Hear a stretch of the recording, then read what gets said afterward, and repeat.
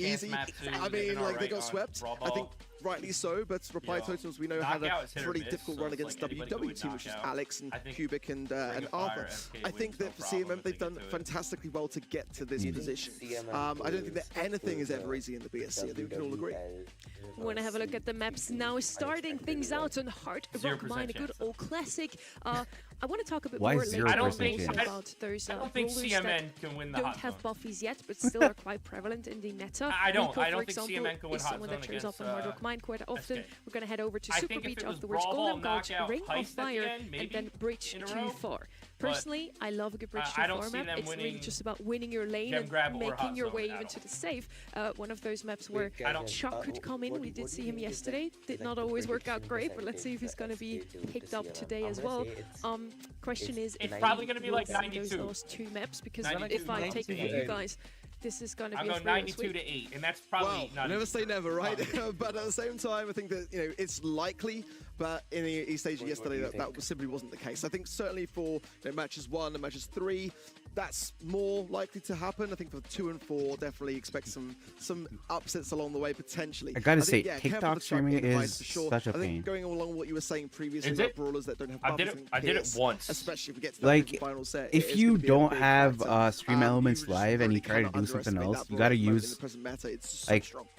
Pierce, unorthodox Rico, Nina for me methods as to well. get stuff Trev, going, anything and I in don't even particular know if you're it works. hoping forward to see today in the draft? I mean, we've also seen a lot of Cordelius as well. That was part of the graphic that we threw up, and we haven't really touched on that too much. And, you know, it's a defensive brawler against so many brawlers that can go offensive at the moment, which is why it seems to be coming in. Exactly, the Chucks, the Franks, the Minas, you know, that's probably why he's coming in, because there's so many aggressive brawlers in the meta at the moment that guy just keeps on showing up, and he does a very good job against it as well. And I think the maps also, at the moment, are really catering to it is live, okay. So we're saying SK Gaming probably the favorite in this one, but if yesterday has taught us anything, then it's that everything can happen. We were wrong in 3 out of 4 predictions for the quarterfinals. I hope the people at home had better luck when they were right.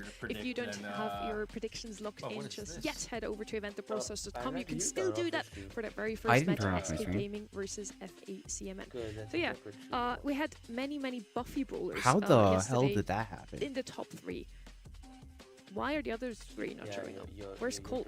Where's Shelly? I mean, before I mean, Buffy, they showed up a little bit, right? They're just not as prevalent. Mode, yeah. This is the thing. Like, I think they're showing up more than they were, which I think is a good sign for Buffies. And you know, I'd argue they're more balanced because they're showing up occasionally. Are you sure not, it's on? Showing up really often like the rest of them. That's how I think these things should be introduced to the game. No, it's on. You see occasional Shelly and occasional Colt coming out on maps where they would have been good anyway, but then they've just been kind of had that added bit of kit that makes them, you know, very good on that map. But then again, you know, players specifically too. I mean, OPE, I think, would say the opposite. I think that he would say that Shelly is in a crazy good place. Your thing's live he is for me, just that dangerous Yeah, with it's it. live, And yeah. I think Humble, for example, Archer. watching their calls and seeing them play Colt Archer. a great deal on Heist. You know, these Stop are players confusing and me, buddy. brawlers which can really gravitate. Boss is just an unbelievable Colt player.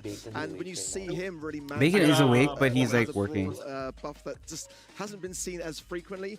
I mean, he really puts that brawler to good use. So if you like Colt, you better tune in for the quarterfinal number 3 then to watch Boss popping up on him, at least if we go to Bridge Too Far in that one. Yeah, I really feel like I liked the Shelly that we've seen yesterday. Colt didn't really have a lot of showings. Ems got nerfed. She was the strongest brawler ever over the course of the last winter. Did those nerfs really hit that hard, Trev?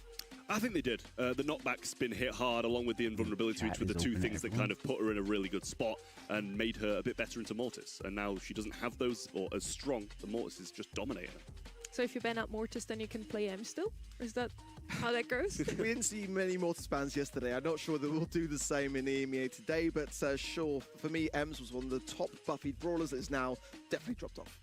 So we're really just hoping that SK Gaming has already found their stride to have a new member in the roster, and I'm super excited personally to see FACMM. How do they work around not having a coach? How is their draft? Because yeah, of course we know what those top teams are drafting. Sometimes those fresh teams show us something we didn't see before. Is there any brawler you're secretly hoping for? Oh, you do. That was very important We've for all me. got our personal preferences. I know for Trav it'll be a Tara, for sure. For me it'll be a Rico. But I think in this kind current meta, you have to always side with the buffy brawlers first, and then kind of work back from there to your Pierces, to your Minas, and that kind of thing, and just kind of whittle down.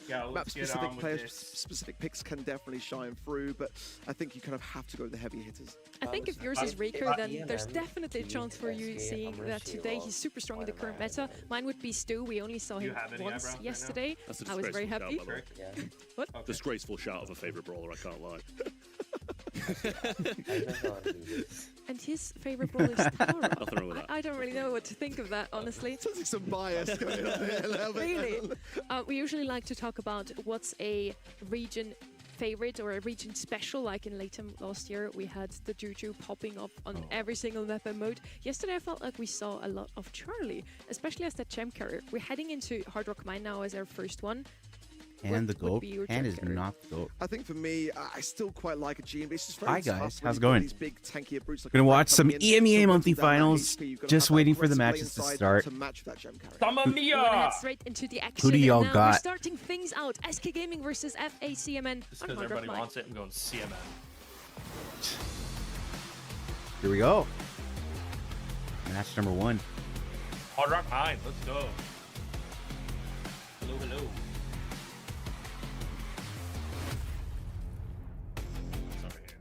We already talked a little bit about what could be picked up. Now we let the pros do their job. The bans are already in for SK Gaming. Sandy, Ellie, and Ross have been banned out. For FACMN, Spike, Pierce, and M's banned out. Mortis picked up. That's the other way around. So I know that CMM are all together today. But when you look at Ope on that Brawl, I don't think that's a surprise to see him pick it up nice and early on, to be honest with you. He absolutely runs rampant on that Brawl, and you were talking about it with Shelly as well. There's just a few brawlers that he's so comfortable on, and it's an absolute pleasure to watch him play them, and Mortis is definitely one of those.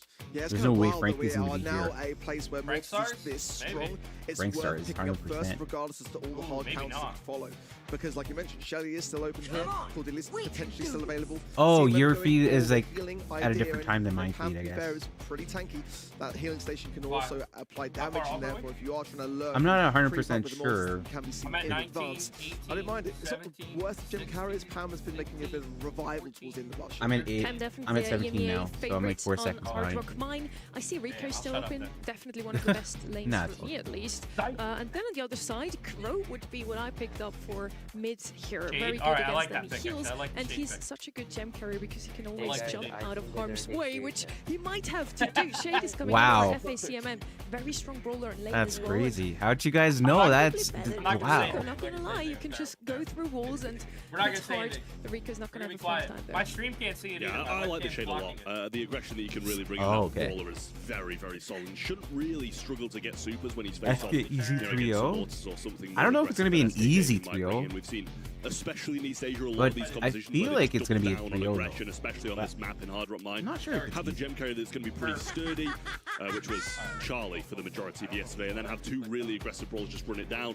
The Shelly's going to come in now, and Ope's got his pick of the lot here. Does he play Mortis? Does he play Shelly? He's just so incredible on both. Well, this is the problem that I felt like CMM had a chance to hard counter the Mortis with a Shelly, and if you leave that to SK Gaming, of course, I'm actually surprised that they didn't take the Shelly and they took the Shade instead. Brawler, and in the best hands, I imagine of OPE, but they are so diverse. This is a game of Frank Chicken. Gaming, that's the thing, especially when you see roster changes. You know, we were saying, on the way to the match, that Drage is a prime example of someone who was really drastically changed his brawler caliber on Navi. For SK Gaming now, the Gus, that is a really lovely mid-gem carrier and can really pack a punch. Good old Gus on Hard Rock Mine, that's something we see quite often. Can also, of course, shield the Mortis, support him a little bit more. Now we need something on the side of FACMM to address the Shelly. Something to deal with her could be Rico. Now I wonder how well Rico will do into the Mortis. I would probably say I think this can work. FACMM has a well-rounded comp, a lot of tankiness in mid, so at least the PM is going to survive one or 2 Mortis attacks. I like Bolt Trap. Yeah, I like it a lot, to be honest. I like both of these compositions. What happened to your eyebrows? I think what you said, Ark, about the ability of maybe taking the Shelly and having that ability to counter out the Mortis might have been You're going to do a Jinxie then. I do like that Gus a lot. We touched on it yesterday. It didn't really get picked up as a mid too much. It was kind of consistently Charlie on this map, played as one of the mids, and I was like, we saw it pop up on one of the knockout maps. So like, where has Gus been today? But seems that you're picking up early on, bit of a region favourite.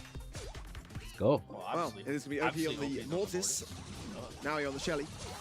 already. It is the Rika that comes out on top. On that left-hand side is Kai now will heal up and gradually push his way forwards. Leaving that left-hand side now. Oh, nice choice between OP is whether he goes in the aggressive or tries to flank his way around. Meanwhile, now he's trying to get into that spot top right and lock himself. I don't agree with Pam on this mode right now. I think that there is a use case for Pam, but it's mostly probably like Ring of Fire. Pigeon just running it down into the face of his opposition. And although Kello does have quite a few gems, I don't know where they've really come from. It seems like SK have been in a pretty good spot so far. I mean, I get why, Pam. Yeah, OP falls again on that left-hand side. Ramika going to town as well, straight down the mid. 2 gems in his pockets, and OP with a lovely gadget through the wall will leave those gems be dropped and available for SK Gaming to go back into the pocket of Ryosh. Well, oh, you're asking me? Rico as well, so can defend from afar. Here it is now on the Pam station as well. Don't think he's going to get much I'm scared about back ads, so that's why I'm using the YouTube one, because I got premium on it. Once more, you shouldn't get Pam ads. healing station doing some good work, but Yoshi finds the angle Oh, is and it? brings it Okay. down. Still gently at the moment for FACMM, but with this hypercharge coming in might be an issue. Imagine paying for having them both alive. Ramika low, I don't know. pinch now between Naui and Yoshi and falls. That should allow Yoshi to get back to the Wait, mid. really? He's low, has got a shield in hand, if he has to pop it, and a hypercharge potentially here too. FACMM are in the lead by 3 gems, so SK Gaming need to go a little bit stronger and more on the aggressive. Kai is doing a great job for CMM on this left side. Nice. Wow, what a Battling kill. with Ramika as well. Ramika's just surviving. Gets the kill as well on what? 197 HP. Yeah, might have been a little bit That is crazy. crazy. People's opinions, but I think he should have just thrown that second Shelly super out right there, deal with him. And down goes the gem carrier here as they have 9 over their head. I think there's about 8 laying on the floor there, so they just need the 1 more to kick the countdown off, and there it is. Still a Pam healing station available, plus the Shade Super might be able to stop this push, and there's hypercharge there as well for the healing. I think Very tense SK Gaming now. They can potentially get this gem from the mid, but Yoshi is in a real rock and a hard place. Now he's going to the gems. Oh, the Kai comes in yet again. CMM get the steal. 20 gems in the pockets, and the first game goes their way. Yeah, really sketchy all round from SK Gaming there. They seem to be okay off the start, had some good positioning here and there, but it's just relentless shade pushes and non-stop Rico shots coming from the left-hand side, because it seemed like OP was pretty shut down by the Rico there, so the mid wasn't really getting too much control from OP on the left-hand side. Surprised they didn't maybe even try and switch, get some of the walls broken down, try something different, because they only had a good few gems throughout. A lot of people thought it was Zero who was playing, but like, Kello was actually playing it. For me, towards the end of that player cam for CMM. Yeah. Maybe they can't believe that. I mean, now it's very apparent it's Kello, and it can't be anybody else. So good in this left-hand side lane, so confident and consistent in his approach. Let's SK Gaming are floundering somewhat, just not really sure how to break this. Good taps from Yoshi to the follow-up. Could prove costly. A nice combo spinner gadget there from OP will seal it. Really? In monthly finals? On the Kai, because he is so dangerous. OP doing a bit more this time, focusing down on the shade rather than the Rico. And bit of a lockdown of this left-hand side here. Oh, I thought you had to go for like a team name. Like, Remika managed to cycle out. It changed this year, right? Is it a change this year? Still need a bit more. Is this no, it was always the case that you had to do it. Lovely swipe into follow-up there as well from Kello. That will seal OP in lead again. All 3 members of CMM in this middle of the map. SK Gaming are going to struggle to push in, especially with a shade hypercharge. No, but I thought it's like mostly for consistent production and Yoshi as well has to pop the shield just to stay in the question. Finally gets the kill for CMM. Fair enough. So aggressive in their approach. Burned a lot of the clock there and picked up some gems along the way, so although he didn't manage to get the gem carrier down, it kind of allowed them to get back into the game. And don't forget, he cycled this super as well, but with Inaui over this left-hand side and the super of his own, going to make it very difficult for him, but he just swoops into that unbreakable wall and goes maybe a little over-aggressive there as well, especially with the Shelly in their backlines. SK going to take the lead for the first time here. OP trying to get some value from this hypercharge, but shut down yet again by Kello, who had a hypercharge of his own. Those shields coming off the back of that Pam healing station are going to be massive. 8 gems for SK Gaming and 8 for CMM now. And it's going to be a battle for this mid. Kai pops his hypercharge. Yoshi protecting shielding. Wow. Still goes down. Oh my god. And with such little HP, has nothing to say. And CMM yeah, it's over. You're shaving it. 10 seconds. What chance do they have here? It was a brilliant takedowns from CMM at the perfect time. And I don't think they've got the time here to be able to do it. Mortis coming in, healing station down. Now we're on the right side with the super. OP trying to get the job done, but he's cut short by the clock. CMM gonna take this first set, and we're carrying it on from the quarterfinals yesterday. Possibilities of big upsets. And in the first set of 2026, 75% of this roster have got more assists than they claimed the entirety of Bubbly Finals last year. It's as simple as that. I think SK Gaming just underestimated them a little bit here and just had nothing to really go with. They were just all over the place, not really working as a squad. Super nice gameplay all around. Remika doing some great job of staying aggressive here, cycling supers, getting back into the mix over and over again. Didn't manage to get the kills, but during that kind of onslaught that he was going for, his teammates just got gem after gem in the mid. Lovely stuff from Dakai here, cycles the super and managed to get the kills, and he is dominating all the way through. Ope gets the refrag, but just wasn't enough in the end. Ope doing his job, Naui with only 1 kill there on the Shelly as well. Decent amount of DPS, so surprised to not see him get more, but he just didn't have a lane where he was succeeding. I love his stats on the side of CMM, just very, very balanced between all 3 players. I was surprised to not see OP on the Shelly, but this is what I'm kind of reserving myself when it comes to SK Gaming and some of the squads this year coming in, because we need to see how they fare when it comes to bringing players in. Now he's got the experience, no doubt about it, and maybe what did I tell you? Misdrafts, what you tell him? Low risk, high how reward. the draft was going to go. But this next set will really say quite a big story. Because if CMM get another set here, it would be absolutely crazy to me. And SK Gaming, who were so consistent in 2025, may have met their match in the first round of the monthly final in February.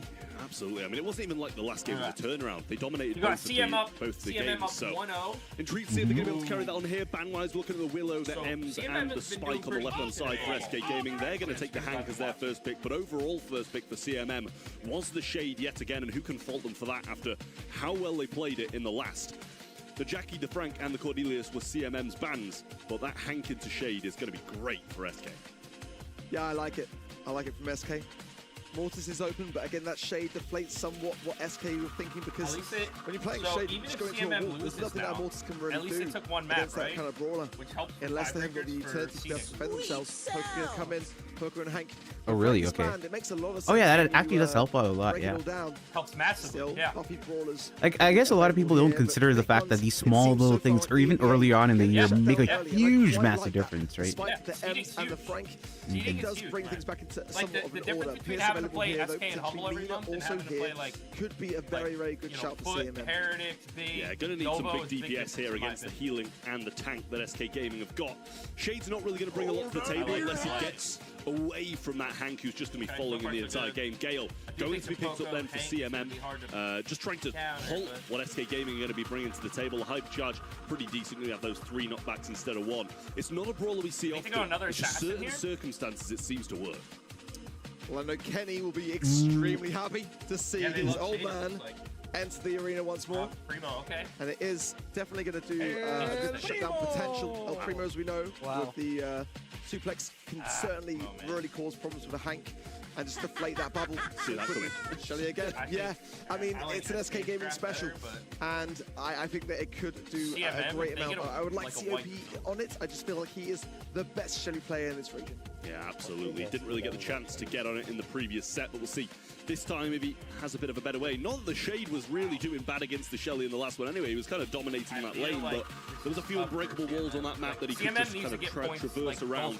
And it's not really the same for this one here. So SK Gaming needing this set to get back into it. If it gets away from them and it goes 2-0, it's going to be a very tough time to try and reverse sweep this. But, you know, it's only one set. SK definitely aren't out of it yet and came in as one of the heavy favourites. Last year, SK Gaming only lost in the finals to Inner Circle, Team Heretics, and Humble. And they are all teams that have got a great deal more experience than CMM. So if they were to take a loss, it would be their worst performance, at least for 2 years, in my opinion. But now, in a much better spot. Now he's burning that bubble up, trying to get a connection eventually. But now all 3 members of CMM back in. Needs to gain something, sort of that hypercharge potential as quickly as he possibly can. Very slow though on Kai, and it is going to be OP on that Shelly. That makes me feel much more confident. I mean, this is the thing, like, both teams have got lane matchups that they desperately want. And it looks like SK are getting the ones that they want so far. I don't know why they didn't get anyone with any sort of over onto this Hank, and he's just rotating straight left. Shelly's going to go towards the Primo, which is exactly what they desire. It's been all Gale so far doing the defending, and he's really had no team. I think Ramika needs to play a very strong game here and target the Hank, and for that reason, I think OPE will probably be trying to shadow Naui as well and protect him in that way. Hello, oh, great smash there from OPE through the wall. See it coming as now Takai goes on the assault, but getting tapped up himself. Hypercharge for OPE, forcing this right-hand side, but the Gale twist, that means that Yoshi cannot get to that ball. It's going to delay things so much and allow a potential respawn. Well, they got the break now as well, but Poco just backing all the way up, just grabbing the ball, putting it behind this Unbreakable here and waiting for their opportune moment. But so far, the Gale's just been shutting everything they want to do down. Another slow was on Remika there, but he does have a hypercharge, and they're going for the Gale this time. I think he just missed that bubble slightly, and Remika may be going to be able to eventually get this matchup, and that's... He's just giving it straight to the opposing team, and Ope's going to slot that one in. No kit needed to be used there, and a slight mishap where Remika saw an opening. Yeah, I mean, you guys got to stay aggressive here. Yeah, it's fine. Good capitalization. At least farm it up. SK. The irony of having the Gale on the other side of the field, a strategy which SK are renowned for over the years. Could come back to bite still if CMM can get another goal. Now the ball being pushed away is Ramika going on the aggressive, but there's 3 members of SK there, and it's going to only go one way for him. Well, the jump's there again, just trying to get LP out the way, and now Takai going in, should be able to pick up this kill, and we're going to need a bit of help from Kello to get this one through. The pass is... Oh, he found it past Yoshi! What a pass, and what a finish from CMM to get them back in it just before overtime. One of the nicest goals I've seen for such a long time. Beautiful work from CMM, and now it's all guns blazing. A hypercharge there from Kello. Trying to make some space for Ramika, who needs some super. He's got to respawn back in, but SK now have got a massive opportunity. They can make a little bit of space here. It's a wide open goal for OPE, and he doesn't hesitate to score. I mean, they've just given them the ball again. Just put it in the pocket, play for a draw. I don't think you're winning that in overtime. Seems like slight mishaps are really costing them here. First time SK scored, Primo just, obviously you see an opportunity there, right? You go for it. I think you have to. But in that situation, he just passes the ball straight to Shelly and overjumps. It's a massive oversight and a big misplay. They're going to need to change things up. If they can get goals like the one they scored, they're winning. It really was a stunning goal. I think I screwed up. But SK Gaming wasting no on TikTok. Time first 10 no, I seconds uploaded the wrong thing on TikTok. Eradicate 2 members of CMM, bring this ball forwards. Kai will have to try to advance, gain anything off the back of that radius that he will have as a defensive measure. Ramika coming in now, has got super also. For this slow from Naui is dangerous for CMM. Remika's not getting a lot back from anything here. Shade's going to go really aggressive on Ope, find a couple of critical hits and get some good damage in. Now the jump coming forward, lands it onto Naui, but he's not going to get very far. Shut down by the Shelly next to him, and the Poco doing a great job of keeping his teammates in the mix. This might be a pass forward, and the goal here is there was an opener, I thought, on the left, but he's just going to choose to wait this one out. They know they're in control and don't want to take any risks. Well, it was a guaranteed goal if now we had super past it, but he didn't. It wasted a lot of time, and that might cost SK, but playing this slow as they are behind, I can understand maybe why they were like a bit reserved and a bit more cautious. But let's see now. Ramika just jumps in again to all 3 members of SK. A blocks 3 blow from the Gale, might delay things slightly. Yoshi maybe with a little bit of a sidestep. That ball pushed to the side by CMM, and SK could have maybe been doing better to hold on to it in that position. Well, Shade just going to pass the ball back up again, going to actually go out the map to try and avoid some stuff here, and the hypercharge coming forwards now. Ope getting hit hard, but he'll get his super eventually and just deal with him quickly. Twister going to be placed on the ball on the right-hand side. I don't think they were really even going for it in that circumstance, but here's the hypercharge from Remika, evades the super of Naui. Ramika's been crazy right now. All day long. It's giving Remika a good cycle, but he's still getting nowhere. Well, as long as Kello is in the mix, then he will have that Twister to protect the ball. He's now pushed much more to the left-hand side, though, as Takai going on the aggressive. Now the ball being pushed to the left by Ramika, as SK Gaming are on the hunt. Hypercharge for Kello, great connection. Beautiful stun, a secondary stun as well. Ramika comes in with the ball, it's pushed clear by SK. And now it might slowly advance. OP on the defense has to pull the hypercharge. A beautiful pass to Kai. A CMM score with 15 seconds left of the clock. Well, they've had nothing all game, and I'd argue SK had a really good chance to score. 10 seconds now to do just that. The ball goes in the corner. He needs to get a Twister on this. Can he find it? This is a crazy game. Wow. That's going to stop all advances of SK Gaming. And CMM tie it up in Brawl Ball. That is poetry in motion to see SK Gaming. All 3 members looking at the ball, protected by nothing less than a Gale Twister. The very strategy that made them famous in Brawl Ball. Snow coming. There might be something of a little bit of a gracing period for CMM to maybe even steal here another set. Definitely putting SK actually at risk now. Before they were feeling pretty good. This might be walk if he didn't pass it to him there, but just drops a Twister here and finding himself in a bit of a compromised position. And now SK back in control of the ball. Dakai getting slowed again and will be dealt with, leaving just Primo on defense. Mika goes straight into all three members. OP's having a great time of that one. You never know. Still it shouldn't require much in terms of healing and a hypercharge push to this right-hand side by OPE. This is a wide open goal, but the Gale is so strong on defense. Ramika gets the ball as well now, pushes it to the side. And that's, again, valuable time for CMM. Yeah, they are doing a good job of cycling. I think Yoshi falls here and the ball just placed back in the corner. Dakai's going to get a super against him from the Shelly. And the map is opening up. I think it gives Gale a bit more of a say, puts him in the game more and they can't evade. But Remika with a hypercharge, going to have to make some big plays here, I fear. Yeah, I think the ball's going to be coming forwards here as Dakai has picked it up. Ramika falls though. Kello then shortly after. It's now Dakai all alone on defense here. He keeps getting past the ball as well. He's gone back to the spawn side, staying on the line, and SK yet again can't find an opening. I mean, their death cycle has been very solid from CMM. There's always some there on defense to stop the advance. And now they're going to try and mount an offense down this right-hand side. The hypercharge is there from the Shade, but Ope ready to fight that one out with a super of his own. But he can't take both of them. Nice shot there with the gadget as well. He's still going forward, getting so much ground. And what a stun from Kello! They're walking over them. And that's going to be the goal to put them one and they don't even have and they're burning the clock. Yeah, wasting all the precious seconds of in my time opinion, is absolutely the way to play this because there is 45 seconds left now for SK Gaming to get that response. Now he's trying to push himself forwards. I don't know what as OP flanks this left-hand side. There's a lot of utility it must be said for CMM and Dakai uses it early. Ramika coming in again. A huge smash from OPE.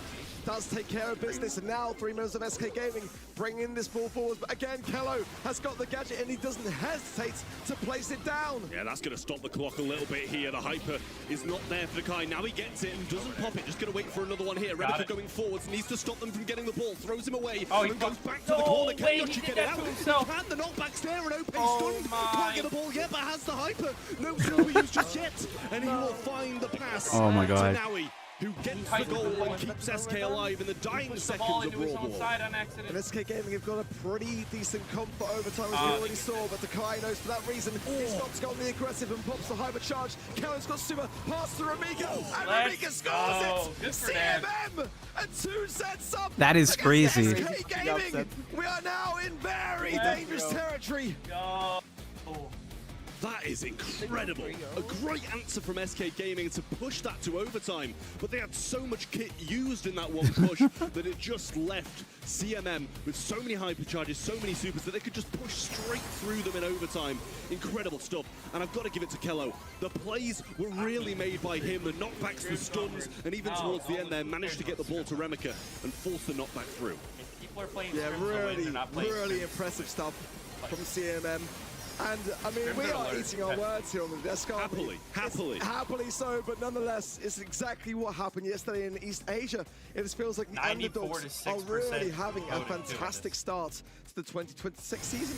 Yeah, I mean, you couldn't see Ope's face there, but his expression just seemed so stressed, kind of hands on head there. I don't think he played and that what a push in that was in overtime as well. Not much of a reaction from them, to be honest with you. They thought they'd be trying to hype people up, but I mean, kills after kills after kills, but they weren't finding the goals. Just one more over the side. CMM does decide it, and Remika, he really did well on the Primo in that matchup with 7 kills, was forced on the Shelly for the most part. All members of CMM doing a great job, I feel. I think there were places where SK Gaming could have done better. Yeah. I thought there was open goal, to be honest. There was open goal, and that super pass that just did not happen. And that delay, those few seconds, make a massive difference to that. The spawn cycle then was in CMM's favor, like you rightly pointed out. They were just very cautious to not all go down at the same time. There was always someone on that back line defense, and I think it speaks volumes to the way that they are approaching this. It's not just random, it's not luck, it's CMM being incredibly calculated and keeping calm against a massive, massive titan like SK Gaming. Well, who would have thought this would be the score coming into this one? Sorry, I'm just trying to be honest, probably us after yesterday. Wrangle everything together. What's going to happen with the underdogs running riot here in the February monthly finals, but SK Gaming still a bit of a chance. It's I'm still kind of shook that CMM is up 2-0 against SK. Like, I knew that CMM is a good team, and I remember somebody in this VC saying that, nah, I don't have to shave my eyebrows or something. I don't know. Archer, what happened? What happened, buddy? It's now aren't you going to be shaving your eyebrows soon or something? Gaming, I don't know. A team which only faltered in the semi-finals last year on the world stage. Now 2 sets down to a team where 2 of these 3 players only made 2 monthly finals in 2025. Unreal, honestly. Here's first pick for CMM now, and that's a very strong pick at that. Fans of Tick, Mortensen, Squeak, Brock, Angelo, and Mina. Yeah, it's an extremely good first pick here to have a very solid brawler to be able to pick up. They banned the Mortis out of the way, so OP won't be seeing that brawler again. And a bit more of the aggression banned out from SK Gaming with that Mina as well.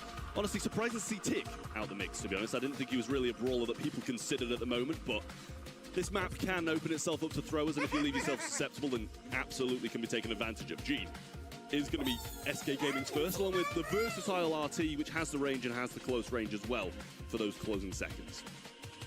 CMM do this? They can. Is this going to happen?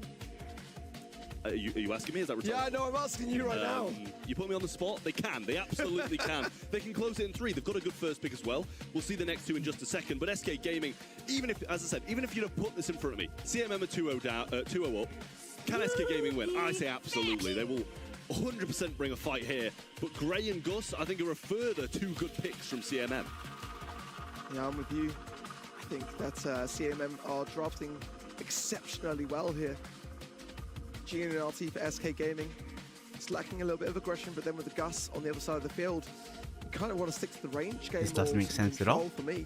And you can't really go throw because the Grey is just too suppressive into brawlers along those lines. So it's got to be somewhat of a long-ranged extension. Also, I think really super tanky, but it's so high risk. Ruffs makes a lot of sense.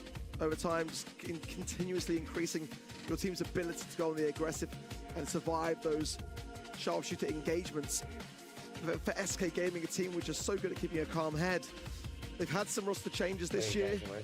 It's now a time that's going to put to the test at the earliest stage of 2026. And nobody would have expected this either. I don't think they'd have expected this. I'm sure they've probably been screwing the semi-final maps more than the quarters, expecting to breeze past their opposition here. Right, see what we got here. What we got here? Last, though, obviously with the 3 single projectile brawlers on the CMM side, he's going to be able to do a good amount in that late game when that gas starts closing in. The same with RT as well. So SK Gaming, very good late game comp. They're just going to be cautious of not being picked I would assume by these brawlers, by the their TPs actual third is helping them I think they'll win the lane. You know what I mean? Definitely. I mean, it would make sense. Well, both sides scouting their left and right bushes to now determine that all 3 are still in the mid.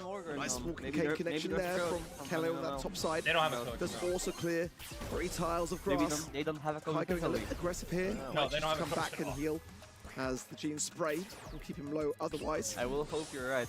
Bit of a jab at each side just to try and get that early utility. Yeah, I mean, I don't know if we've really had that many hits, to be honest with you, so Super shouldn't be very charged here. Kello going to rotate to the right side, go for the walking game, find OP there as well, and gets a couple of hits. Risk here for OP, and he gets battered by Remika, who doesn't find the return blow from Naui to take him down. He's marked, they're just backing off. They know they can win this in a 3v2. Kello's playing unbelievably well on this Grey. Has nothing to do with CMM why we're not really together. landing lots of shots this early outset. Now starting to really up the gas on the side of CMM and just decimating SK. But this work by Kello early on is fantastic. Breaking that left side bush, breaking some of the map down the bottom right also. That's where you really got to those early moves from Canes, and he didn't hesitate to miss. Yeah, I mean, that was lovely from Kello as well. He did use the TP there, but got the 2 shots back straight away. A little auto-aim up top, auto-aim up bottom. Can't blame him for doing that. What a walking cane again, and he's got the hypercharge ready to roll. And if I look at this and see what's charged right now, good shield, a Grey hyper, I'm thinking, all right, we're going match point. It's Kello's first monthly final. He's new to the BSC. He's playing so well and just completely unfazed by the credentials of SK Gaming. Takai now has got a shield as well. That could prove to be quite hazardous for SK Gaming to breach. as the entire middle of the map is now opened up by Yoshi also. Well, Still send them in. Gene pulls there, so that's OP's saving grace, along with Naui with the ability to drop his legs. This power-up's still lurking here. They don't want to overstep and go for it and feed some possible super to the Pierce, who should be fairly close, considering just one of the ones who hasn't had a super just yet. Hypercharged TP's still there, but they're all grouping up, and they know they can't really go into... Oh, what a hype! But what a pull that is there! Now he's got his legs dropped, power-up collected as well. Remika might need to focus him. They're finding all the kills, and now he's down as well. Wow. Match point to CMM coming up next, and another underdog story in February. Awesome. You know who's liking this right now? Remotely Novo's in this game. Why? They have shown nothing so far. SK stays one Everything seed, they Novo's try go through them is counted. CMM off. Oh, and if they beat them, it's going to be really good for them, 2 rounds right? away. Yeah, so like, and SK like will go Novo, down like, in the quarters. They've got to pull something out of the bag, and it's got to be now. Need a little bit of different stance here as well. Can't have those walking canes connecting early and getting super, because the great TPs are what start these pushes that are winning it for CMM. Pierce yet to really find too many shots. Takai still down the bottom in a more aggressive position, but Yoshi doing some of the same over the left. It's a nice thing, because then it Hello, yet again, middle where creeping you got like on this SK, right-hand side. Humble, Foot, like trying to get 3, early 4, 5, they're cane. gonna be playing each other left and right. It's a great wall for him to stick behind as well. SK know that they can't then move forwards. And once that gas starts to come in, they'll be too close to the edges. They'll have to be forced out. Really hard to hit shots. Kai as well would love to get a shield to allow the Great to be more aggressive. Both sides being very cautious now. For me. Yeah, I mean, SK have to be. They really do. They can't take any more risks. And CMM don't want to let it get to their heads. They're on match point against probably the best team from the region last year. They're the sandbags down, used early, so they won't be able to tank later in this. OP uses those support for the Vengeful Spirit, and that's a kill there. Takai gets one more, and now he's the only one left. Doesn't even use his super. And one more. I can't believe that we're on the precipice of them getting taken down. You ready for this? You ready for this? What? This would be a 2-0-2-0-2-0. Oh yeah, it would be, right? What? Yeah. A start to the year for CMM, but it's not done yet. The job is still at hand. Now Dude, the this is sandbags crazy. is all that's brought back from that walking cane. SK know that they are floundering, but they've got to come together now. I mean, it's not over yet. It's a real by no test means. to this roster. Yeah, I mean, I've seen Bobby lose. Sorry, Team Queso lose to Bobby's team in 2022. By far the best position SK Gaming have had in these knockout games. All control. Oh yeah. Exact same spot. The wall broken. Power up laying on the floor. Now he with his super as well. Alex, and the Vengeful Spirit does. Yeah, but that doesn't matter though. Wall there and not find Remika. Keller tries to come down the left hand side, making a move, and someone needs to do it. Like, but he's getting if you hit imagine like hard by CMM right now, there. if they were Last year, down SK in that Gaming position, they had either made the grand finals, won the grand finals, or left in the quarters. This is the question now on our minds. Is it going to be the latter? Oh man. Now that RT, connection as well. is that RT farmed up enough to get a wipe this? for SK Gaming in a round. They're it's really clinging about on. the RT right now. They absolutely needed that, and really SK Gaming didn't CMM have to use too much kit to get it done either. CMM shouldn't be getting that much supercharge off that interaction, and still SK sitting with all three. The gene pool's going to be huge for them. And Yoshi still power up in hand, surprisingly this is rough. provide that, but might want to take I mean, a few walls. everything. It's crazy. Yeah. Sped up from SK. Hunkering down. Oh! What a beautiful Nice. magic hand. Making it 3 versus 2. There's a hypercharge there for Yoshi also, who's going to use it now. Probably hand it over to OPE, or maybe even the RT's probably the better choice for me actually, and now he will pick it up. SK cannot falter now. They've got to secure this round. Big taps from the top. Now he is being patient with this hypercharge, as I think is wise. Yeah, I think this one's done. He's got to be careful to not go down. He is the playmaker. Remika falls now, and SK Gaming seal it. They get a game. No time like the present. I mean, that was much better from SK Gaming. Absolute domination there in those 2 rounds in that game. Really was. The positioning was great. They didn't let the opposition build up supers. They kept their own supers themselves for the big moments. And a good turnaround there. When you get Walking Cane, he just pulls him back, doesn't give him the chance to TP out. So nice stuff from SK Gaming, and they're back in the game. But needless to say, it is still match point in favor of CMM now. Amid another miss Walking Cane from Kello. These are the moments where rookies are put to the test. Getting a match point is one thing, securing the win, another story. And SK are starting to communicate better, their confidence starting to grow. CMM clustered still on this top left. They've got to get out and spread out of this position. Yeah, Kello's getting battered here. He's the one on the front line, the other two. Bit of a longer range to evade some shots. Great stuff there. 2 Vengeful Spirits will find Remika, and a hack gadget will kill Dakai. Kello down as well, and Remika, the only one remaining. Supers getting farmed over and over by SK Gaming, and although CMM started this set so strong, it doesn't seem to be in their grasp now. Pitch perfect from SK Gaming there. See how quick the round went, and the I wish the amount spectator of mode in utility this which game SK you have could zoom got out all a 3 little members more with Super now, and CMM floundering a little bit. They can still win this set if they bring 2 consecutive rounds forwards, but with SK now in this position, I think it's becoming less likely. Yeah, you've got to doubt it when you see all the supers of SK Gaming at the moment. You know what else would be cool in spectator mode? If they had like a first and the RT down the right hand side, he gets hit. Oh, good walking cane there. The pull in Ooh. return, though, I think killed him. Lovely stuff there from Ope. Alright, SK And the sandbags placed down, and that's another one fall as well. They're just falling apart. They hit a good walking cane. It looks like they've got a chance, but SK just turned it on them. Brilliance from SK Gaming, and that's what we come to expect from this roster. They get the set, and it's back to 2-1. This is what I kind of don't understand, is like, we see that and moments of brilliance from SK Gaming, but hot zone, as I said, yeah, I think SK would to pull out the bag, you know? SK is a really good hot zone team. Yeah, I don't have an answer. I don't have an answer for you. Yeah, exactly. You're really putting yourselves back up against a wall to then show what you've got. And I don't think they were really playing bad in the other 2 sets. They weren't taking opportunities, and there was a few mishaps here and there. But I think so far, the CMM roster has just been playing really well. Kello, in those openings, in the opening game there in this set, played incredible. And then we saw nothing from them after that. Finally, SK Gaming wakes up, takes their sets for themselves, but it took them a while to finally pull up their socks. And even though they had a pretty good draft in that set 1 and 2, I don't know what happened. What is it that makes it FACMM is winning against them today? Are they just mechanically better than them? Did they draft better? Is SK Gaming not communicating well? There's many reasons, and it's probably a mix from all of them. What's your opinion, Ark? Probably all of the above. For me, all of the above. Okay. It was a great first starting draft, I felt, and Brawl, some big missed opportunities. I mean, it was very apparent to me that they were just not able to really seize the moment. And going into that 3rd set, you know, there's some nerves that were clearly showing. That, you know, massively so. And it's just that experience that shone through towards the end that saved them. I'm not one it for really drama, just follows the same pattern we had yesterday already. If we say they're going to win 3-0, they're about to lose 3-0. Oh, yeah. Yeah, I mean, honestly, I think it might be getting to the point where you just actually I understand why, you know, we say, and just go with your own heart. I thought this one was going to be pretty tied up. SK Gaming coming in and sweeping, and we've just had their backs against the wall with a match point against them. And CMM playing really, really solid Brawl Stars, and they've still got 2 sets to close it out now. So, although what we've just seen from SK is really good, they now need to continue that again for another 2 sets. They picked up Shelly a couple of times, which was one of the buffy brawlers we haven't seen too often yesterday.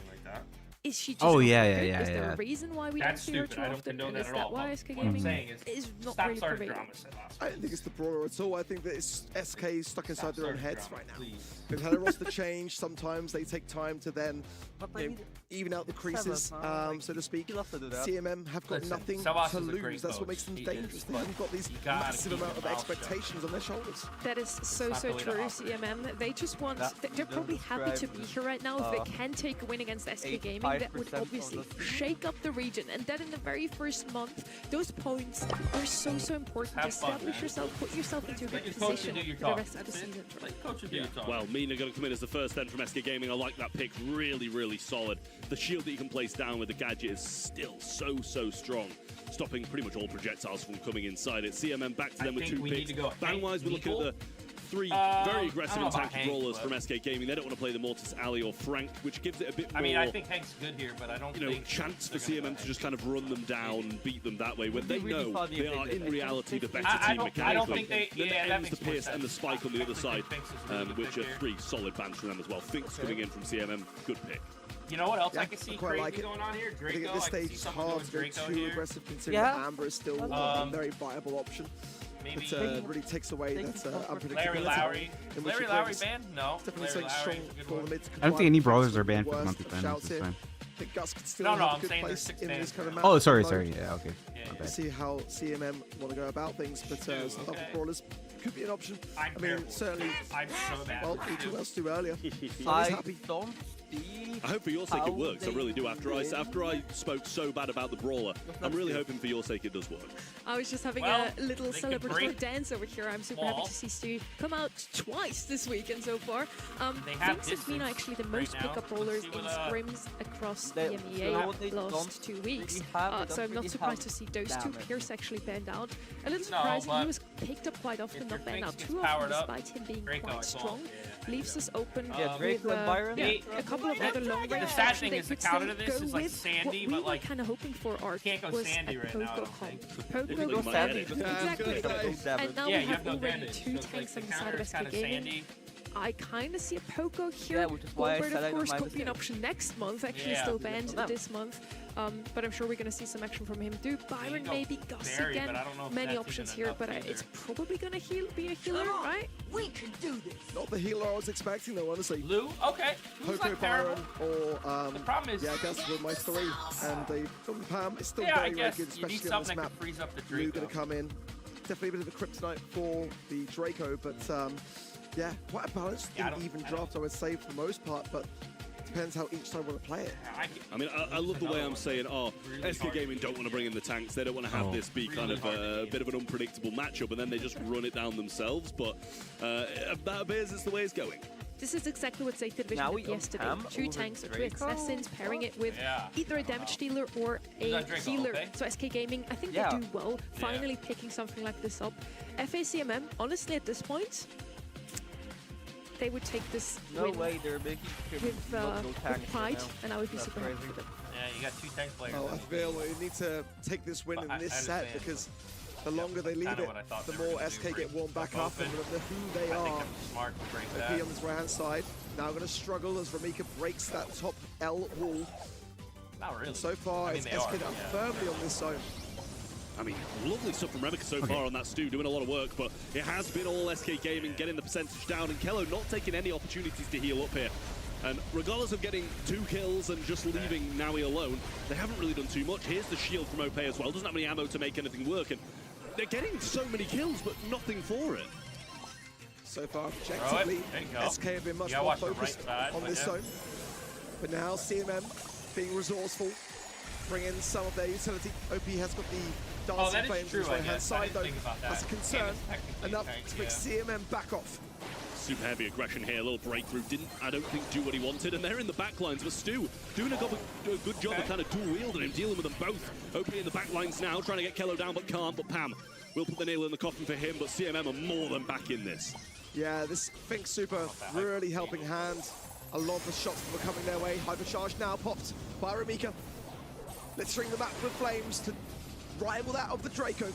And slowly but surely, CMM are starting to bring back this objective. It's neck and neck, 63% apiece. Yeah, super back and forth, but here's the Pam healing station with the hypercharge. Fink's gonna throw down one of his own, and that's gonna take so much to get these little meter tornadoes out the way. The percentage is close, but they've won the zone back for now. Now he's still sitting quite healthy there with a shield on top of his regular HP, and OP getting back onto the zone. Now SK hold as his hypercharge of OP decimates everyone in his weight. Now does Kello, who will fall swiftly after, and SK Gaming have just been able to hold on to claim this first game. That is actually lovely from SK Gaming. There was chances for CMM in there. There really was. They played some seriously good Brawl Stars at times, but as soon as that Draco super hits, you've got no chance unless you've got a big answer for it, like a hypercharge you roam from the Lou. So there's a chance. I think they are absolutely in this set. They just started really slow, in my opinion. Taylor, what's up, brother? Like I said, the longer this is, I think I got a handle on the situation. I wasn't talking because I was trying to figure out how to clip things properly. And no ramifications of a loss at such an early stage of the season. Every month matters now. There's never been fewer spots for the World Finals and World Cup with the EMEA now. It's not the same as 2025. You've got to be on your A game at every single moment. Wow, that's crazy. Well, this is one way to have a better start. Oh, okay. Happy birthday. It's like a month ago, but we did delay. Right now, Yoshi trying to rotate down this left side. Oh, you wanted to have like an outdoor party or something? No, it's not outdoor. It's just having to wait that one out. And they've got a wonderful lead so far. OP still gets to fair find enough, another super after wasting his first, and Fix will throw down one of his own along with another Lou Ice Ring. This feels like a lack of urgency from SK Gaming almost. Yoshi needs to probably flank around this left-hand side and get behind the field of action. Nice healing station from now, even saying that. With no cover to hand, is immediately eradicated. He's able to body block himself. It's something, now, it's like SK a local, no, I do know actually. trying to make It's some a local space, football team to SK are behind the Wait, is it? Wow. stay present in this match. We're looking against another match point. Oh. Love that wall break there from Remicade on the left-hand side. Gives him a huge opportunity to pinch in when he's just in that pocket. Now he has to get inside this windmill here, and the super just flies straight past Takai as he's got the fast super down from Kello. Ope low. Does have to force a gadget, which means he won't have it in a few seconds when he comes back. From CMM, and another they are cooking. Oh my. Decimated, and they're back on match point. And look at that, plenty of seconds to spare. And CMM, another match point for them. They couldn't seal it in knockout. Can they seal it in hot zone? That is the question. We saw this before. Yeah, that kind of, he kind of slaps, not gonna lie. That nervousness of being able to actually do the unthinkable, that is now the demon in their head they've got to battle and secure. Well, I think there's a lot of start for players CMM again. Same goes for SK Gaming if they want to remain in this game. A good position early on for Ope. Didn't go down the left-hand side this time, and Remicade will use the breakthrough. Now trying to burn some damage onto him, but he gets in that dragon form, breathing the fire. He's still burning, not looking too healthy, but yet again, it's back to game one, SK Gaming on top. Yeah, no percent so far for CMM. And SK Gaming now on 40%. We can regroup. Battle is down. OP still staying alive as well with his helping hand of the last stand gadgets. SK have done half of what they need to do now for CMM, some mid-control, and now awaiting their third. This is the time to win things back. Yeah, it's absolutely going to have to be super cycle after super cycle for Kello and Nakai at the moment. They really need to keep on raining these down, otherwise that percentage just deficit they've early had against them is going to be a big, big issue. Ope going to get into the dragon now. I think he's got a gadget at hand as well. Super's there, and he's going to use the ice block. Try keep himself alive, but it doesn't last very long. Remicade doing a lot of work. Scrap Sucker there for Naui as well, and he's just rotating to this right-hand side. Super placed down for Kello, but there was really no one there to support him until now. We need more from Kello. These time warps are what helped CMM in the previous game so much. That's a devastating hypercharge from Naui. It'll provide so much for cushioning for SK Gaming despite the freeze of the Lou. They're staying firm, all three members. Oh wow, now I think I got banned on TikTok. Well, hyper popped and they find Ope there in the corner. He's got hyper. I don't know, it says access denied whenever I try to go to TikTok.com. The hyper's not doing too much. Nakai's still alive, now falls. And Naui with this healing station in the back and then pinned in from 3 angles is surely the end of CMM. Oh my god, SK is like really hammering me right now. Rarika's still on the zone, doing his best to stay alive and heal up accordingly to Kai. Low HP, Kello is there, but SK Gaming will secure a set in the final hour. There was absolutely a chance at the end. They just weren't finding that kill on the Pam, and his healing station keeping him in the mix for so long. Really nice stuff from SK again. Game 1, pretty much perfect. Game 2 really didn't go their way at all. But then in Game 3 again, they bounced back. And once more, CMM can't get the match point goal. You've got to give it to CMM here. They keep their nerves under control, even though the first set goes towards SK Gaming after they've just lost Golden Gulch. But they're still will to fight. They want to take this home. They had 2 chances already, Art. They pushed none other than SK Gaming, #1 seed of EMEA in 2025, 3rd, 4th at the World Finals in 2025. They pushed them twice to match point. This is the thing in EMEA, you know, the curse of winning, being stuck inside your own heads. The teams are, and have the most experience in their credentials, are the ones that know what it takes to get past that mentality. It's a very, very tough thing. And so at the moment, CMM are really doing exactly that, despite some very strong stats. The gravity of what they're trying to achieve is really struggling to go around. I do want to say that Stu Pig worked out quite well, Trev. Absolutely did. And listen, I'm sure, like, I didn't say ever it was a bad brawler. I said it's a boring favorite brawler. Like, this time I don't know anybody who's gone. I tell you what, I like a Stu. I want to see Chuck. Just like zoom around the map. I mean, regardless, It didn't actually, win. that was a terrible idea. It did do well, though. It did really well. It was honestly the Brawl making the biggest Finks, amount of I felt was actually doing more. Really? I did. Those time warps were flowing so well in that second game. Towards the end, I didn't see enough of them from Kello. I really liked all 3 members of CMM today. We also have to mention here, they play with 0 up until this point. Kello actually just joined the roster, so he's a guy that we have never seen on any small or big stage, and now immediately stepping up to play in the monthly final of the BSC. He must be quite nervous, and still they have actually taken the first 2 sets. Something that we see quite often is that the newer teams struggle in the first set, and then they wake up. Here it's the other way around. Yeah, well, this is the final set. Either way you look at it, you know, for SK Gaming, they've now got all the momentum. I think that for CMM, they had to seal it either then in Hot Zone or prior to that in Knockouts. Going into the 5th, my money is back towards SK despite how they're playing being a bit shaky. I think that they've just had that ability to now go, right, one more set. I think that where it really helps to have a coach as well. SK Gaming 2-0 down. Pedro is there to help them calm their nerves, to prepare for the next set and pretend nothing happened before. And maybe that's where CMM is now struggling, Trev. They have no one to tell them, hey, you can still do this, boys. They need to do that themselves. And you also were in this position. No, kind of there. No, How do you feel no, that moment? now you're to be fair, I just got destroyed. Okay. I was going to say, we were already getting advice from Trevor about how to play in the process. Technically, I'll tell you what, once I did get reverse swept by SK Gaming, and it was not a nice feeling, I'll tell you that. In the qualified I was crying in my shower. Probably the most well-made, but also... I hope FSCMM still take this one with pride, and they still did push SK Gaming twice to a match point. Do that, you know, that's still a very good, successful feat, but it's not over yet. They can still take this one home. They can still be the ones to make it all the way to the grand finals, and SK Gaming knocked out right in the quarters. We're now on bridge too far. A map I kind of wanted to see, so I guess I'm not too unhappy about the outcome here. Chuck is actually banned out in this series. Eve is going to be picked up on the right-hand side. Guys, like, why are you disparaging somebody? Near meta, never picked up, but if he did, he called him a water boy. Why would you say that? I mean, makes sense here. Andrew being banned, and you know, like the Chuck, the melodies, guys implying that like for the quorum here, you know. That Brawl on this map, I really do. It's often forgotten, but I like the CMM are considering it massively so. I think it would be the worst place for a Juju here. I think that in the current meta, she's really kind of out of it. It's possible.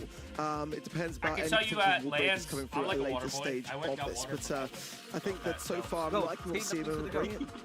Yeah, but like, it's really good. you don't worry. Come on, you knew what you were saying. Get your hypercharge. Have them just non-stop coming in against, you know, these usual single projectile brawlers on a map like this. And there's the Juju that you mentioned.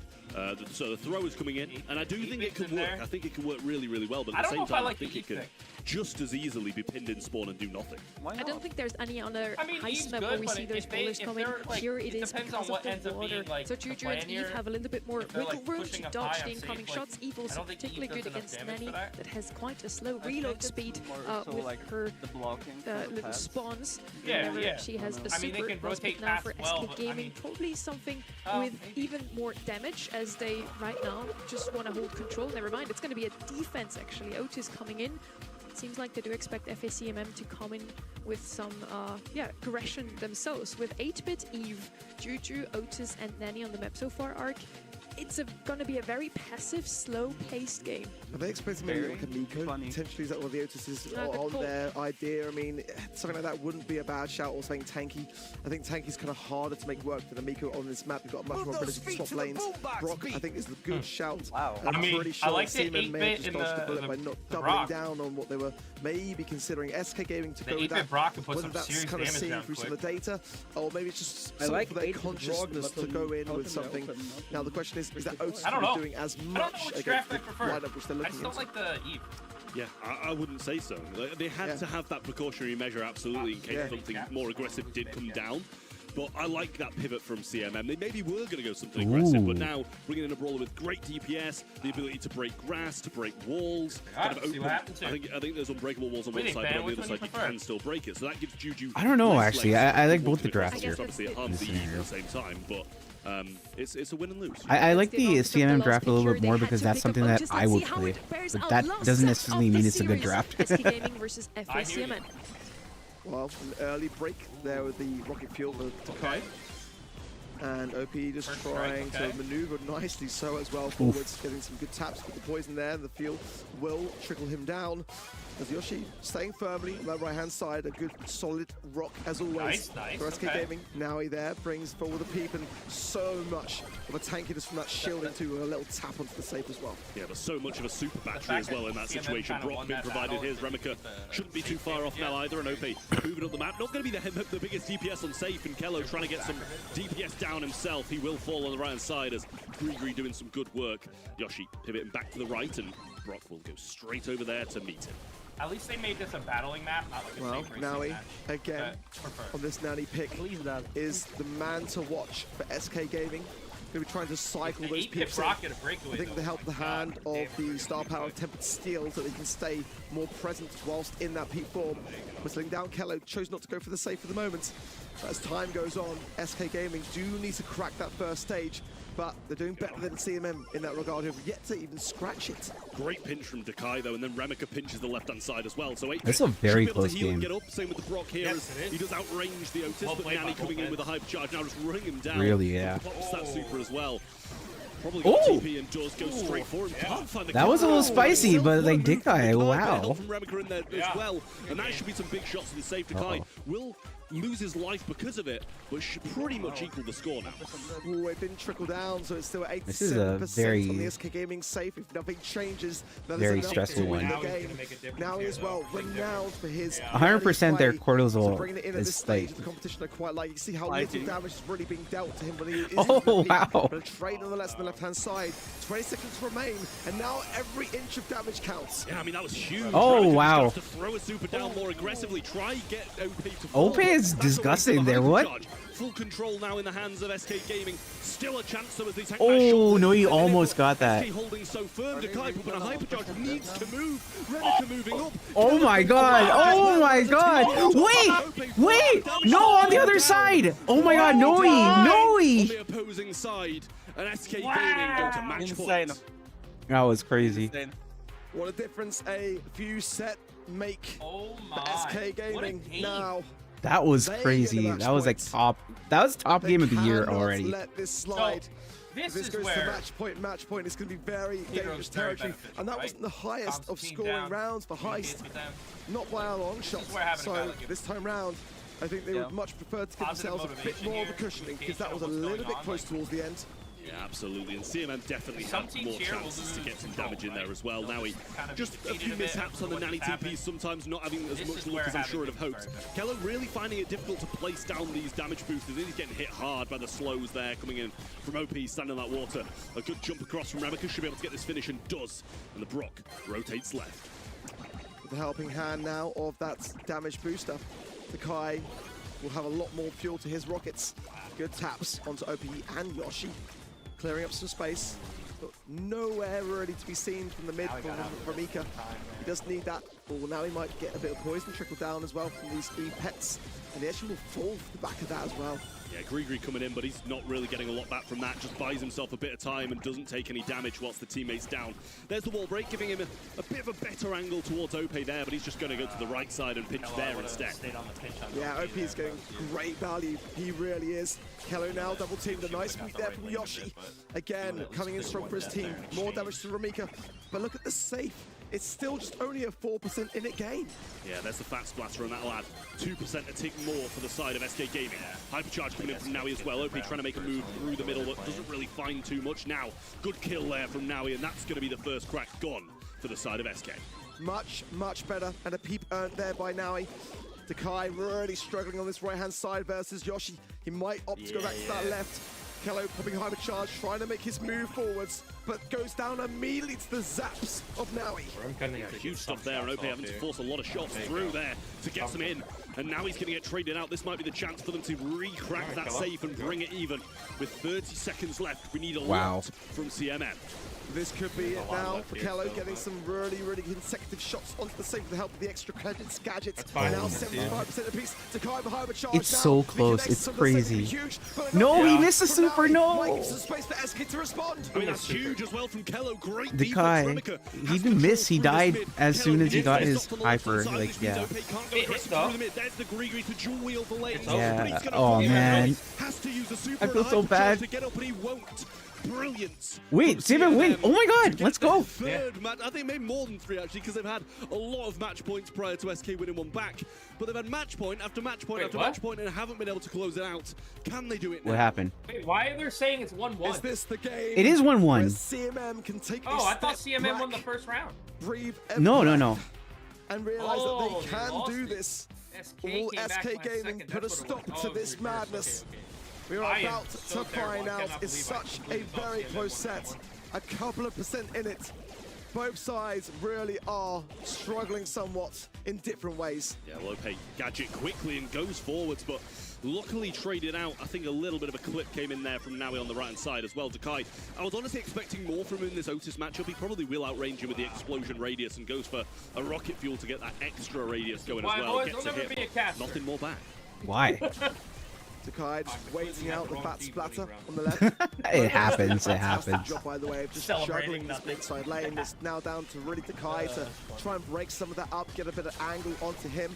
He'll go for the bush though, opting to prioritize Yoshi, who he has been struggling with just a touch. Now the hyper charge now, waiting for these pests to go down to not interfere with that peak, no doubt.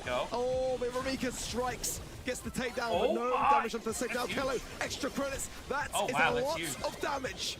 Got the kill too, and he's going to be tanking with that as well. Now he pops a hypercharge to try and get something done, but Kello still dealing damage to the safe. They get that first crack down, and 93% still up top. Should be a TP from Naui, but not sure if he's going to get much back from it. Kello with another extra credits on safe, but only 1 or 2% taken. Yeah, good defense there from SK. That could have been a bad situation going worse. Kaya's got to juke for his life now. He's got no support. He's double matched between Naui and Yoshi. Ramika would love to get a little egg on the map here. Bring in some pests to be able to tank some of these shots. Rocket fuel from Dakai.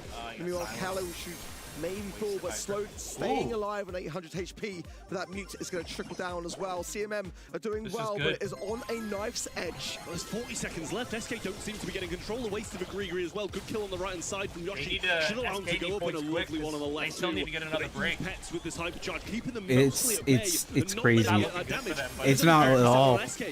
If Ramika can get a couple of percent, just 7% on this safe to crack it, it would be oh no! Now 20%. SK getting high. Kello cracks the safe. SK oh my god, it's over. Need to make the move now. Still a crack left on CMM. Wow. Start to get the damage to next 12 seconds, and this oh my god. Down goes Otis on the left-hand side. Now he falls as well. Oh my god, look at Kello. Spinning on SK Gaming as they take them down in a 5-set series to make the semis. Oh wow, we get cake too. 2026. Hey, we got celebration cake. Let's go. Year of the underdogs, no doubt about it. For SK Gaming, a squad that only went down in the semi-finals of the world stage, now out in the quarters of their debut monthly final. This will send shockwaves throughout EMEA. It definitely leaves me in shock, let's put it that way. The hatchlings from Eve definitely worked out. Ramika with the most kills on the side of FACMN. With a good pick coming into this. We talked about it. SK Gaming had to pick up that Otis just to prevent a tank from being picked up. Yoshi did well on the brawler. And I don't think it's just a draft. Overall, FACMM just a stronger team today. A well-deserved win. Crack huge as well there in that moment. Really nice stuff from CMM. And you can see as well on SK Gaming's faces, not pleased about that. Who would be when you've been in a position getting to the grand finals, winning them, coming out of last year as the top team. To lose in the first monthly final in the first round, it's got to be devastating for them. But you can't take it away from CMM. They were 2 up, multiple match points, and eventually get it done. In my eyes, that's a deserving win. I'm told we have to look at talent predictions. We can just skip that, right? I mean, we don't need to linger. We don't need to linger. It's fine. I would like to change something. Moving on. Can we please have me choose the other team in each single quarter. It's the same thing that happened yesterday already. We only had one single prediction right, even though we went with... Did they have like a winner scene? Yeah, somebody got to shave their eyebrow off. I forgot about that. Oh, I didn't forget about it. That was crazy though, I gotta say. That was like a really good one. I'm so happy that we got to watch this one. Yeah, that was a good one. Like, for a first game for EMEA this year, it bodes well, right? Yeah, exactly. They played fantastic. But regardless to how well they are, even on their best of days, SK Gaming blew it. I'm super happy for them because Remika and Dekai, they've been in the scene for such a long time. We've seen them pop up every now and then. They've won a couple of smaller tournaments. And now this is a breakthrough for them. And as you said, Ark, this is going to shock a lot of the messages. whole region. We're looking at the brackets now. CMM is going to move on into the semi-finals. And now they're facing off against either Team Heretics or Foot Esports. And after this performance, they might as well make it all the way to the grand finals. Who do you have it? If, let's say, Heretics makes it through or Foot, and after this performance, either now CMM is going to move on into the semi-finals, really, and now they're facing off against either Team Heretics or Foot Esports. If, let's say, Heretics makes it through or Foot makes it through. It only gets easier for CMM from here, to be honest. It only gets easier. You sent me a message? You know, I'm not going to lie. I probably will still pick against them. They've put a great performance in. If you give me that SK Gaming versus CMM matchup 10 times, I'm picking SK every time, even after seeing that. Wait, what? They declined because... Wow, that is crazy. And CMM had to be on their absolute best. Nothing. That's exactly what happened. Yeah, I agree. I mean, for me, that is actually SK crazy. Cannot afford to lose, but Team Heretics for Esports going to be a very, very different story in that regard. I feel like these two teams, you know, are so well known to all of us realistically here. Team Heretics, of course, like Chaos.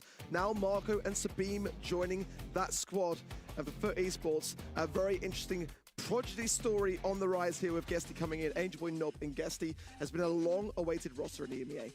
Team Heretics had a very early finish already in the World Finals last year. Didn't go the way they wanted, so Chaos the only one so left. I can say something out loud. I don't think it'll hurt it. Now picking up two new that org owner just sent me a picture. Two newer teammates, but we of course know those two from Novo last year. Yeah, absolutely. I mean, coming into 2025, I didn't know those guys, to be fair. So they've clearly had an extremely successful year. Nice. I'm so happy though for them, man. They like people say, you know, like, oh yeah, this team deserved it. Yeah, that team deserved it. But like these guys actually played their hearts out, and I fucking love it. But I think regardless, this is a team that can do well and probably will do throughout the year. Team Heretics had a perfect run in the qualifier, included actually also a match against Navi with two old teammates from Chaos. Chaos, this seasoned veteran, the mentor from the other two, if you wanted, probably the IGL. We had the chance to sit down with him as well. Let's see what he feels about today. Hi Chaos, this is your 4th year in a row with a new roster. What are your expectations for this team compared to previous years? Honestly, I just decided to go for a rookie team.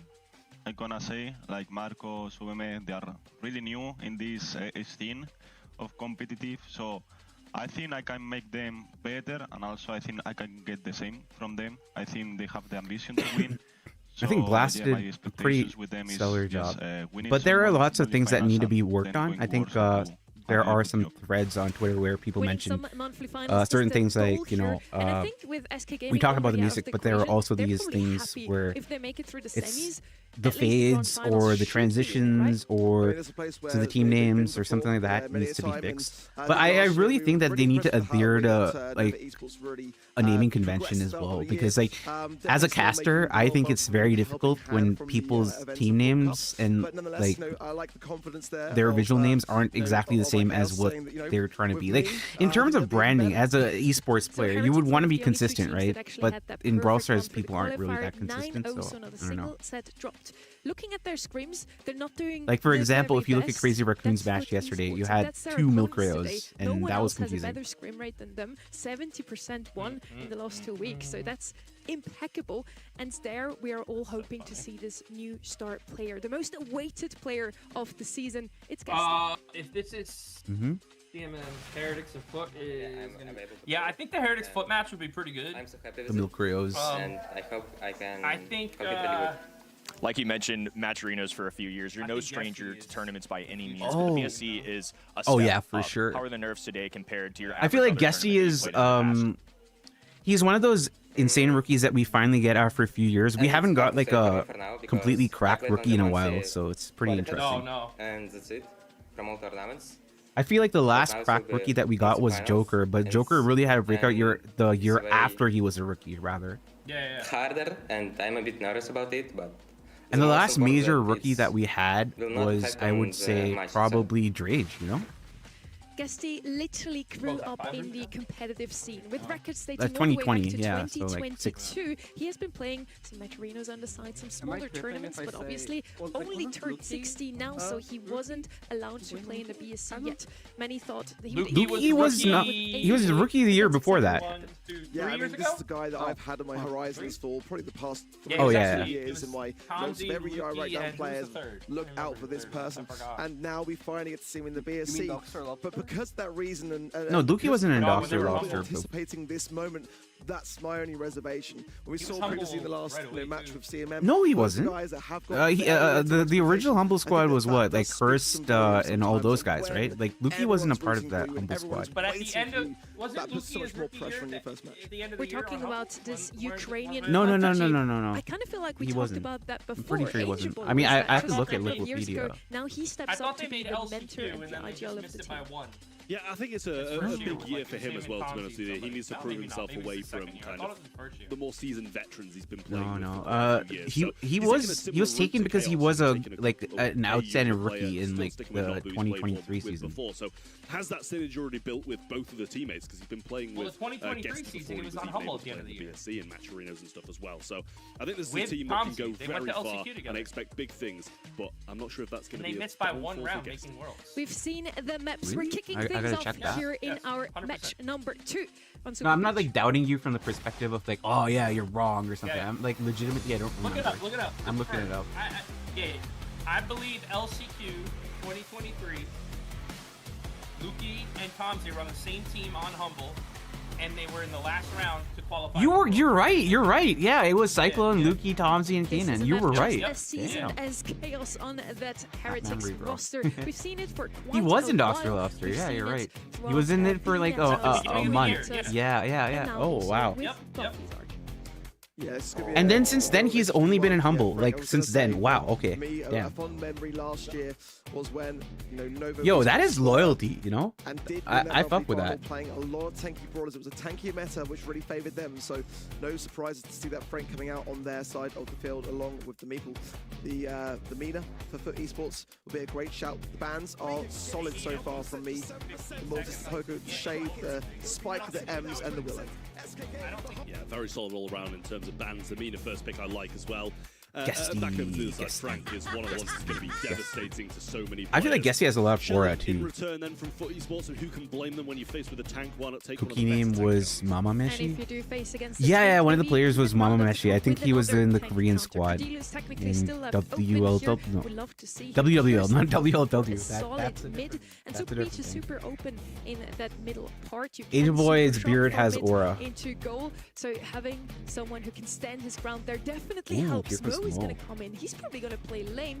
I wonder who is going to take over mid for Foot Esports. 3 aggressive brawlers, 3 brawlers that want to be in your face. I love the Mo pick. We saw it a great deal yesterday in East Asia, and it's serving EMEA very well indeed. I love Also, Angel Boy, so I know this will be a fun team to watch. Yeah, I've loved it's gonna Angel be Boy a ever real since he was in challenge to Navi. work around. Like the first year when they Feed off placed some well in great link back 2020, and I forth. didn't much care for them because it was Sadly, online or whatever, the but Heretics, I like the looking way at the Angel first Boy used to favourite conduct brawler on this map, himself. but certainly one that can And bring like home there's a some reason why goods. people respect And we all him know because how like influential that he's just Supreme genuinely like a Stun stand-up on the dude. gadget side can be. But then again, I don't know Sometimes, much of the stuff behind the scenes. left untouched, just be a can't- guaranteed goal. I just lost my screen. Yeah, well, absolutely. Nice drafts from both sides, I will say. The Sandy, as you mentioned, in front of goal is incredible. And Frank will be able to break up a lot of the map as well. Alright, Leave let's go. Mina only being able to Here we dash go. about, use that mobility to the best of her ability. And the Shelly really got a work cut out for with that. Frank needs to pocket him hard. Okay, well, let's see. It's one of the most long-awaited debuts of any player in the BSC. How will Guesty fare? He's playing on the Shelly, the top left-hand side, so he needs to break open as much as he can. If he can get some good value early on, that Frank will have nowhere to go on the side of Heretics. Well, nice little gadget there from Chaos. Actually affected both of them in Angel Boy and Guesty on the left-hand side. So really nice stuff from him. Marco will go and claim that lane. And it's going to be hard for Shelly to push back into there, to be honest with you. I feel like semis are probably in another 2.5 to 3 hours. It really depends, though, if we get, like, set 5s or if it's going to go through. That's just an Angel Boy, but now being scrutinized and forced away there from the Brood Sands of the Sandy. Marco gets a nice pinch between Ike. Nice. And Oh, Guesty. nice. Good job, Great Nom. defense from that boy. That was going pretty much the way of Heretics there, so a good interception. Yeah, really nice as well. Had to kind of force that super out from Chaos.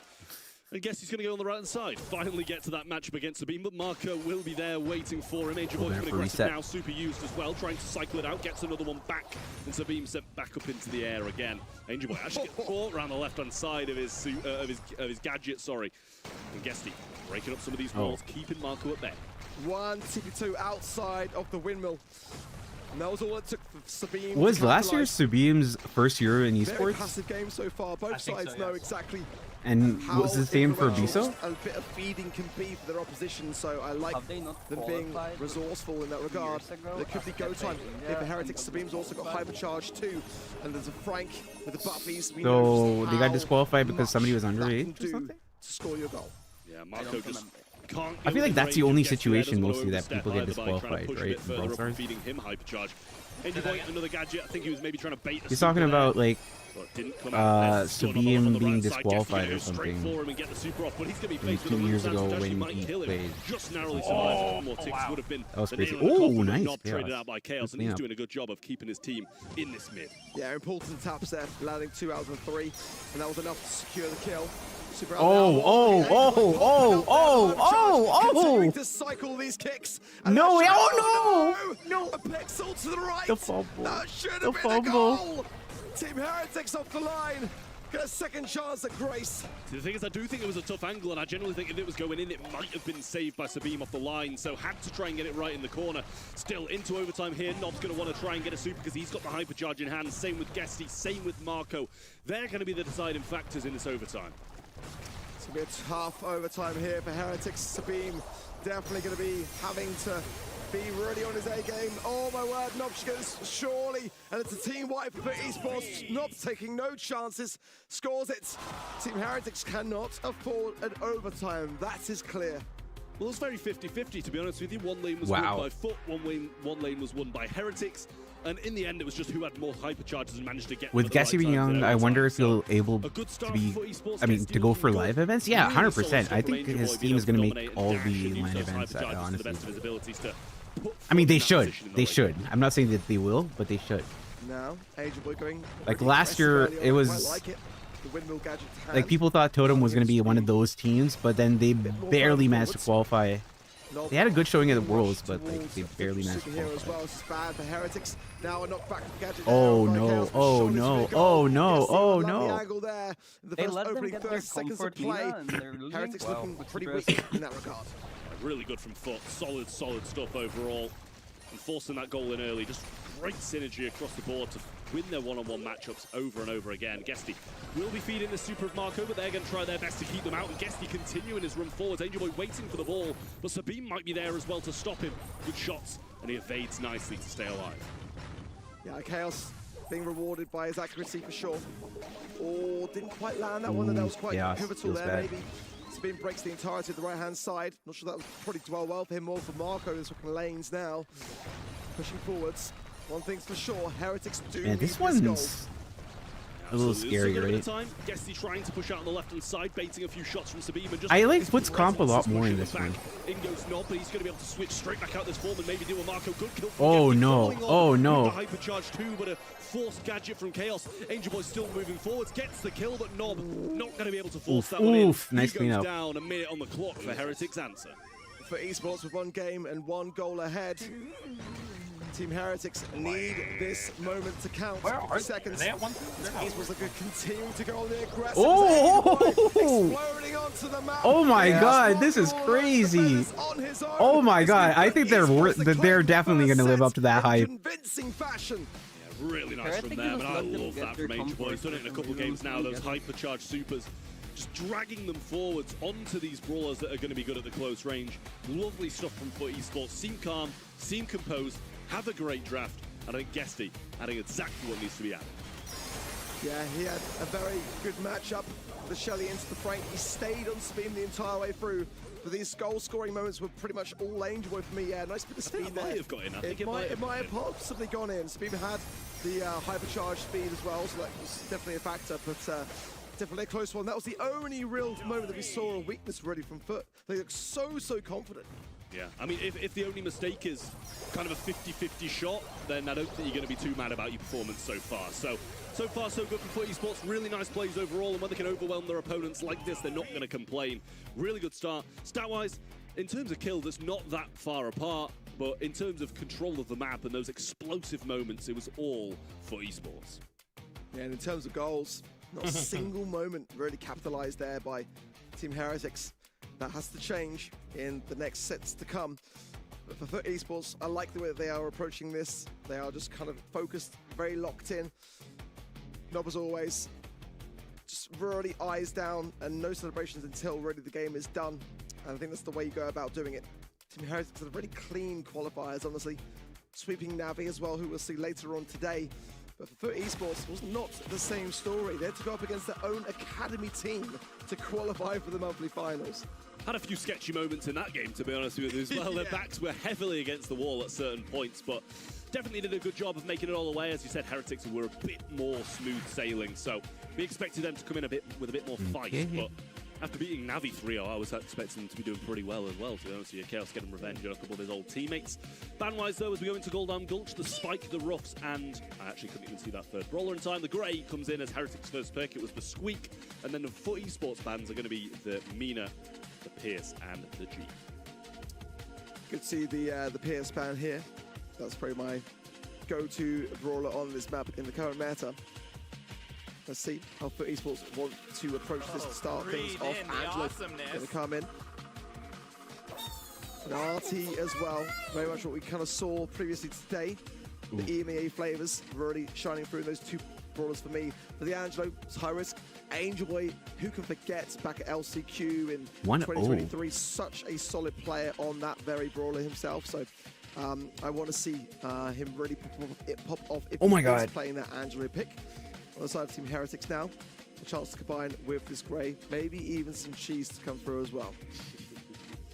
And you know what I think about that. I know what you feel about that. So I'm not even going to say it. I'm just going to carry on talking about the draft. The Dust is going to come in then for Team Heretics to add to that Why is my internet wouldn't speed have been what I suddenly was expecting, but still can come through. I like what FUT Esports have got. We saw the RT being played by SK Gaming in the previous set. It was with the Ruffs, so he kind of got his hypercharge a little bit easier, but had its moments, great taps and wonderful stuff all along. Same can be said about the Grey. It didn't get the victory in this first series, but I think it was the standout brawler from his side. I think that says quite a big story because for FUT Esports to still commit to the RT despite the Ruffs ban, it says that we are going to continue. Oh, to it is my internet, regardless. which is I think kind of spotty right pretty now. well there to read that through the data and just kind of take something off the table. I don't know, because like I'm trying to upload stuff, again, but it's not working. But still, very solid. And that mark very rightly would be good to apply in this regard for the RT, but can be eradicated as well. Oh yeah. Leg form, so it's to be considered. Let's see what the third pick is before the wall break. What's not to like really about that? It's a safe pair of hands, but it can get a lot done, especially in maps like this where you've got to eradicate the bits of bush in various areas in the mid. It can be quite claustrophobic when the gas comes in on this map. Yeah, I will say FUT Esports definitely have the range here, but if they kind of step out of line even the smallest bit, they're going to be punished by that walking cane of Grey. Bring them into range and be able to get his TP is going to be a big thing for them. So I think it's, yet again, a pretty good draft from both teams. Solid for both sides, but Heretics desperately in need of getting this here. Well, for Esports, so far, no signs of slowing. Will that be a difference maker here? Team Heretics do need to find their footing. That's to say the least. Oh my god, Team Heretics need to find their foot thing. Back left corner. How's it going, Domenico? I mean, Team Heretics just basically gave up positioning power, but Guesty almost went down there, almost overstepped, stayed alive at 100 HP. Yeah, so low. Both teams trying to enforce a 2v1 on either side, but Sabine not going to have the range that Nob has to kind of prevent that in this situation. He's just sitting back in the grass. They don't know where he is, and that's going to be a good break there as well. Follow-up shot from Guesty too, but this is a wonderful position for Esports, and I don't know how they let this happen. Yeah, it feels like Heretics want to be here as well. Like, how do you get spawn traps so bad at the start? That's crazy, actually. Allowing a bit of a walkthrough for himself and Marco. Ooh. Reverse polarity used there as well. All 3 members of each side standing until then. Not Marco's finds Marco, making it a 3 versus 2 in favor of Foot. Yeah, tapped again, and Chaos one shot now, and he'll go down. How's my day? My day's going pretty well.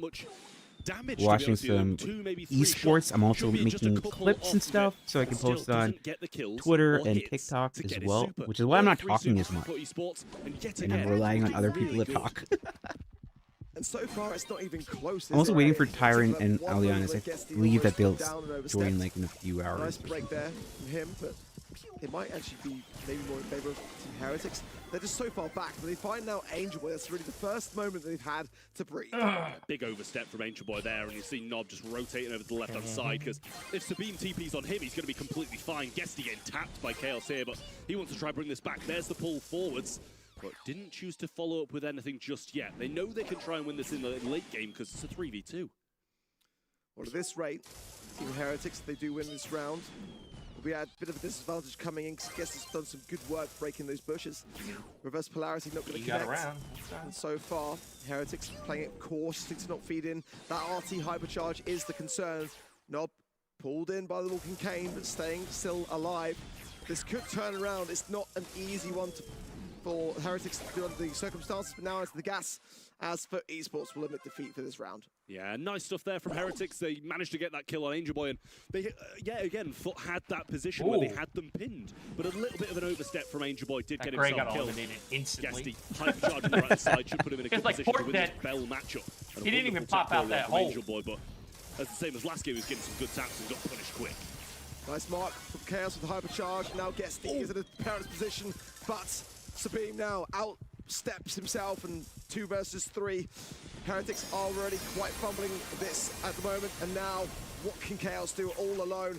It's just going from bad to worse, but Esports are only climbing in confidence. I mean, I'd like to mention that he did just TP directly into a rocket. I don't think he was even aiming there, to be honest with you, but nice stuff from Foot Esports nonetheless. Heretics do seem a little bit lost at times, I won't lie. They've had a few good shots, a few good kills, but the 2 rounds that Foot won, it was domination. Yeah, it really was.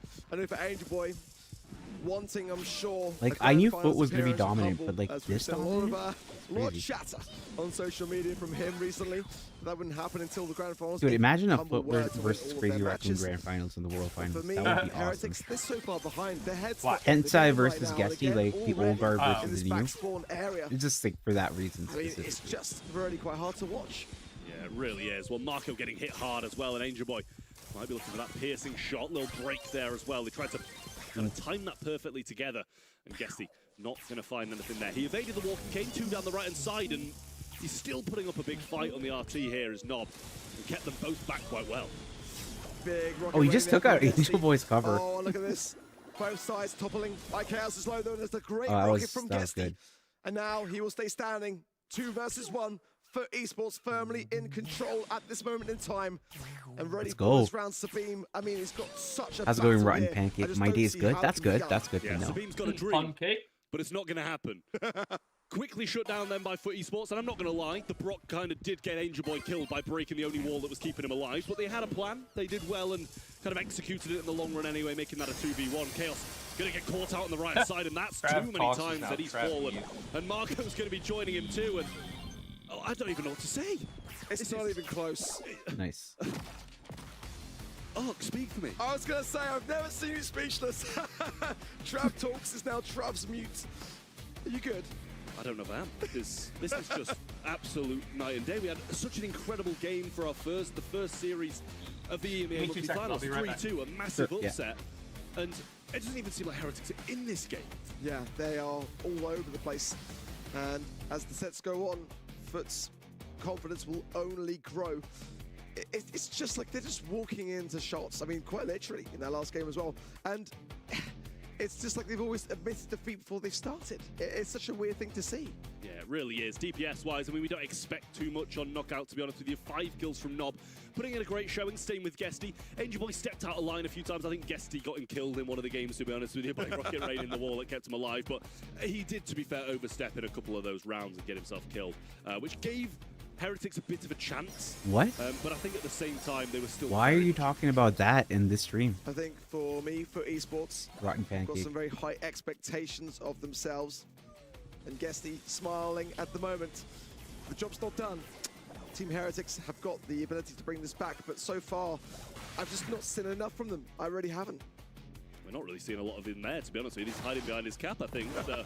Hopefully we'll see more of Chaos in this next set, along with his 2 rookie teammates. He said he had faith in them. He thought he was going to be able to make them better, and he thought that they were going to make him better in turn as well. But we're yet to see that at the moment, as it does seem to be the side of Foot Esports who are running away with it, and they get pierced too.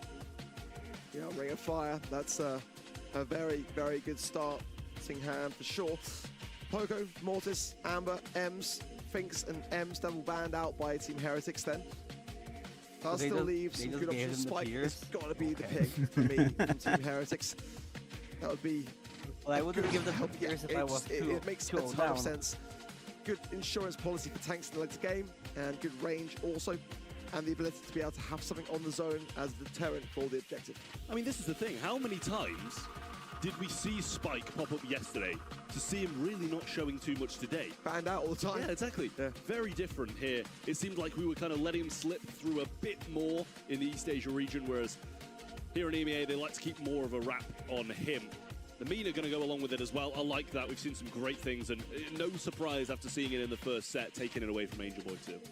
Frank isn't banned here. I think for Foot Esports, they could play into the Spike. We've seen crazy things in the meta now since the buffies. People just don't seem to be scared of it. Otis, for me, feels more like it's either doubling down on the idea to have the best counter for Ali or a tankier idea. Now, realistically, Team Heretics can't consider it, can they? It's going to be tough too, to be honest with you. It really is. And they need some range, I feel. They need range. They need a kind of defensive measure against the Ali that's going to be running rampant behind them. I feel like there's so much still left to be desired for this Heretic side here. So we'll see what they're going to take. We've got 7 seconds until they have to go with it. But the Ali is going to be a real thorn in the side here, I feel. They go with the prank. They are going to go with it. And that kind of makes it a bit harder for Ali to just jump on everybody and kill them. But Otis still going to be a real issue for Frank and Pierce. If he can hit those shots whilst he stood stationary, he's going to get hit hard. I mean, no range. Frank into Otis. No range either. No range. I mean, it's just super hard to hit the Ali. I just don't see it here for Heretics. I was hoping to see a draft that would give me confidence, but really all I'm seeing now is Foot sweeping this series. Listen, my predictions say that they were going to. So, at the same time... So what's up, Maury? Heretics, I want them to put on more of a fight, because our predictions are slowly but surely across the board becoming extremely unreliable. And I'd like to see us keep some reliability at least. So Beam in the back lines then, trying to fend off Angel Boy, doing a good job so far. A couple of shots jumped over, and there's another one as well. He's doing wonderful. And Angel Boy survives, and very little of Heretics do. Look at Guesty as well, dodging these Angel Boy's always been a good ally, but like it's just crazy how good he is. Angel Boy making light work of Sabine on his ally pick, as you'd expect. I mean, now a gadget nicely done there by Sabine. I say that, and then he gets absolutely destroyed. Actually, not much in it. Oh wait, he got destroyed. Are you ahead of me now? No, I'm behind you. Was there not Angel Boy? Oh, yeah, he did. He did get destroyed. Oh, okay. Wait, how am I ahead? What? What's the percentage right now? It's at like 207, 206, 205, 204. I'm like 30 seconds ahead. How the hell are you 30 seconds ahead? I'm at 140. Oh my god, how is that happening? But realistically, considering how Heretics are playing, I'm actually surprised it's as close as it is. I've got to say that's lovely from refresh my Marco, to be honest browser with you, and that after pretty this much brings it even in terms of percentage. Good clip from Sabine there on the edge of Angel Boy as he was trying around that wall, and a wonderful pull into Angel Boy. Now, coming through with the hypercharge in the back lines and a wonderful mute from the Otis before he went down. But Team Heretics still in the lead, but I don't know how. Marco's doing fantastically well. So being able to dodge and juke his way just to buy time. Sabine now using the HP and the life plant of that spike gadget now. Refresh it right now. Spent is there, and now for Esports, they've got a lot of catching up to do. 10% needed. They've got to knuckle down now. Sabine so low and not really healing either. Marco just about evades that super coming in from the Pierce, and Angel Boy going to go straight towards Sabine here. Might be able to get the kill. Jumps on him once more, but so low, and the Pierce shot hits. Getsy trying to keep them in it, but he's going to miss that hypercharge on Chaos again, who comes onto the zone. And Heretics didn't see him in it, but they're playing the objective, and Foot are going for kills. So close. But is it, in terms of this set, that was very neck and neck. Wait, he holds his But I still device? feel like the That's mechanics are thoroughly with Foot. And as time goes on, they continue that. The spawn cycles are not going to be in the favor at all of Team Heretics, and this will just be reverse swept in terms of the set. Foot are going to be so confident about this, but Marco's cooking a little bit better now. Good super already by Chaos, and Angel Boy weak on the left-hand side. It's almost 20% for Heretics in the opening few seconds, but now for Esports, starting to gain some momentum in the mid. Yeah, Marco doing well here as well. The life plant thrown forward to keep him in the mix for a bit more time. Sabine just yet again walking onto the zone and dying. But they're getting the percentage, they're getting it done. And that's what Heretics need to do at the moment. Focus on getting the wins rather than the kills, which Foot seems to be doing. Well, we find Angel Boy lies, scheduled there for Sabine despite the mute. Now able to push up with the helping hand of Marco, body blocking for him. This is better from Heretics, a hypercharge from Chaos as well. Angel Boy though in the back lines is lurking, and that's going to be a threat. The life plant will helping hand, keeping Marco and Sabine in the question here. So Angel Boy goes down as well, and Heretics are claiming things back. Yeah, but the percentage is still so bad for them. They're not getting anything at all. Throw to super out to try and keep Chaos back. Guesty's getting hit again. Just about evades that second curveball. And Angel Boy trying to get some work done. Needs to bring Marco down. Oh, Angel Boy, he's so disgusting on this. Oh my god. Oh my god, Angel Boy. Holy. What are you at now? 140. Angel Boy still on that left. How? I'm using YouTube itself, and I'm sorry I can't. He's having to juke his way around things. Chaos the most alive in terms of HP now. He's missing a lot of these shots. Man. They're just walking on. That's all they need to do at the moment. Just continuously walk forward. Angel Boy's not going to be able to kill Sabine in time here, and Marco a bit of assistance. There's the gadget again, and he's just staying alive time and time again. This is going to be a Heretic set.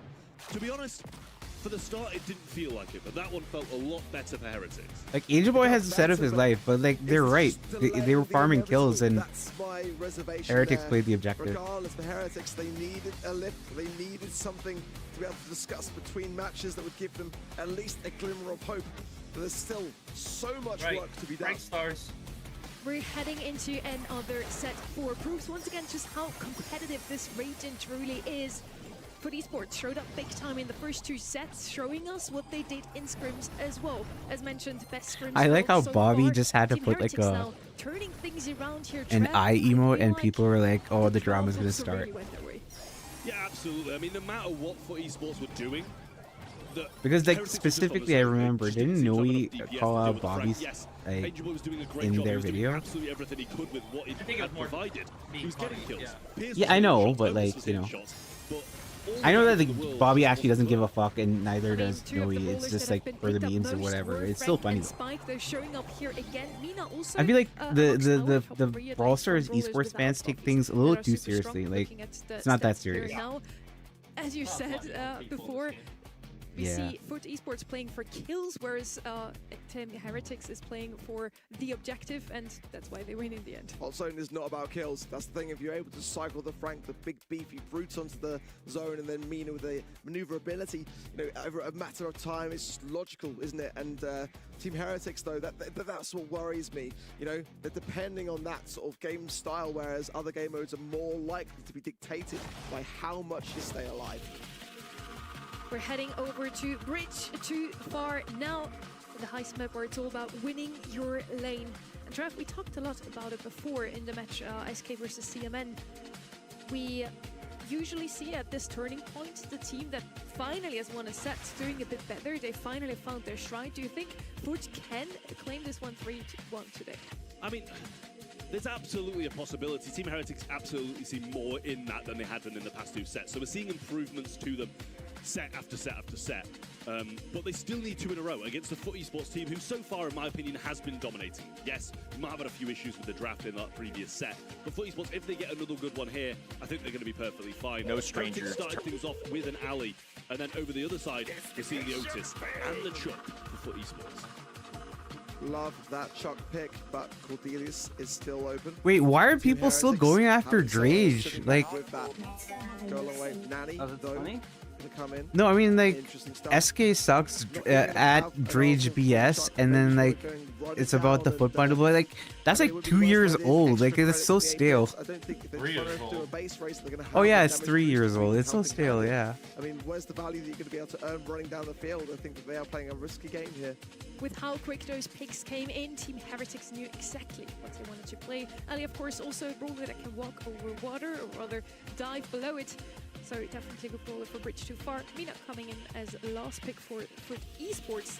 They did have her also on Super Beach. It did fairly well for them, Trev. So I feel like that's definitely a good pick. They have something for defense with that Otis, Mina, which is an interesting pick on such an open map, but with where she is in the current meta, I'm sure she's gonna still do well. Chuck, for me, always kind of a timer. He will eventually do damage to your safe. You can't really prevent that, so I like to just go with more DPS, quicker, faster, It's Archer, beyond that safe, and I think that's what Welcome back. is trying to do. How are your eyebrows, Archer? Absolutely. It's been very good so far in terms of draft. The Mina was solid, as you said in Brawl. Man can't stand on his own principles.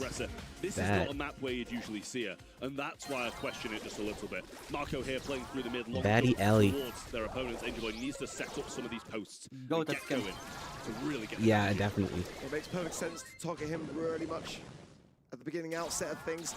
The faster the Chuck Top 10 skins for sure. Ooh, you are effectively against the clock as soon as Chuck is starting to whiz down towards the safe. Pretty, a good start good. for Heretics in that regard. Already 25% of time in the damage we see down for Sabine.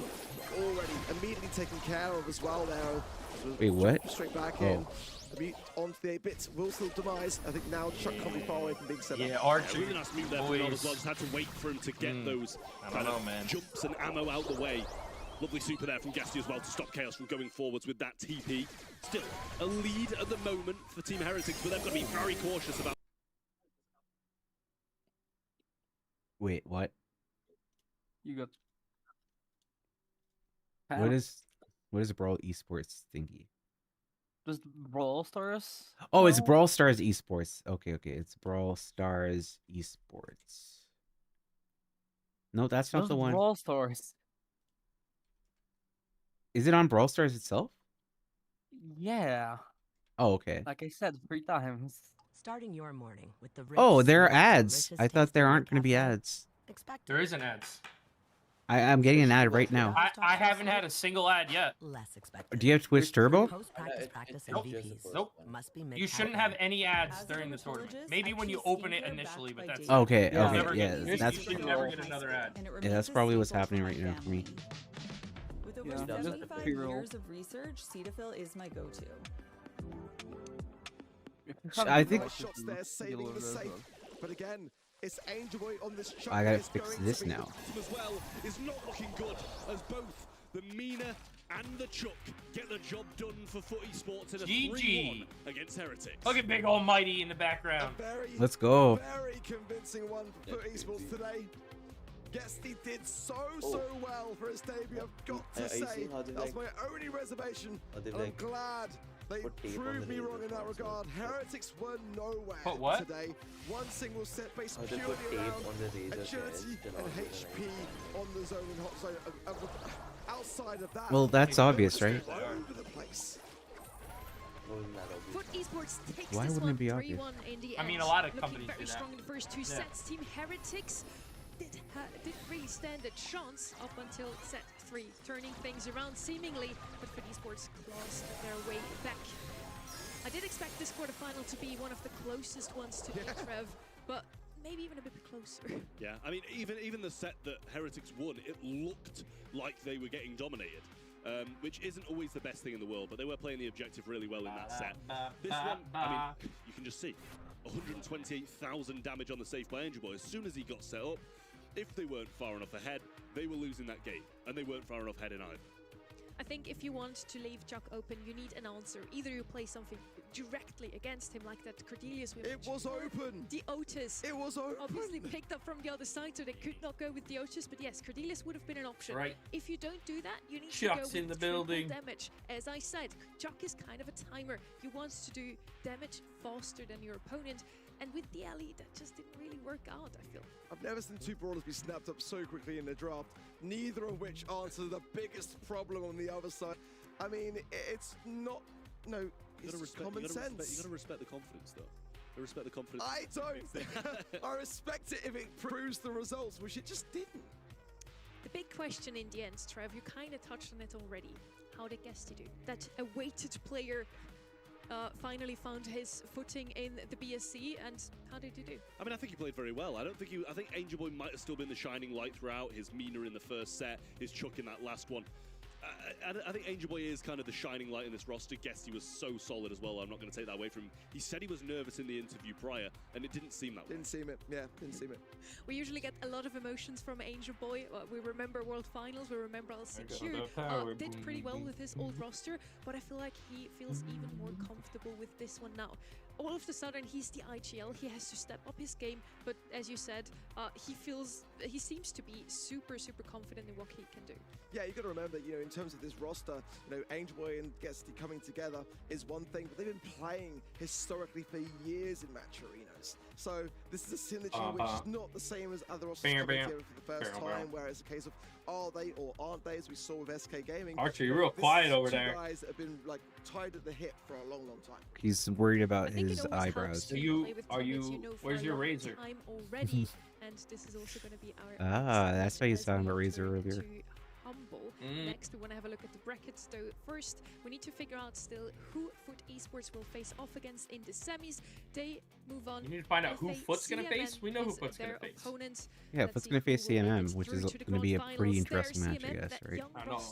Yes, we have Humble Big. If they can beat SK Gaming, can they also beat Foot after what we've just seen, Trev? Humble Big. It's going to be a tough ask. Like, they should be losing to SK Gaming in reality. That's what should have happened. SK should be in the semi-finals against Foot Esports.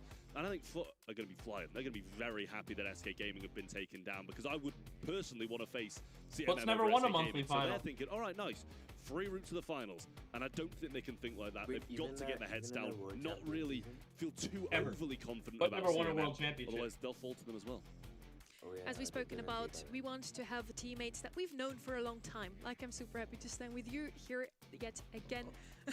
We have now Humble, 3 players who stick together every single year so far. This is the 3rd year they've Foot's already best been placement playing together. ever was making On the other side, we have Big, Arthur, and Amos also sticking together for a second year in a row. Pro Series. Yeah, this is going to be a very exciting thing to see for me. Whether Big can bring something here, but Humble, you know, they are just that rock squad. The winners, the champions of 2024, second place runner-up last year in 2025. For Big, this is going to be a really tough one, and they know it. For Arthur, Amos, and now Salty coming in as well. And got to mention as well, you know, Salty able to knock out his former teammates of Novo Esports in the qualifiers. That was a massive moment for him, and one that really came down to the wire, a 3-1 scoreline, so relatively convincing. For Humble today, the start of their 2020 his picture's smaller. That's got to be a solid one. We've already seen SK Gaming, who were the number 1 seed rather, coming into the World Finals last year. Humble being the number 2 seed coming into those World Finals. Be upset. Humble cannot afford to be upset here today. You want to stand alongside teammates that you got 2 teammates, 2 old teammates in this game. I bring in another friend. Welcome back, Kenny. You watched the quarterfinals Semantic that just went down. SK Gaming lost. That was a huge upset today. You also voted Team Heretics to win. How are you feeling so far? I'm fine. You just kind of get used to it. Semantic and salty. Old teammates of mine. I don't know. It is what it is. I'm wrong. It is what it is. I'm wrong all the time. I mean, a lot of us at home are too. I'm thoroughly impressed with this region. And I think this is something we're gonna have to get used to seeing globally. Last year in 2025, the World Finals were not what we expected. Number 4 seed from the region won the World Finals. This year, I think everybody has to be on watch. If you make a top 8, I'm taking you seriously.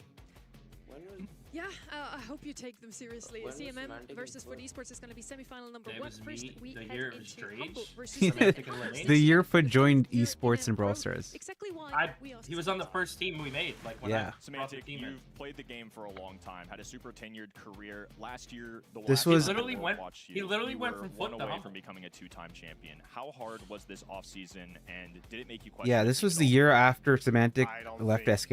I think. Finishing second place made me question.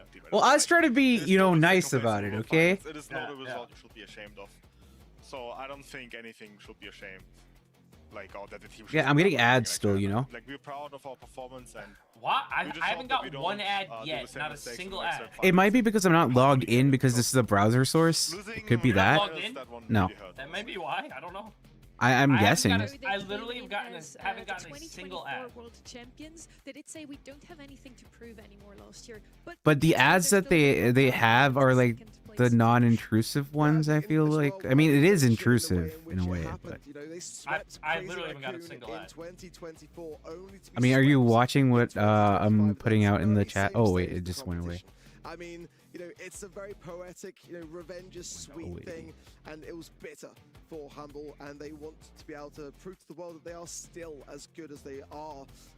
Hi Panda, hi, how's it going, Dragon Star? Crazy Raccoon, they fought through tooth and nail and were able to come out on top. Humble, one of only 2 teams who swept through the monthly qualifiers with a 9-0 finish, not a single set drop. That's good, Dragon. That's good. Though, we have a big. They had to go through what about me? I'm just enjoying myself watching this tournament.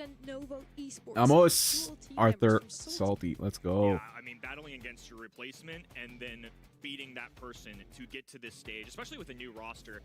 Oh man, I like all the looks on their faces. They're excited. They're happy. I like it. It's good. I think it's just inherently. It's not like nervous at all. I like it. Being with the team, month 6 they're fine, but in the LCQ in the World Finals, his previous team suffered last year, excelled. They overperformed. That has to hurt. That has to harbor some hard emotions for him to grow and now make it to a top 8 in the opening month with a brand new roster that was lower down the leaderboard last year. I think speaks for itself. Archer? Big, they are that former or Arthur? Okay. An experimental one at that. They're going to need a miracle to take down Humble in that regard. Humble are just so decorated in terms of their experience. They are not going to be giving an inch to Big. Big are going to have to earn this one big time. I think Arthur kind of was our guestie from last year. As he came in for the very first time, nobody really expected them to even qualify for a monthly final. I enjoy playing Legends of Zelda and Tears of the Kingdom. Nice. I like playing Uno. You like playing Uno? W, massive W. I like playing Uno, but then there's this Roblox version of Uno which has a lot more chaos. I like playing that from time to time. And I think that's a great stepping stone, making LCQ. That's the only thing on Roblox that I play, which is the Uno. And now they have an opportunity in the top 8 here today. I don't expect them to. I used to do the Doors thing, matches, though, so and then like some friends wanted to play Dress to Impress. Let's begin our quarterfinal number 3 on Golden Coach. I want to play Dress to Impress. But it isn't my cup of. Oh, this is so tough. This is so tough. I'm so good at Dress to Impress. It's. Yeah, maybe. I don't know. With a 3-2 so far. You still haven't changed out your eyebrows, buddy. So I don't know how good you are at that. So. I'll go.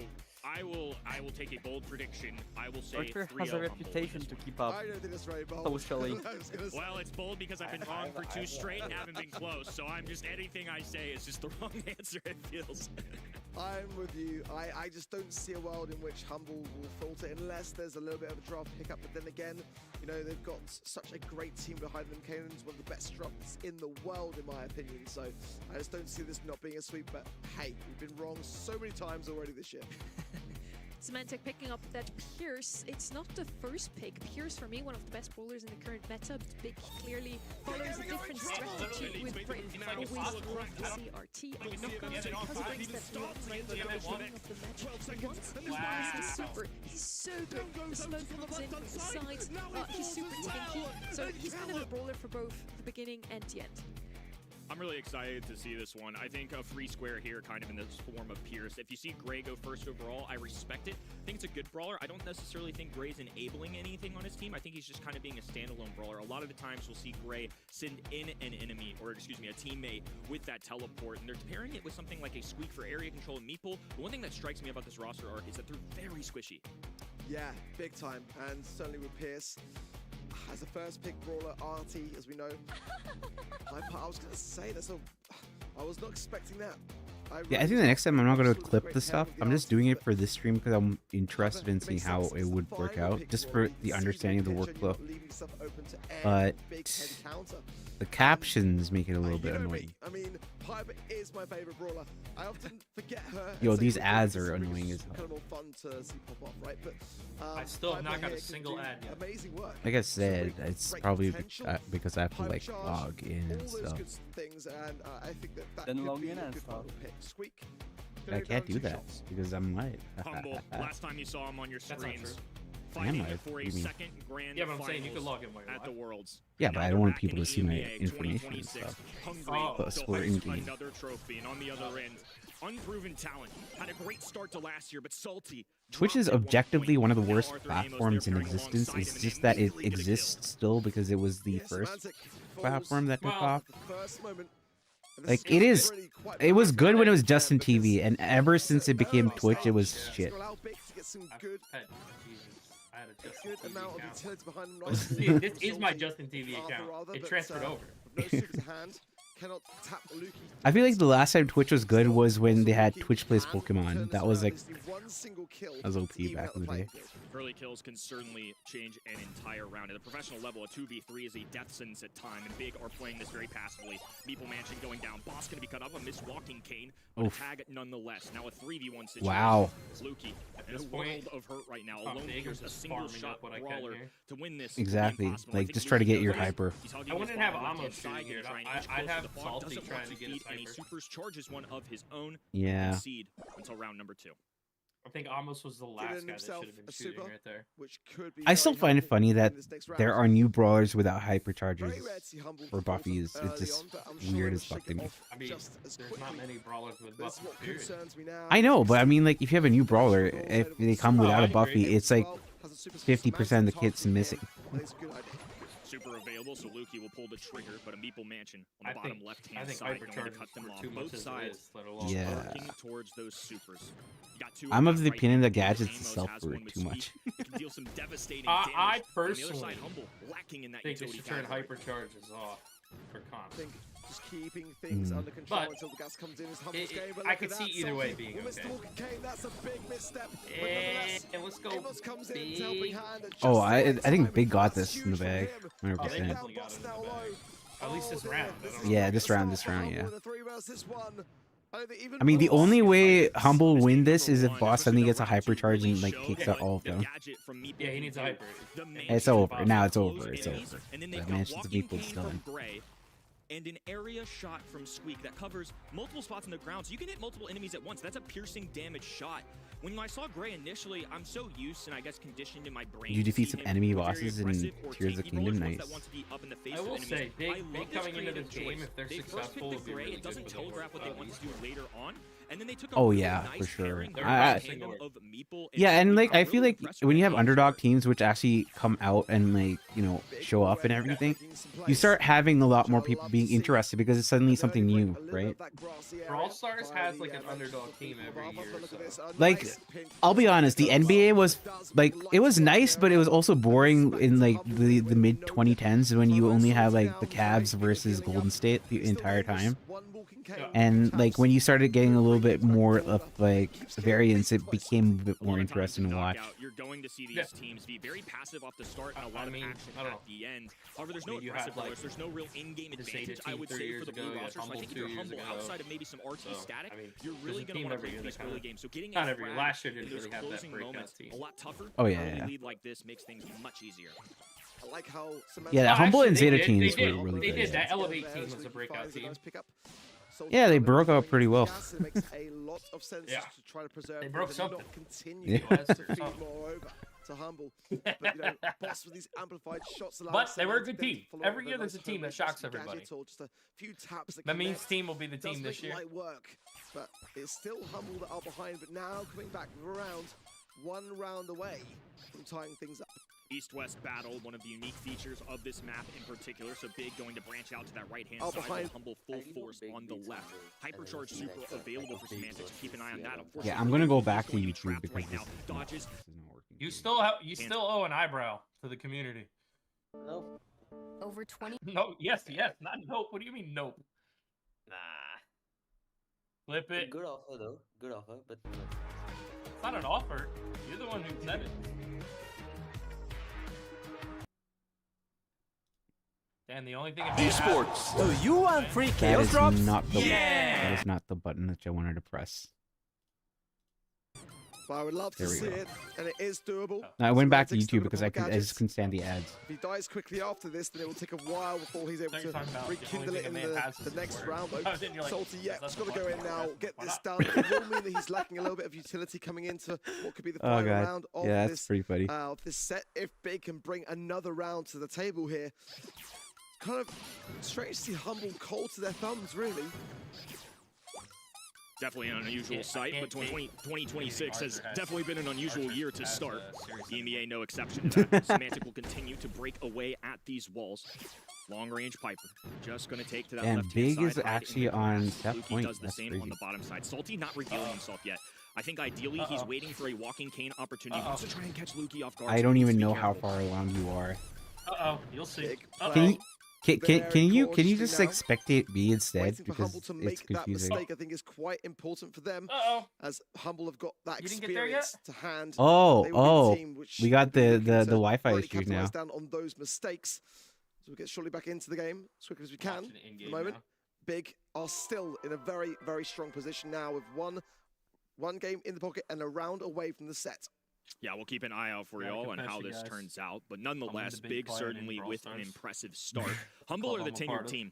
The ones with all the history and the success have a world championship, a second place in 2025. And I'm sure they're going to be hungry for it. So players clearly coming out of their camps. We'll get an update for y'all on what that score ended up being and who won. Based on the comms, though, I feel like this has potential to have been a 1-1 situation. Certainly, I'm noticing a bit of nerves from Salty for me. A couple of missed gadgets. When he hit them, it normally led to the takedown of Humble, but a lot of the time he was missing them, and there was still within the Manchester people gadgets. So there wasn't really anywhere Humble could go. I don't know. But for me, Chose Big not to. so far. The better question is why does he have a bunch better of than I mini gave him red credit balls for in the coming bottom in. right corner of the So. screen on that show? I'm rather impressed. I think that's just been a takeaway across the world. I think if you didn't watch East Asia yesterday, you see Zeta Division win, you say, it's just another month. Top dogs winning once again. But the road to get there was certainly much more convoluted than that. And I imagine EMEA with the start we've had today, I mean, something like SK Gaming dropping the ball early on, not on my bingo card for 2026. I got the chance to talk to Semantic earlier too, and one of the things that we chatted about was just how difficult it was now that the first month is so important. They know how much it means, and it seems that they have pushed themselves to a 1-1 spot, both sides with 3 members on the field. So we're jumping into game number 3. Yeah, but like a full-off tour. Humble not taking it lying down. That's what you like to see.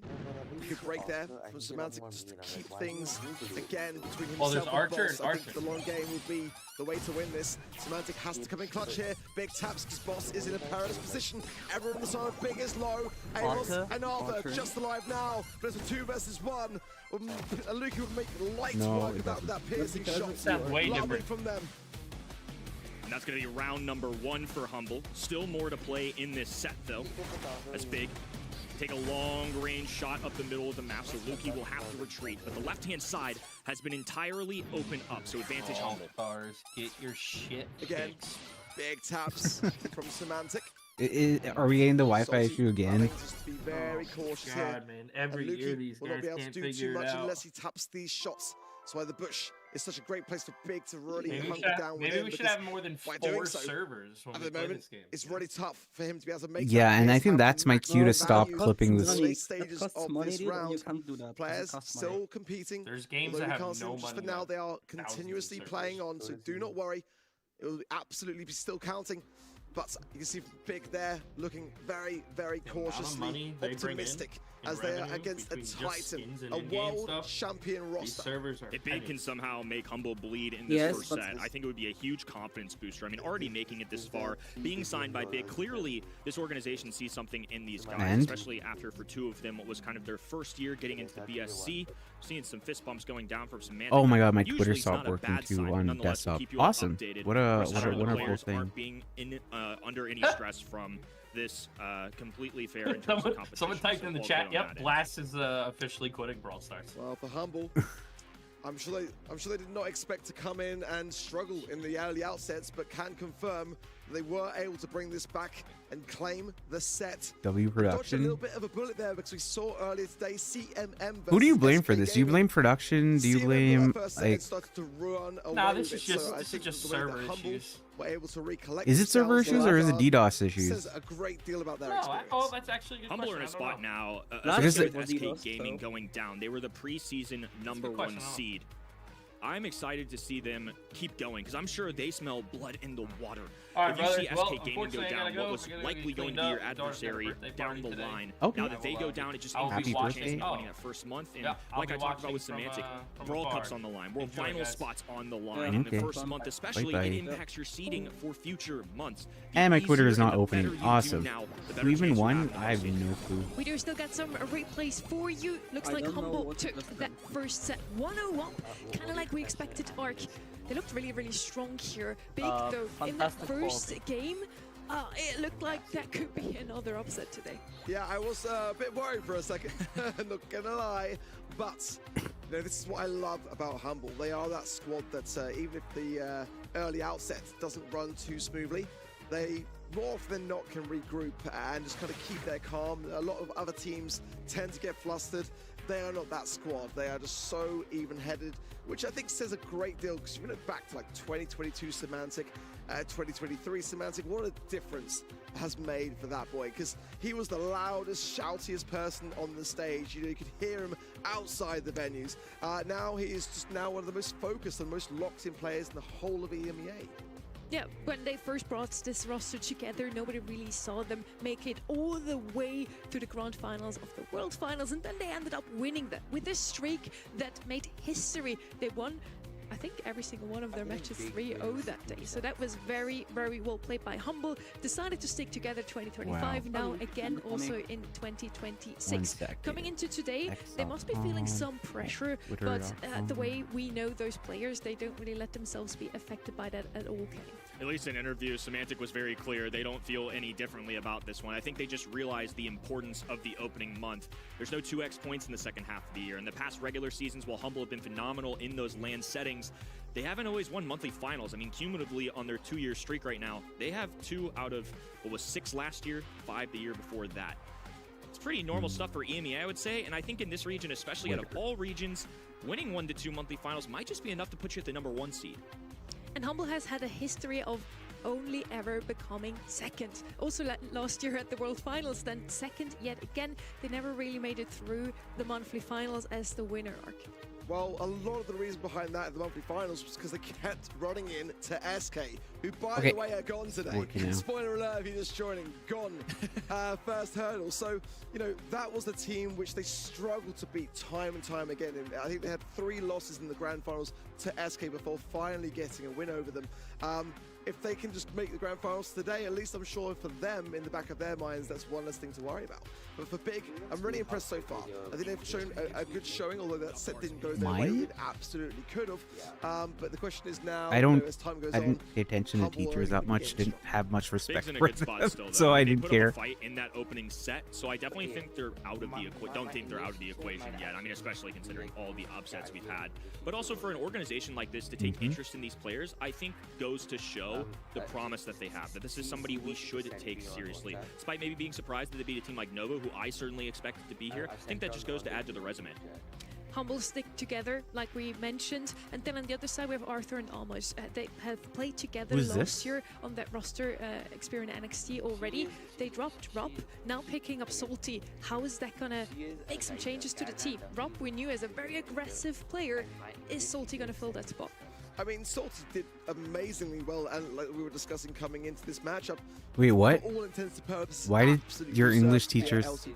So I feel like I'm so confused. Despite seeing a few signs of nerves, a few missed gadgets in that last game, I think that could have been a bit of a difference maker. She sent that to you specifically, or like is this like in the class group? In the next time, I mean, it's a tough matchup. I mean, if you're big, you know, coming into this one, a great. Why is your teacher DMing you these things? That's weird. To ensure that you kill that win over Novo to be here in the first place.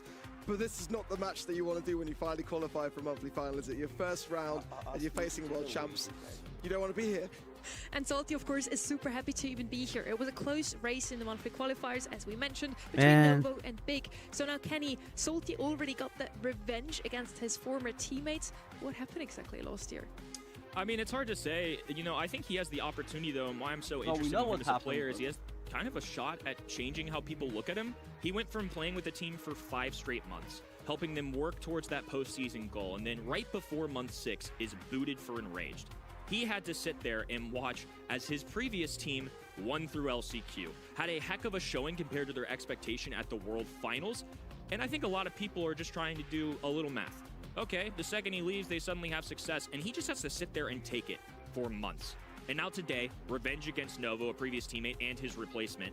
And then he has an opportunity to take on somebody like Humble. Even if you lose, as long as you have a strong showing, I think this is a successful month for him, but as the year goes on, it's going to have to be a level up. But one thing to add to that, though, that's some good stuff by is the fact that I think Enraged was incredible at LCQ. For sure. Incredible at the World Finals. It's just the nature of the game, you know, and those decisions can only come from the teams and the organizations. What? It just was a sour taste for Salty, you know, no doubt about it. But Enraged, phenomenally, is that something that people don't do? Paved the way a lot for what Power Supermassive were able to achieve, compliment, you know, like, at the World Finals, at LCQ, and one of the biggest upset stories of the entire season. But for Salty, definitely, he's on his revenge arc this year, no doubt about it.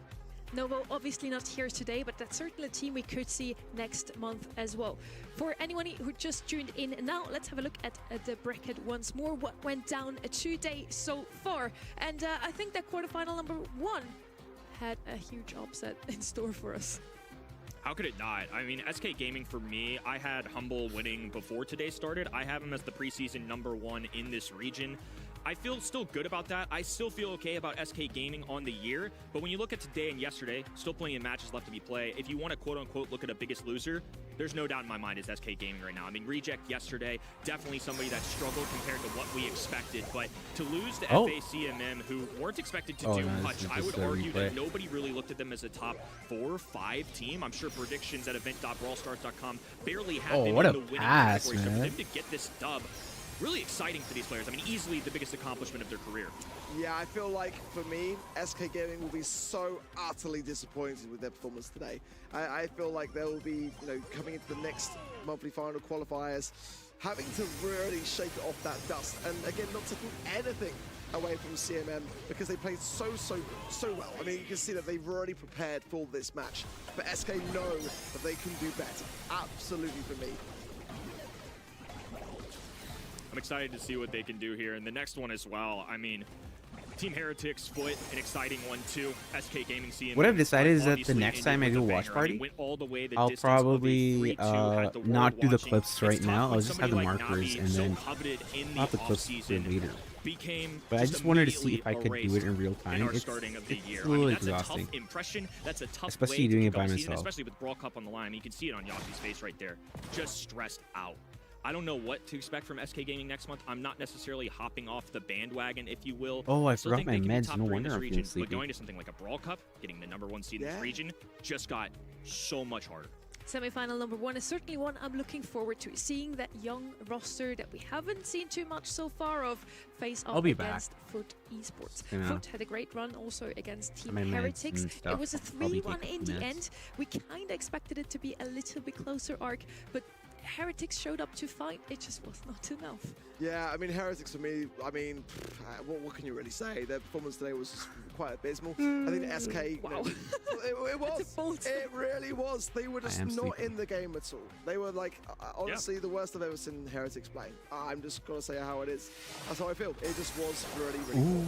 I think I just expected more from them, especially from Guesty coming in on his first day. I have high expectations. I wonder if they're just for waiting this for year. people to stop. Obviously, Guesty has been hyped up throughout his entire career, long before he made a debut today. So for me, I took Team Heretics, and what I thought was going to be about a 3-1 foot have been phenomenal. Easily one of the standouts for me from watching scrims around the world. So much promise, but I feel like I just felt lacking, I think, for lack of a better word. I mean, it just felt lacking. It didn't feel like the Team Heretics that I expected, especially one that in qualifiers crushed it. And that was really what shifted the tides for me to beat a team like Navi 3-0, one that I respect, one that I think has great potential this year. And then just to drop the ball in the top 8, I don't know what to expect from them.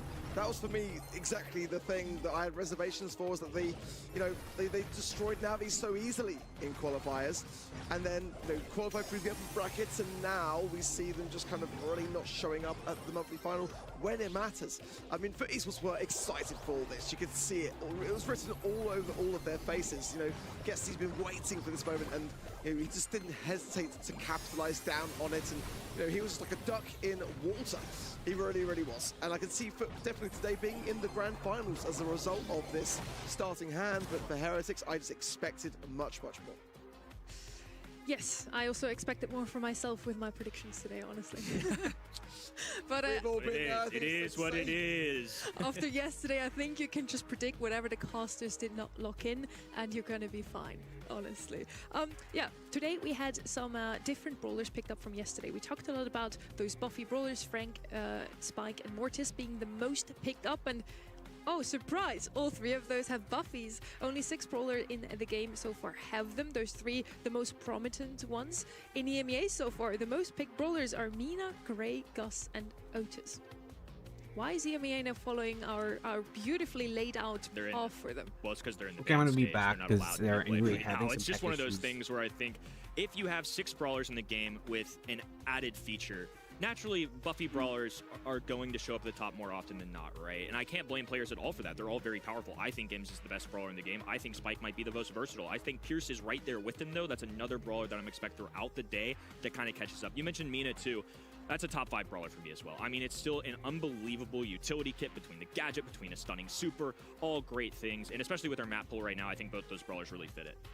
I think, like I said, coming into the day, East Asia tends to leave things open and just kind of like, EMEA do not do that. EMEA is like a more cautious region. They like to be able to eradicate the things that they know are going to be troublesome and then work the draft as it goes. But in East Asia, they're just a bit more relaxed, I feel, when it comes to leaving things open. It's just not the same story in the EMEA. I think when we came into this weekend, obviously we're here all together in Copenhagen, a beautiful studio, and we talked a lot about expectations. Who will win the whole monthly final, which brawlers are going to be picked up, and we kind of talked about how the poker double tank meta is back. We see some iterations of that now with Pam instead of poker, even though poker has shown up in scrims so often. What happened in between scrims from last week and now that poker just has no showings? I feel just like teams adapting along the way. I think when you look at the data especially, it's quite obvious to see when teams are really focusing on having that as a comp and when they are susceptible to other ideas being the difference maker. I think that it can be one of those things that can give the helping hand, big tankier brutes like Frank and other tanks, but they've also got some hard counters too, hence we're seeing a lot of Shelly today. Yeah, I think it's just some great adjustments from pro players as well. East Asia, for me, Poco showed up a decent bit in their scrims. The region as a whole, though, was clearly prioritizing these aggressive brawlers yesterday. And that was something that stood out to me. I mean, we got to the point in maps like Hard Rock Mine and Double Swoosh, we were running Spike in the middle of the map, a super often lane brawler, a squishier brawler, and they were just willing to take the gamble because the other 2 brawlers they picked were the Mortises of the world, the Lilies of the world, anybody with face-to-face combat. They just absolutely adored it.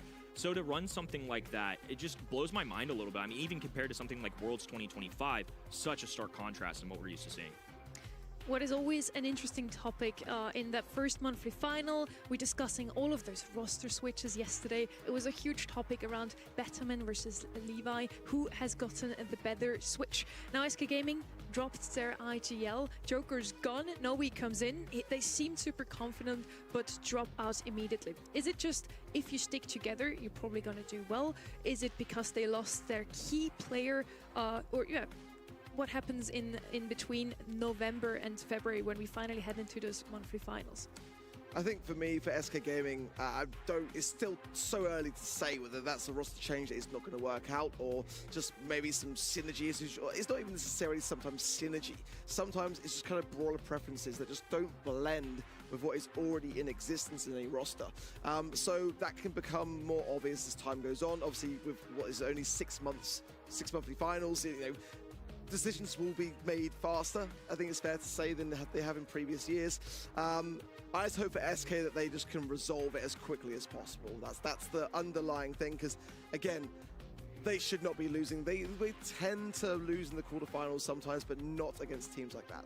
On the question of what happened in between November and now, we also wanted to know from Symantec just how they prepared in those few months. They're one of the only ones who did not actually have to switch rosters, get used to new communications, new languages for some of them. So let's hear from him. With the first month being more important than ever, Brawl Cup on the line, less spots in EMEA overall compared to past year, what is the pressure you're feeling in the opening month compared to previous years?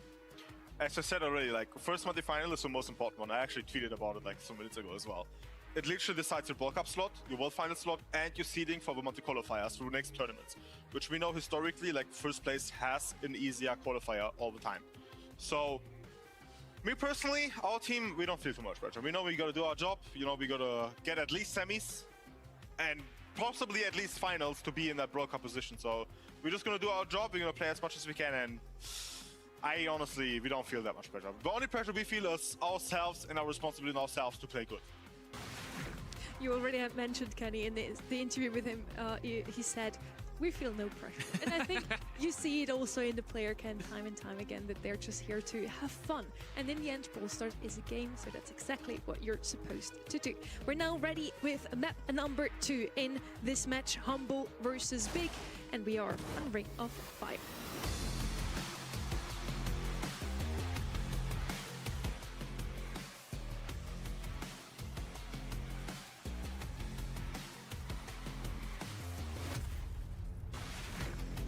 Ring of Fire now, finally the map we're gonna see Poco. Yes? No? Maybe another Gale, Kenny? I mean, it's a maybe for me. It is unusual though. I mean, Poco was one of the standouts for me that didn't show up yesterday, like you mentioned. So it's kind of something I want to see if that's just an EMEA thing, if it's other regions in East Asia was just so aggressive to the point where they're willing to run triple take / aggro. It's just an unknown for me. So I definitely think this is one of those maps where it could appear though.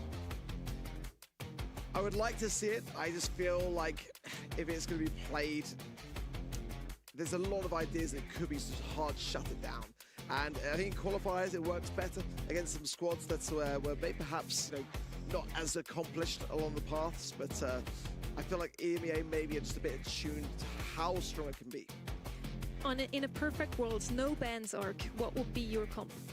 No bans. I mean, I'm all for the cheese. I'm saying Pogo, Frank, and something else for good measure. I know it's not Trav's flavor, but if it works, it works. Trav's got to learn. He's got to learn how to deal with it. Well, sadly, this is not a perfect world. We do have some bans in place, and one of those is Poker, alongside Ems and Spike from the side of Humble. Big on the other side. Went with a Juju ban, not a brawler that I expected to see in such an early stage. Ember and Gray also banned out. Ember was one of those brawlers we saw very often in this region. In the icebreaker before the season even started. Pierce is going to be first picked up, and Kenny, you already said how good you think this brawler is currently. Yeah, I mean, I really do think Pierce, especially at a professional level where these guys more oftentimes than not are landing those shots, his biggest benefit is that he deals solid damage already, but if you're cycling in shots, you're reloading ammunition, and it just steamrolls into kill after kill, and that super covers so much area, especially in a mode like Hot Zone, where all the action's revolving around a central point. Having something like that in your toolkit is nice. Nice to see a Frank here from Humble, in my opinion. You've got the Mina to be able to dash and stay predominantly on the zone, the windmill gadget as well to protect the Frank. Despite not having a Poco heal, I think it's definitely what Humble would like to get their hands on. But let's see whether it is the second brawler they pick up or if they risk it and hold it out for a final pick once they can see the big picture. That wasn't a pun, by the way. That was just literally following up. Finks, though, yeah, I think player safe could be definitely better. Finks, we already saw today getting some good results on Hot Zone. I think Frank definitely a good call here. Still Arc probably now picked up by Big instead. Let's see if they're also going to combine it with another healer. Pam could be that option. Still left open. Byron. Let's see what Big decides to go with. Finks and Mina actually the two most picked brawler in the scrims from the last 2 weeks. So Humble gave themselves definitely the opportunity to take this set. I really hope Big know what they do, and seems like they're going to follow that strategy that Arc and me talked about. Yeah, Pam is one that's always kind of been in the EMEA rotation. Healing Station here is so nice, though. And I'm looking at the other side in Semantic and Boss so far. Finks and Mina don't necessarily scare me off from that Pam. I think it'd be rather impressive. And if Humble wanted to sixth pick something What's up, Nolan? How's it going? Oh, I missed you, I think, by 15 minutes. I'm sorry. You're a huge fan. Nice to meet you. Let's see what Big will be thinking. That wasn't what I was. No, Frank. Okay, Big being kind of wild. And again, there's a third and final pick still to come here. And back. So what's stopping them from just shutting this down immediately with a maybe in the VC or having a Frank as well? I mean, oh hi. These are crazy ideas coming out here from Big. I guess they're intending to, yeah, Frank's going to come in. Lace and Bush, Frank's going to be able to clear a lot of that. It's a cheesy idea here from Big. It can work. It can work.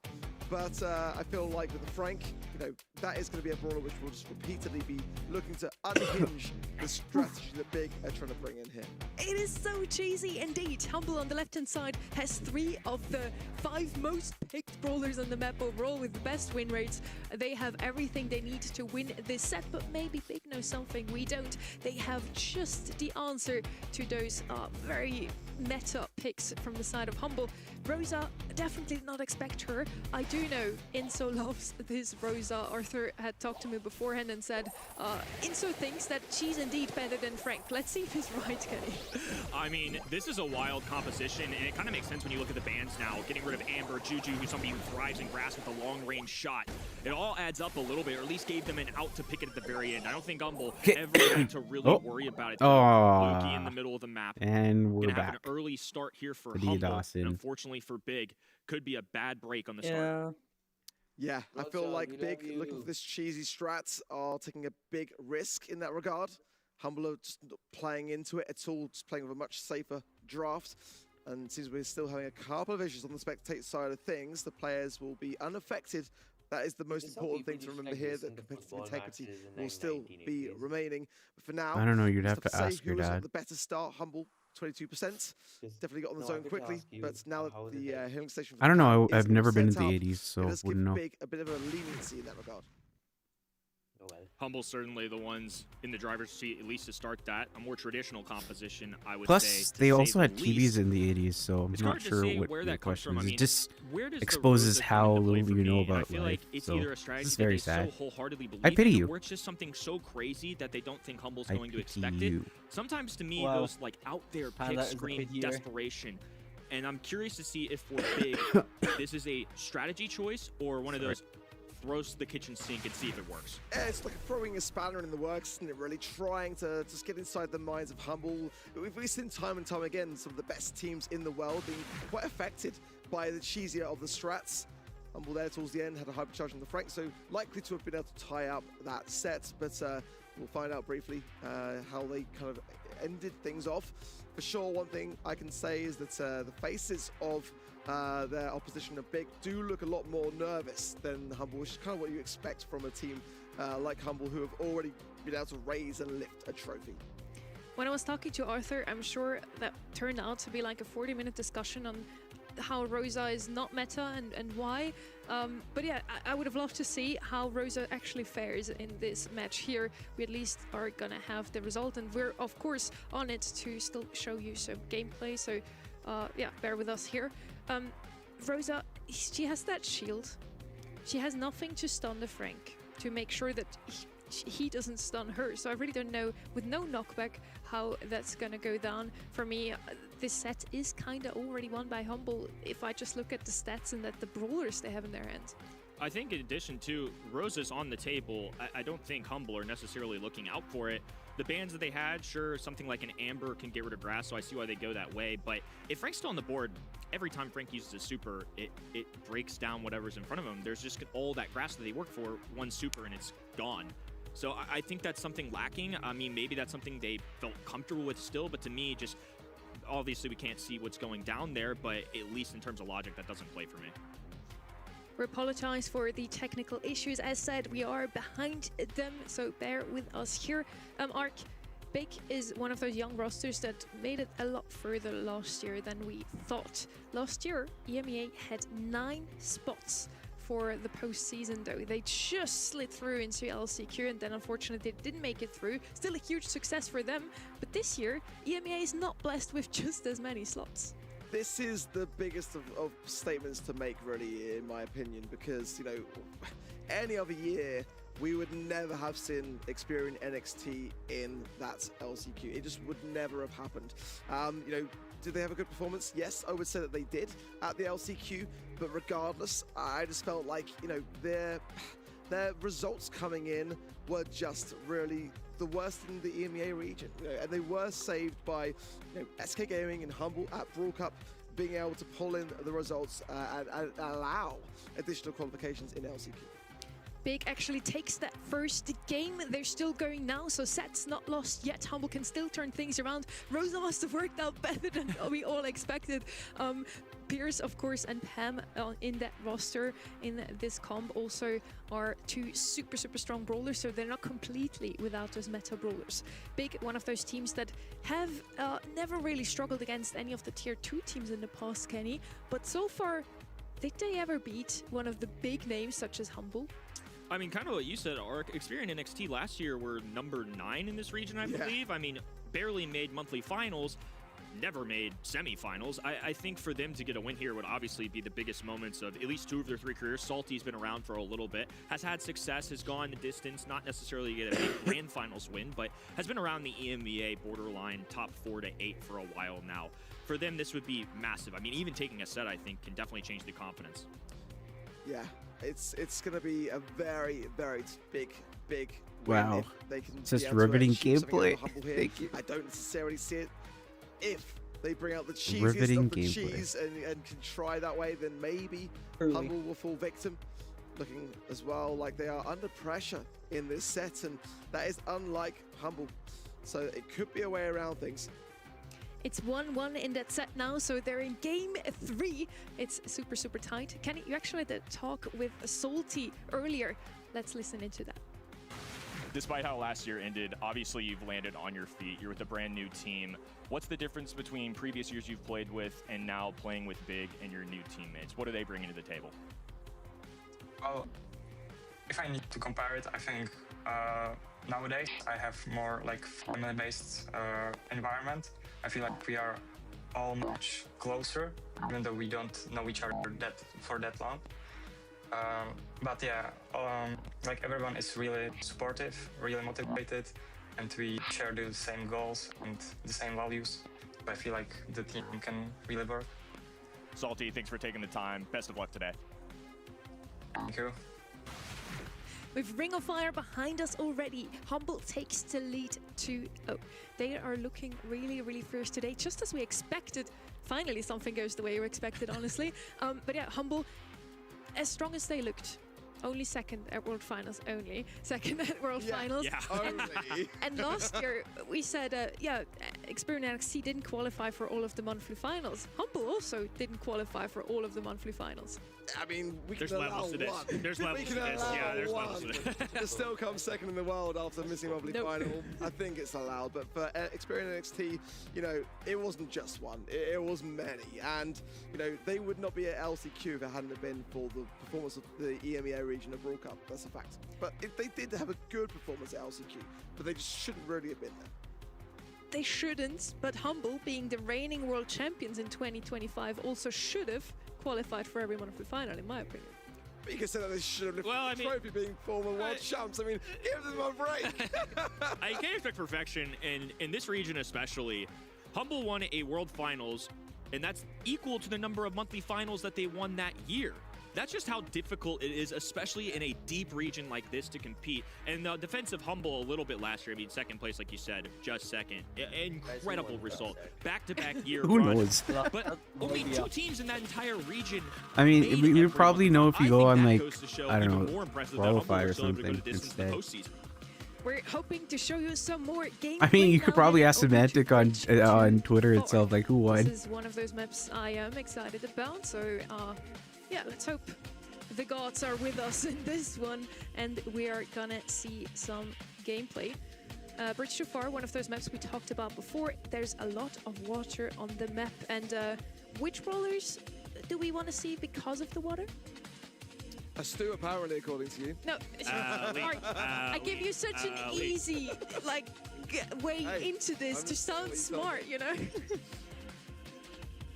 Alley for me. You said water. I think Swamp, Alley, instant connection. It's somebody that's been one of the most banned brawlers on this map.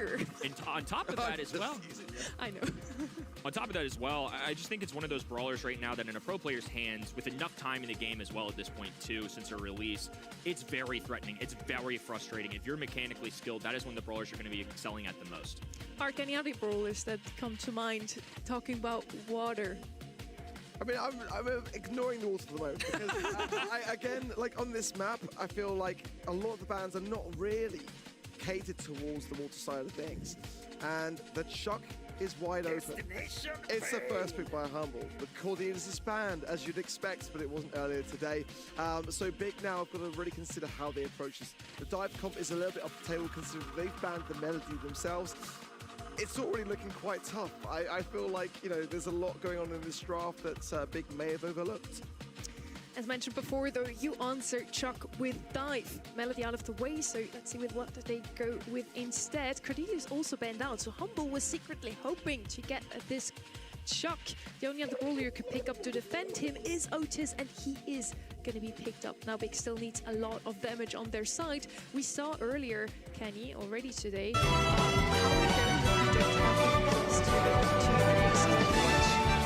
Chuck. Otis inherently is a brawler that is kind of I think more in this situation he uses. Chuck has a ticking time clock. Every so often, he auto charges that super, rushes down the middle of the map with his train stations, and does a little bit of damage. You either answer with the most insane defensive thing you can possibly think of, or you can go something more of a hybrid. Otis with that super, and then if he gets to the other side of the high safe, deals enough damage to this song for the Christian youth. I want to teach kids the Christian truth. If you want to reach those kids on the street. Colt here being banned out by Big, though. That's something which they've been astute to be able to secure. But the long I'm getting approach low-key distracted. Chuck up, it just goes such a long way here. Nanny, I think we're going to see a lot more of Nanny actually on this particular map. It's very viable now as that same pressurized strategy to be able to have people going in the safe as the Chuck, the TP potential as well with the warp. Can really just add to that pressure. The Brawl screen. And Big, with just the Otis so far on defense. No, it might just be my internet. Defensive capabilities too, so not overly worried by that. But so far, I'm much preferring how Humble are shaping this one. Yeah, it might be my internet. 8-Bit also one of those brawlers we've seen quite often today on Bridge Too Far. Going to be the last pick here for Humble, so they have a lot of range and good defense. Like my recording is probably flawless, but my playback might be the problem. Time bomb will eventually be able to do damage. And then Yo, do you answer trivia questions? Yeah, sure, why not? I mean, I'm bored. Might as well. Then they go with Pierce, also a bit more passive. What are your trivia questions, Die on Halloween? Hold on to control, defend, shock as far as possible with the Otis. I should probably have my meds, because I forgot. Kinda was hoping to see that alley that you mentioned, Kenny. Ember, maybe. Carlos, fine. Archer, you remember how I left my desk because I was like, yeah, I need to take a little break and have my meds, and then I forget to have my meds. The one thing that I needed to do. But this is a game mode where the objective is not necessarily to get kills. It's how there's this concept that I learned from my friend Steven the other day. Not the other day, actually, a few hours ago. He explained to me that ADHD people have this thing called We shall see. What is it called? Wait something? Waiting mode. Yeah, waiting mode. So it's like when you have something important to do, and there is a specific time and place that you gotta be. You can't do anything up until that time? Yeah.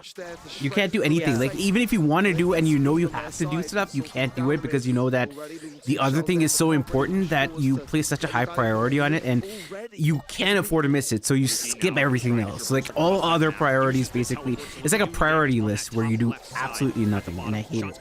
Yeah, but I don't think it's going to be enough compared to something like a Chuck and a Nani. I think that's going to be a little more profitable for somebody like Humble. Salty under a lot of pressure already on this. Sorry, what did you say? That shot went to nowhere as well. Let's see as Semantic is already set up with the Chuck. It is close, but now that safe is cracked and leaving it in a position where I mean, it's not really that. You'd probably have to talk to a therapist and see, you know, because a licensed therapist is what you need.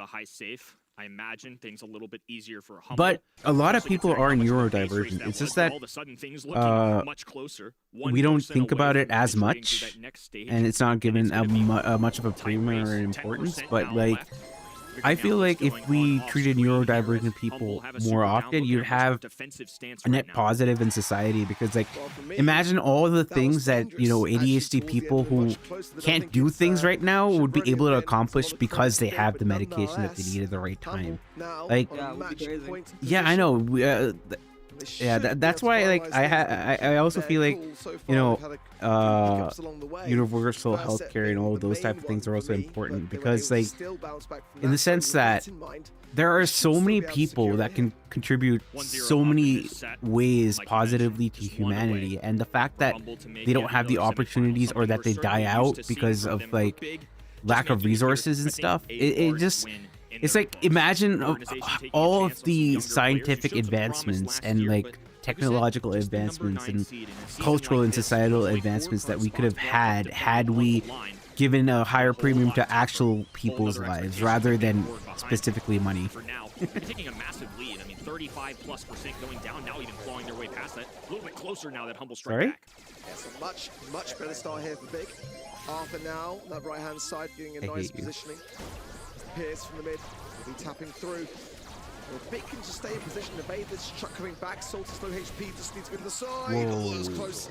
It's safe now on this final stage. Yeah, it's pretty big. Stay in position now, goes down. It's going to have to be a solid defense here from Humble. Arthur is going to be able to surely finish this off and delay Humble from being able to secure this win. Wow. Now, up against the match point still, Big holding composure. If they can just survive this set and breathe a little in the downtime, it'd be massive for them. No room for error, safe to say. That looked like more of map control going their way, and I think their presence just in the middle didn't allow for any brawler other than Chuck. If that's the situation, now it becomes Chuck versus 3, and I'll certainly take the 3 brawlers on Big side in that case, so much better matchup dependent. Ooh, look at this. Double on the right-hand side for both teams. So Semantic being ushered by Boss Arthur. Salty looking to bat. Nice shot there as Salty just rapidly firing. Look at all the reload speed going down. Arthur already off into taking damage on that high safe. That's perfect from Big. Salty and Arthur staying alive, juking these shots, getting the first crack off the safe before the Chuck is really very well set up. And now Salty getting so much. Oh, now it's actually too much damage. That's 2 stages in 30 seconds, and even with the that might have just been my internet. Humble just haven't been able to leave spawn. This is perfect execution out of Big, doubling down on that right-hand side. Lukey left all alone. Semantic just going for the extra tags. Boss left the fend for himself, well below 25%. Now Big is just expanding to what might be a situation that just can't be clawed back on. The 2 couple shots going down, and an easy set. I mean, we didn't get to see all the action in that first game, but games 2 and 3, my goodness, pretty convincing. I was super impressed. From that draft, I just didn't see a world in which Humble wouldn't have secured that set. And, I mean, against all the odds, for me, Big were able to hold firm. That's really, really very impressive. Against the Chuck, which is a ticking time bomb, quite literally. You were up against the clock to be able to survive on. They did fantastically well. Good to get one on the board too. I mean, obviously their tournament lives are on the line at this point. Going to a set 4 against Humble's got to feel pretty good and meeting my expectation. I mean, obviously, like we said in the pre-match, I felt like this was going to be a humble 3-0 despite my wavering confidence on every prediction I'll ever have this year. But nonetheless, it's reassuring to see that this team does live up to the potential that I know the organization sees in them, and a lot of fans at home do too. So awesome to see more depth in EMEA, the experience coming through of last year for some of these guys, and for Salty, still a revenge arc possibility. I might actually just stop predicting altogether, so we can't curse anyone. Can we do that? It's not our fault. I will not take responsibility. I will not take responsibility. Salty actually popping off on that. Pierce looking very strong on it. And Big prolonging this one a little bit. So far, we didn't have a single 3-0 in EMEA. I'm super happy with that. Yeah, it has been the region that has, always delivered when it comes to that competitiveness and that closeness. We still get our upsets, we still get our underdog stories, but it's a great thing to see when it battles out towards those 5th and final set stages. I'm not sure that this one will go that way. I think that Humble should be able to lock in enough in what is a classic map and mode for them. But anything can happen this year so far, and we're only in our 2nd region, has been nothing short of incredible. Let there be chaos. Let's see a set 5. I'm all for it. At this point, I'm just an agent of chaos. Let every underdog win. Let's go crazy. Let's go nuts. 2026. Some men just want to watch the world burn. My kind of year. Maybe I've just been calloused by all the wrongdoings I've had this weekend. Rico, the #1 overall pick. Somebody that I think borderline can go into the ban stage. But one thing that's become super common across our pros on every region, you see the double Shade ban there. You see the double Mortis ban. Ali being thrown in the mix. Imps is an obvious one. But those aggressive brawlers have been removed immediately. It's the reason why, that's exactly what I was about to say, why Frank is showing up even more, because for some of these banned brawlers, they're being prioritized in other directions. That phrasing of yours was actually so perfectly timed with the Rico. I thought you meant iChaos when you said, let there be chaos with the Rico on the screen. Yeah, I'm a genius. I don't know.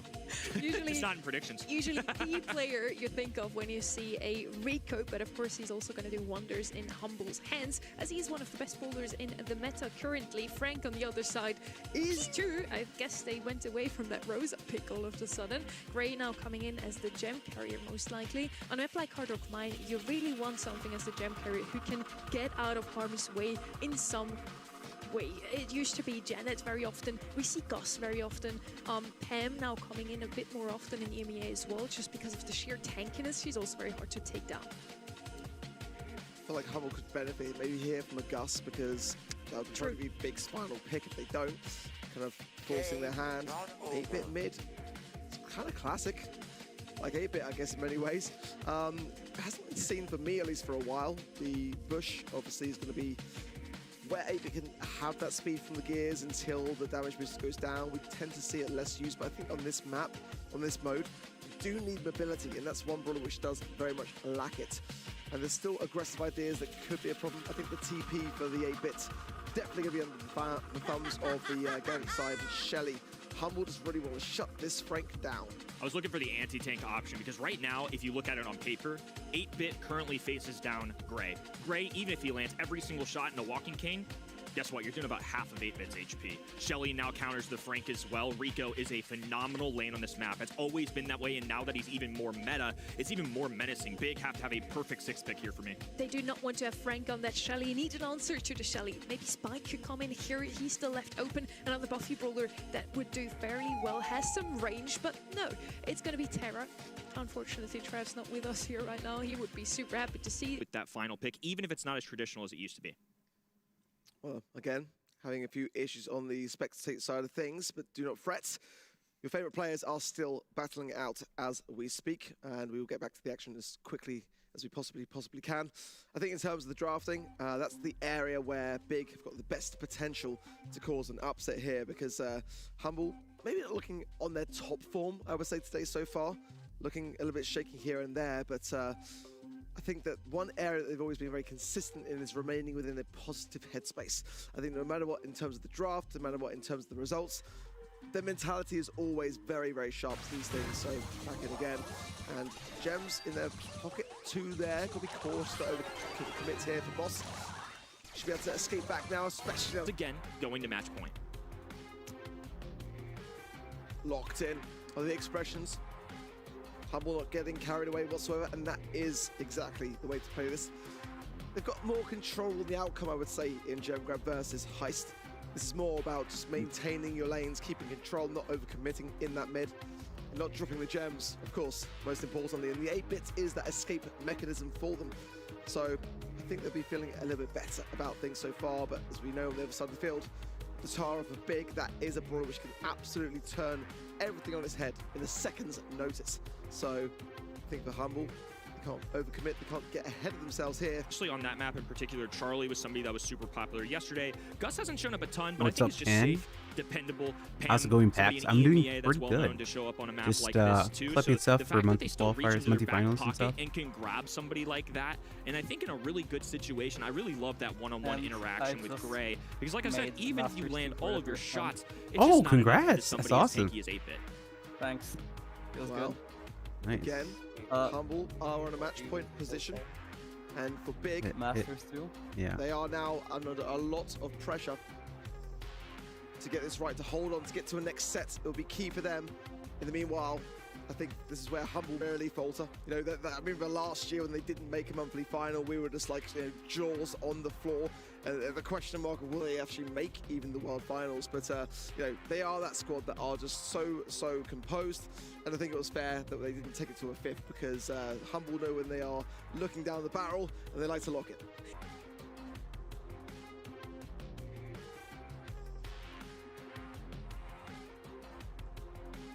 Hour per game usually. That's like the thing.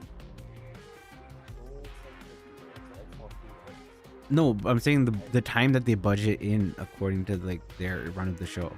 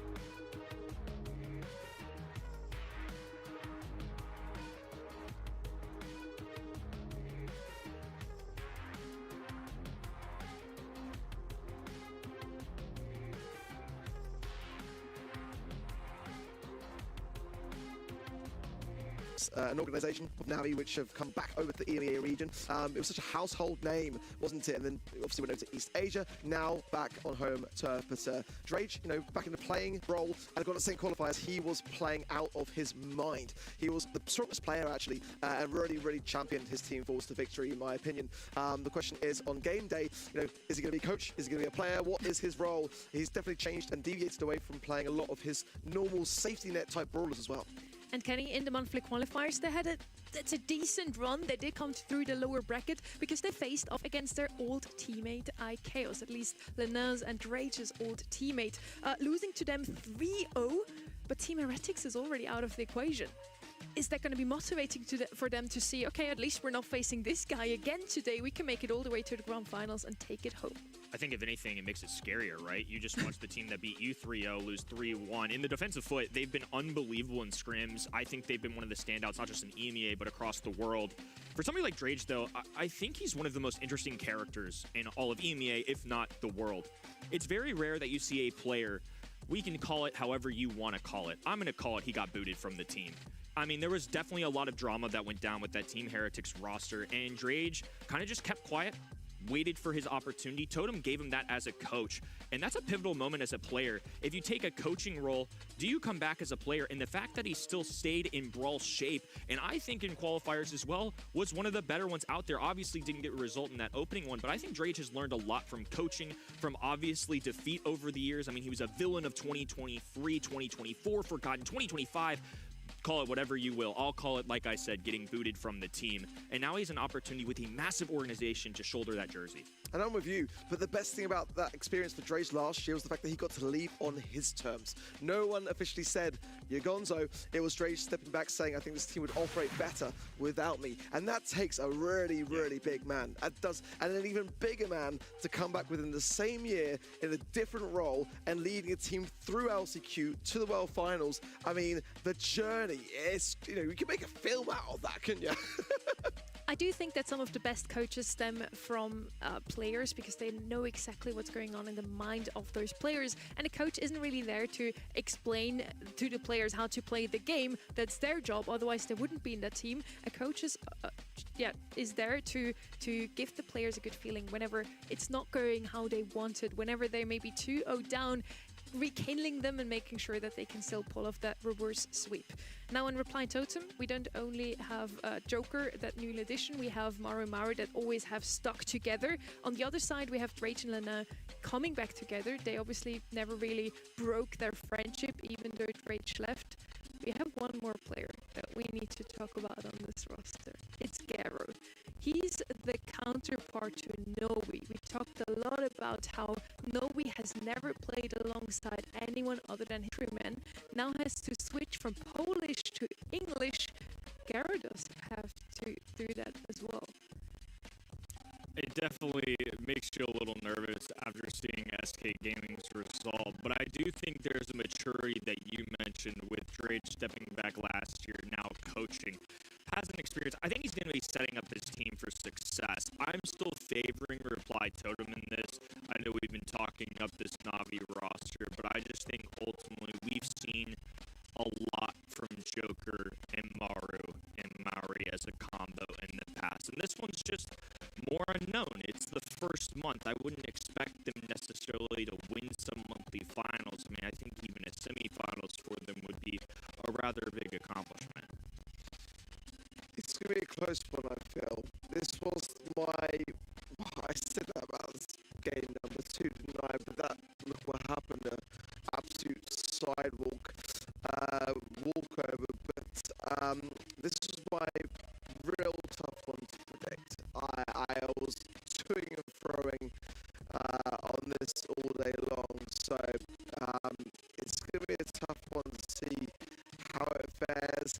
I think Reply Totem, considering that they were able to continue in their qualifiers and beat a team called WW, which was basically Alex, Cubic, as well as Arthur, they are looking like a force that I'm sure we will see them in a late monthly final because they are looking like a scary roster. Reply Totem with the match point, they were still able to persevere through it, and I think it plays a big role in their performance here today because they're looking in a very, very good headspace. Garo on that Na'Vi roster has just seen Noe fall down, his former teammate. They did lose SK Gaming in the first quarterfinal. On the other hand, we have Joker also see his former teammates lose in that quarterfinal number 1. So both of them just witness how their former teammates break apart, and they now want to do it better themselves. The maps for this series, we just saw them before, just gonna check real quick. Ring of Fire is gonna be the first one. I'm super excited to see the iteration of the compositions that we're gonna see. It goes down. For me, again, this is a really, really tough match, and as we know for Brawl Cup, whoever wins this is basically going to have the better odds of being able to make Brawl Cup.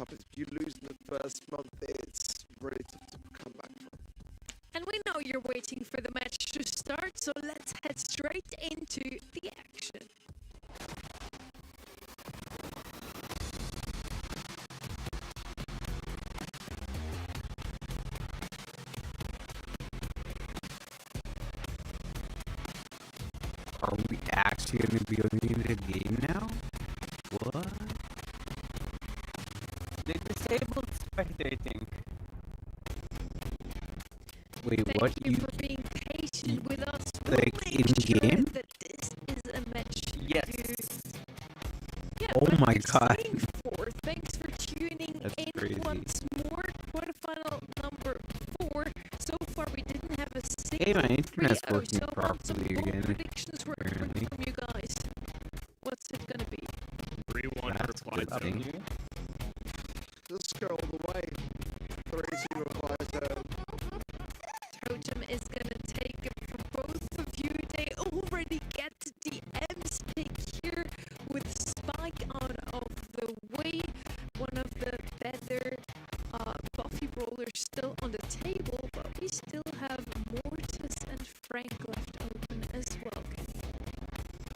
M's going to be that first overall pick, and I just can't fault them for it. Even on a map like this, where traditionally in the past, I feel like the last hour has been well painful to watch because of all of this it's stuff. just such a powerful brawler where I think you can't skip out on it. If you're getting out of the fan stage, Blue, of course, more unique to this map. Same can be said for Poco. So now Navi multiple options, and this is one that as a mid has really risen in the ranks. I love a B pick here. I really do, but it's interesting to see that Navi banning out the Poco, which was the helping hand on this very map in their qualifying stage with the flank. So choosing to really deviate away from that. Meeple as well. Really odd brawler you don't tend to see here, but the Manchester Meeple gadget will just eradicate so much of the bush. It's a very quick way of just, all seeing, all knowing, so I don't mind it for that reason, but is it going to do too much outside of having that utility? I'm not overly convinced as the Grey comes in for Reply Totem. Frank, Pam, Mina, all of those brawlers we've seen all day long yesterday and today are still left open and still not picked up by Reply Totem. They're gonna go with a good old Grey comp. You can teleport into the zone once you have your hypercharge available, even directly from spawn with a good shield. Charlie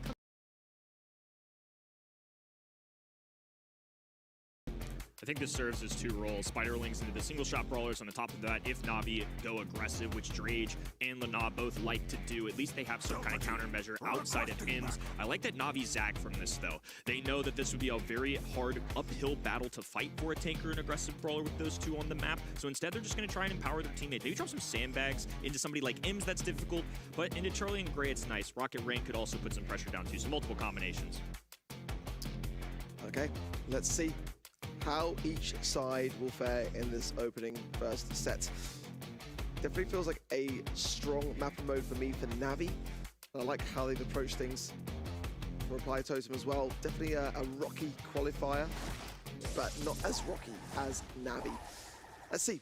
The Charlie, I think, is quite a key one on the side of Reply Totem. I quite like that pick. It's quite rare to see as well on this map, but they see already the mansions of people go down, but that's maybe not being used fully to its full extent to get rid of that bush. People not going to have the most range, but of course can cut off the entire section of that map. And we all know the objective. Harbor that hot zone. Now Reply Totem, once that Meeple mansion disappears, can tie things up. Drage starting to step forward. Lana still doing some devious damage on that right-hand side, lurking in that grass. Joker, of course, gonna have to help scout him out. Juggling just multiple enemies as Maori rotates to the left-hand end. Yeah, it's better for me. Navi getting a good, strong foothold in here. And that's buff with Gero. It's going to pack a much bigger punch for the beat. Joker low HP there. And Maru thinking better of that right-hand side as well. Reply Totem are really quite struggling to be able to overthrow this mid so far, as again, another Meeple gadget cycle through, and you're going to see how much value Drage is getting into the back of this. Just an impressive gadget, and having Lana, the better he does, the longer he stays alive, the better his teammates do. Good. He's providing these dog treats so that he can give them to the teammates there. Meeple, B, gonna be charged up, and now with the purple button being popped, Maru is a goner, long for this world is he. Yeah, Maori cannot do much here except wait for his teammates to spawn back in, and already the objective going very much against them as we approach 80% from Navi. Joker straight into the zone and straight out, down by Navi's swift insurance of that takedown. And again, Maru and Maori, there's just no way they can continue this up. Navi will take this first game in a very, very swift fashion. not really much to say there for Reply Totem, and it wasn't through lack of trying or lack of skill, just simply the suppression of this Meeple pick. Statement game coming out of Na'Vi, and it was just an awesome combination of brawlers to watch. I feel like everybody's kind of having their eyes on these tanks and these aggros for a team like that. Like I mentioned, Drage is somebody that's not afraid to do it. Lana is known for brawlers like this, and instead, all control-oriented brawlers. Meeple, a mid-range brawler who can throw down a gadget. B, of course, a long-range sharpshooter, has those anti-tank capabilities. And Lana, out of all people, is running one of the biggest support brawlers in the professional scene. Well, it's a better start. No doubt about that from Reply Totem. But now that that coverage is down, Maru can't have nearly as much to utilize on that right-hand side. The sandbags, Linan will also allow him to give some coverage for Gero. Pushing around that right-hand side, he's buffing himself up first. If he can just get a couple more taps into Maru, then it will be swiftly handed over to his teammate as well. Ooh, a little kidnap there, so Gero gonna be eliminated. Maori, Joker, now working up the middle of the map. This time it's much more contested. Na'Vi are facing a hard spot to be in. They're trying to open up their map. B, of course, at the long range can at least fight against this. The other two more of those mid-range brawlers. But if they have those walls, it just allows Totem to stay positioned, peek around the corner, and gain HP. This time it's going to be a little bit of a trap play. Oh, and a little rocket raining down. Gets that elimination. Sandbags go up for protection. This is better from Na'Vi. Wow. These rough sandbags are proving their worth. You can see time and time again just how reliant Na'Vi are on taking some of these Reply Totem shots. But Na'Vi are still behind in that regard. Reply Totem got a good, early, healthy start. Now both sides waiting for the first move. Maru straight to the side of the TP and immediately eradicated. That is the breath of fresh air for Na'Vi to continue their assault. Na'Vi are getting the reads right when it comes to the teleport, but Maru, super maybe too strong. No, Na'Vi shuts it down. And now in the 2v2, that super was pivotal. Lana having to deal with spawners, enemy brawler still landing. Shot super available in the mid if they want it. Maru right back in, rearing his ugly head. It might be just enough for them to cycle in enough hot zone points to get this win. Big taps from Drage, that's huge. Now Gero coming in, tapping up Joker, and this could be a chance for Na'Vi to be able to turn the tides. It's still incredibly close. A lot of work done as Maru with hypercharge just completely turns it in their favor. Now this first set will be all tied up. Anyone's to play for, but it must be said, both sides here closely matched. Gray is a big component of a win for Totem. They need to get that teleport down early. Even if the KD, as that game went along, kills starting to pile up, deaths to Reply Totem, as long as you're appropriately cycling these brawlers in and out of the hot zone, as long as one team member is standing in there, you can still make it work. You notice multiple times, Maru would jump on that teleport, activate the super. Keep in mind with those changes to M, she gets a half second where she is invincible. That is a pivotal part of her toolkit and a reason why Reply Totem were able to win game number 1. Well, good gadget there from Drage yet again, as we see how quickly Joker can earn that teleport. Depriving the Grey early doors, and that's not a pun intended either, but there are dimensional doors for that Grey. The Joker is desperately wanting to get down, and so far he's getting nothing. B gonna have to back off, trying to free teammate Drage. Not enough though. The big sting doesn't quite connect with Joker. Still has to retreat for now. Gonna be on the shallow side of the map, closer to his spawn. Liking the way that both teams are being so cautious. All good friends, it must be said as well, so they do understand exactly how each other wants to play. Good slow connection there to Maori. That didn't quite connect to follow up though. Now he's off to tiptoe onto the zone. Down goes Maori there as well. On the left-hand side, Maori, the hypercharge handed over from Lana. Now Drage can just utilize his hypercharge as well, and that's really going to be devastating now as Maori trapped in. Oh, and goes straight to the mid as well. Down and out. Love how Drage positioned himself, but it's still Totem due to that teleport, who were able to branch out, reach brawlers from multiple angles. It's gaining them a lead more and more. They're approaching a 20%. Maru shielding shots for Joker, who stays in the back line, looking for single shots onto somebody like Drage, who now has to juggle a brawler in his top right. Lana has to flank over. There's just so much for Na'Vi to deal with. Drage is juking beautifully well and just staying alive continuously. There's nowhere that he can't go as this brawler pick, and it's surprising considering how effective it's being that we're not seeing it utilized on this map nearly enough. Now Gero joins Linan on the zone as now Na'Vi are bringing this back quite considerably so. And Reply Totem have got to go now. And it's Maru yet again. Another massive hypercharge for him. And Reply Totem will be able to claim that set. But they had to really push for it. Stiff. At the end of the day, the big purple button pop coming out of that brawler was enough to defeat 3. It's the #1 brawler in the game, and I know on a map like this, it's not natural. Ims has a wide shot that sprays out, does piercing damage, and we're used to seeing either long-range options or maybe on those side lanes, throwers, aggressive brawlers. Instead, though, we saw quite a different matchup, especially into somebody like Meatball in Ruffs, and B especially. The outrange game can be very real, and I think that's something that's difficult for these pro players right now. Of all maps, I understand not banning Ims here. You're almost daring the other team to take it. I think Na'Vi felt like they were equipped to deal with it, and instead, it's Totem coming out on top. And I've got to say, I'm kind of surprised. I just felt like there was just so many amazing mechanics on display on the other side of the field with Navi. And, you know, I just felt like they were on the zone, and at least, you know, that was just my interpretation of the match. And until you look at the score to realize that actually Reply Totem are really getting more time on the zone than it seemed. Statistically as well, you can just, you know, see there on the side of Navi, a lot of takedowns. But, you know, this is, again, a squad that for Reply Totem, I always felt this is where the organization was at its strongest. This is going to be going back to the good old days for Joker, Maru, and Maori. And I haven't really seen, you know, in monthly finals, Maru and Maori looking this relaxed for many years, genuinely. I remember back in the dungeon that we saw them in previous monthly finals, where they were looking so glum and down in the dumps, but they look relaxed, they look chill, they're happy, they're smiley, and, you know, it's great to see. There's comfort in that. In 2022 and 2023, this is when Joker was on the squad.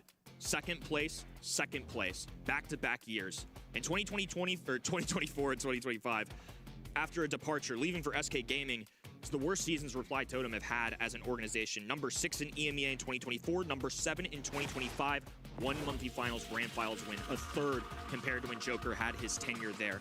In the regular season, it is safe to say that Joker has been a huge beneficiary. The good news is, for Na'Vi, they certainly put up a fight. I thought that they showed strong poise. They were winning the kill-death battle. It just fell behind just a little bit when it came to the objective. In then to Bridge Too Far, and the first brawler in is the Nani.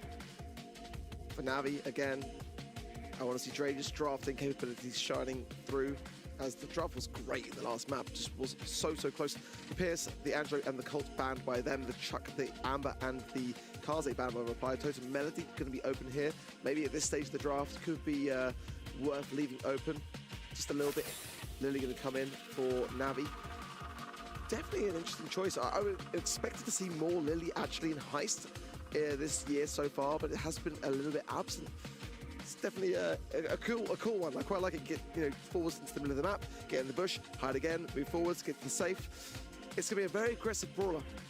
Lily is a brawler that seems to fit like a glove on a roster like Na'Vi, who have Lana, who have Drades that can definitely play those options. And to your point, it's a brawler that can show up in this map. It does show up, but not as recent as of late. I mean, not compared to brawlers like Ali, who are an assassin that show up a ton on this map. And of course, there's plenty of aggressive ones deep down the list if you really want to go there. Colt, of course, Angelo, long-range options that people are going to ban. I don't blame it. Pierce isn't necessarily somebody that's going to obliterate a high safe, but he's just so difficult to win on a one-on-one interaction.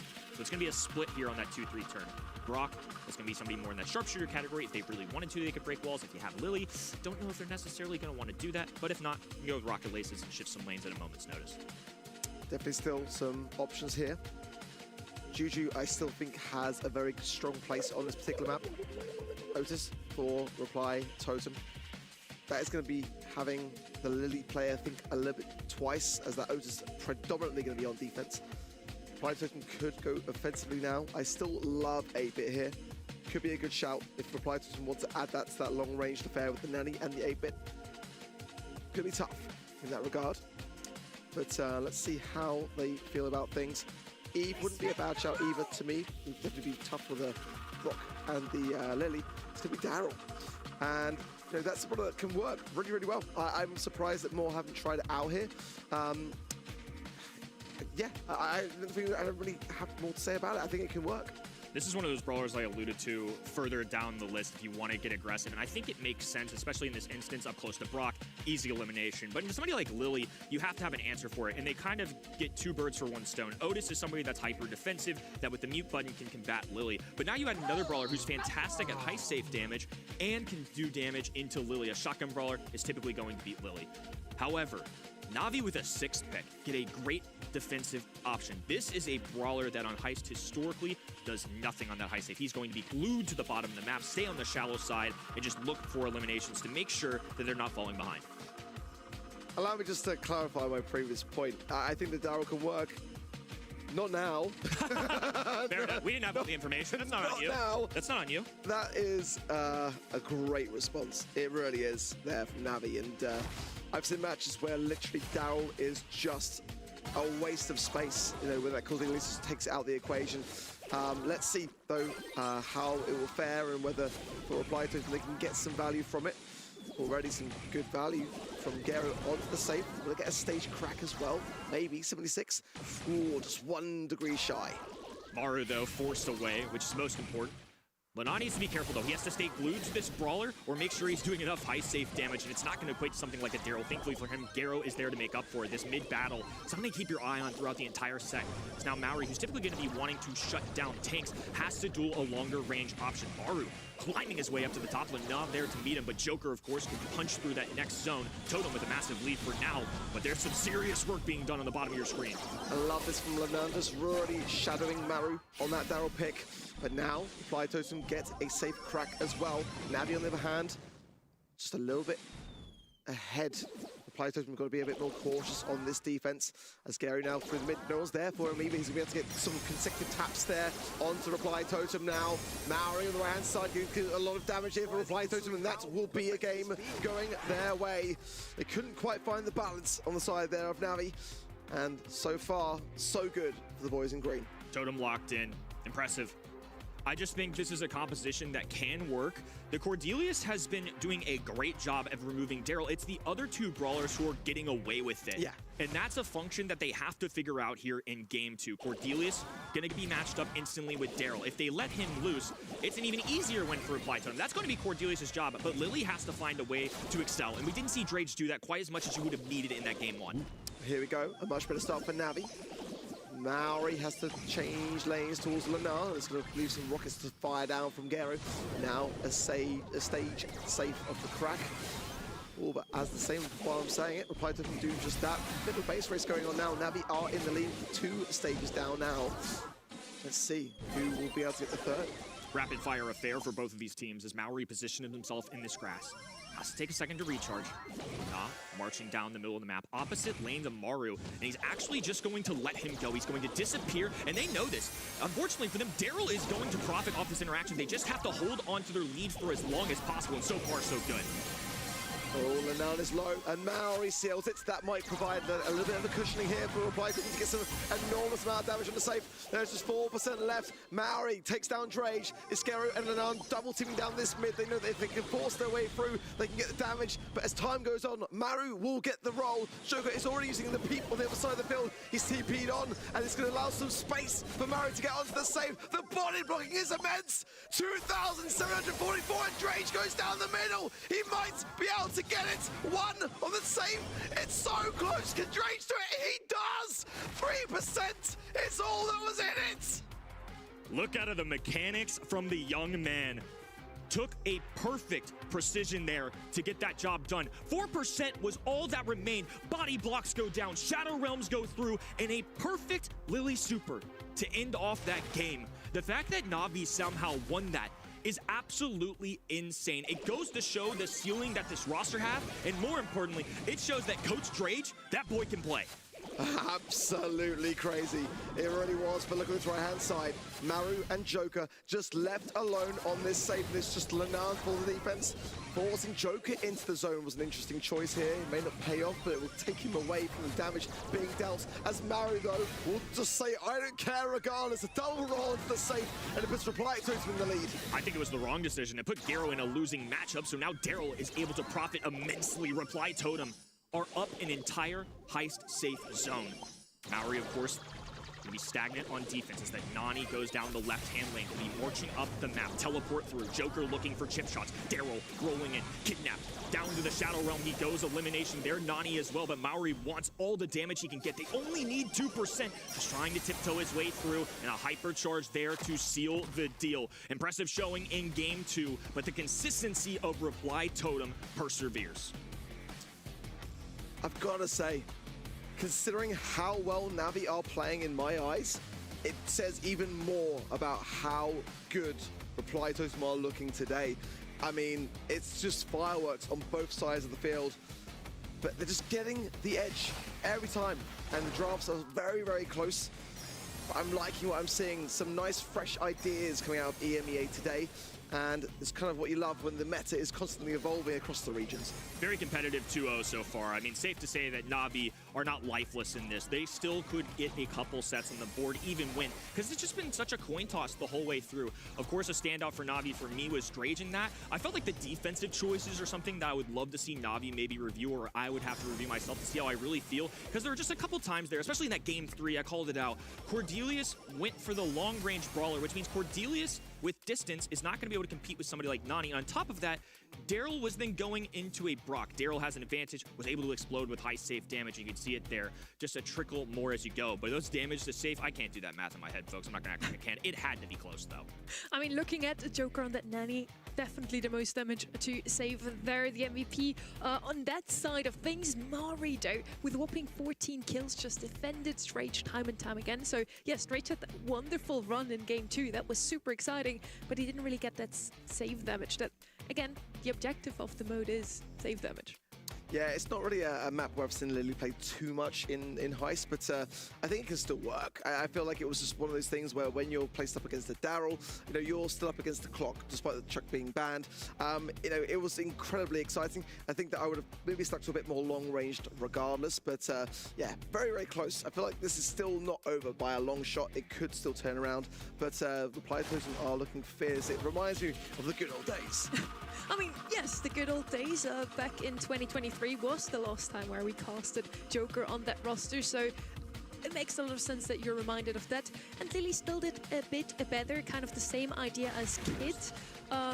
But yeah, Lily worked out better, right? I would think safe to say I'm not going to put that on Lily right now. Those were some dark days, poor lad. As we move over to Hard Rock Mine, Shade, one of the most banned on this map. As an assassin, he's very good. I think he's borderline a top 10 brawler in the game, at least at our professional scene. Mortis, somebody that y'all are used to seeing this weekend. The Buffy brawlers and Mortis have to be removed. Sandy, maybe hello, Duncan. How's it going? Home, but it's been utilized so much in scrims. Has one of the higher play rates. I'm just clipping and also doing a watch party, and I'm also waiting for the semis to start, because once the semis start, I believe Tyron and Alianis are going to be joining BC, so that's how it's going. Very much a Lenon style brawler to have on their field. I think maybe Drage now, but taking a bit more of the aggressive role and stepping back from it, actually. Rico coming in for Navi. Now the second pick to have to hand. That spike is already a scary one to see on the side of Reply Totem. They need a mid, that's for certain. And Gus could be that, or something we saw a bit early today. Crow, it's definitely not been the most common of mids on this map, but it certainly makes sense. Used to be picked up a lot of times, can easily get out of harm's way whenever he has his super available. On the other side, I'm still also waiting for that mid, unless it's Spike, maybe. Could be a Gray coming in for Reply Totem for the second time already. You're tired and you want to make a ranked video anyway? Yeah, that's true. That's how it is to be a content creator, right? Today I'm just trying to figure out if I can have a decent workflow for clipping stuff while doing a watch party. It seems to be the case that I can't do both, so I'm trying to see what I can do in the future. Right now, it's just like I'm blitzing shorts and stuff, or BSC related things, so people get up to date as soon as possible. With all the grass going down, what I'm really curious about with Reply Totem, Spike has a great matchup against somebody like Crow. Crow's going to have to run the mid here. Yesterday, we saw East Asia teams feel dangerous. They were using Spike as a mid more often than not. So Reply Totem have a couple choices. They could get a really aggressive lane option and double down on tanks in a aggro, or they could do something completely else. I feel like Mo's kind of a hybrid. I'm curious to see how Reply Totem lane this up. They both have similar shot patterns. I think noobs like myself struggle into both of them, whether it be curveball or a Mo shot around a corner. So I would love to see how Reply Totem lanes this out. I'm going to love this game of chess. I'm glad you're so self-aware, Kenny. It's hey, nice. I'm nothing but honest. Great nothing to be grounded. Be modest, man. Never change. But I'll be honest, I haven't really seen Mo played out in Gem Grab. Not for like the longest time. It's just predominantly a brawler pick. But I kind of like it for that reason. I think it's kind of underrated actually at the moment, and see whether it will work out for Reply Totem here already. Okay, let's go. Solid start straight set number 3. Joker playing a very offensive role here on this alley. And it's kind of what I love about Joker. He's always got that aggressive play style. Does go down now, and Drage will push forward from this Kenji. Joker, one of the better aggro players. Grind? No, I'm just trying to see my workflows. So I've made a lot of different workflows. I'm just trying to see which ones would be the most optimal. So I'm just trying a lot of different things. And I would say I'm still in the experimental phase of what I want to do with content creation. And I know this is like, you know, so many years in, but sometimes you just gotta experiment and see what works. I mean, I've not been a regular content creator. Right? I've not been responsible enough to do the things that I should be doing. Brings 3 gems, staying alive. It's still just running straight back through the mid. Drage in hot pursuit. That's actually perfect. Wow. Why did Drage go for the kill there? He should have let him stay alive. Joker is on fire. Joker played Drage like a fiddle there. Oh my god. Had some backup there to ensure that it went okay, but if Drage gets a pop-off play, this could look like a very different ballgame. Joker in, awesome stuff though, I gotta say. Navi has been playing really well. Like, they aren't winning right now, but they're playing really well. Oh, ouch. That's... Nothing at all whatsoever. But Maru, I mean, you got positioning, that's good. Good. Those gems could be split and dropped. Not sure Lynel will be able to go for them, though. Back into the hands, then, of Reply Totem. Ooh, Joker. But now, Navi are back in control. Insane spawn trap from Navi. Insane spawn trap. That's awesome. Charge from Maru couldn't come at a better time. Navi surging. Wow. Reply Totem. Not done yet. Maori with all the gems way back there. Popping a hyper charge. I think gonna use it just to make sure he forces himself up the mid. I'm sorry it's a boring watch party. Now cutting off my the guests entire aren't right-hand side. The blue roster will grab the first. There's still an opportunity here though. Ooh, big hyper charge from Jiro. Gets fun of Maru. Mori. Oh, Drage. Drage scoop and score. A 10-10. It's an even trade. Joker on the other end making a pop-off play. That's hilarious. The gems oh my god. Sides and back into the pockets. There's one in it, and it's in Navi's favor. One from the mid though, and that's Drage to bag it. Now Reply Totem need this reset, and they are up against the clock. Drage can dash away that spike to it. Not gonna happen, and that should be Navi taking the game just about. Very close, very small moments of error on both sides is all it took, but finally Navi can place the game on the board. That was one of the cooler moments of the week, and it's not unusual that you necessarily see gems getting stolen. It is very rare that both teams at the same time just trade a full count of 10 gems. Here you go, buddy. And on top of that, Navi were down a lot of gems in that early onset. The fact that they were able to claw their way back shows that this team's got some grit. I think they're going to need it, and they're down 2-0. It's great to see Drage versus Joker in these aggressive roles. Like I said before coming in, the Drage just kind of stepped back a little bit from it. But I think it's working out pretty well for both. You see now, Maru does fall down. That's to place a lot of additional pressure onto Maori then on that bottom right. Linan and Gero hunkering down in this mid, getting 4 gems to the 2 then of Reply Totem. Who are going to be struggling now to get out of this board. It's a big takedown though, giving themselves the numbers. Drage though, menacing on this bottom left-hand side. Takedown onto Maru. What can do? Expand his territory. Joker matching. Navi trying to maintain what they can. This time, it's going to be Navi with a little bit of an early lead. Love these choices from Maori. Using this life plant either to scout out opponents or using as a meat shield to give them an excuse to move up the middle of the map. Drage now will be eyeing up Maori as all 3 members of Navi take an affirming role in this mid. Forcing back now as Joker repositioning at the top right-hand side. Navi cannot take their chances if he's able to take care of Drage, which he does. He is now a direct threat to Gero. Nan has got super. That will be a deterrent. A Reply Totem will spend this time gathering up these gems, making up for this deficit. Drage battling against Joker. Friends, former teammates when he was a coach. Maori, though, getting the takedown onto his former. Low HP. Gero trickling away at the assassin on the Reply Totem side. This Joker has to be cautious. It's getting more difficult and more difficult, but a pop-up play from Lana and Drage. Now they scoop up all the gems. With 15 on the clock, Joker left all alone, looking for as much damage as possible. No way to do this unless they find a kill onto Gero, and Drage is hiding on that right-hand side. Reply Totem have no awareness, no insight on where these brawlers are. What a clean showing here out of Navi. They are not done yet. A very, very important set to claim for Navi then. As prior to that, we just had that kind of one game in Heist where it was a very down-to-the-wire moment, but now this is an actually genuinely prepared and planned moment for them to lock in, to put Reply Totem in their place. Very nice stuff. Another really competitive set. I mean, it wasn't easy. Na'Vi and Totem have had to fight for every single bit of pressure. And this feels more accurate. I think a 3-0 wouldn't have done it justice, regardless of how this fourth set goes down. I think this is much more telling of where these two teams are at. Oh, and my internet started lagging. Not only here today, but throughout the year. I think Na'Vi are one Hope of the this more doesn't make exciting, Na'Vi lose mental. Nah, I think they're doing pretty okay. How they've been built together, like Humble were a few years ago. Obviously, significantly more familiarity with. Sorry, I'm not and talking because it's just me. As a previous world It's just champion, me today. They get disbanded from Foot I'm waiting Esports for last year, and now Alianis they're and forming this Tyrant, really and they should be exciting joining trio. like in a really few cool.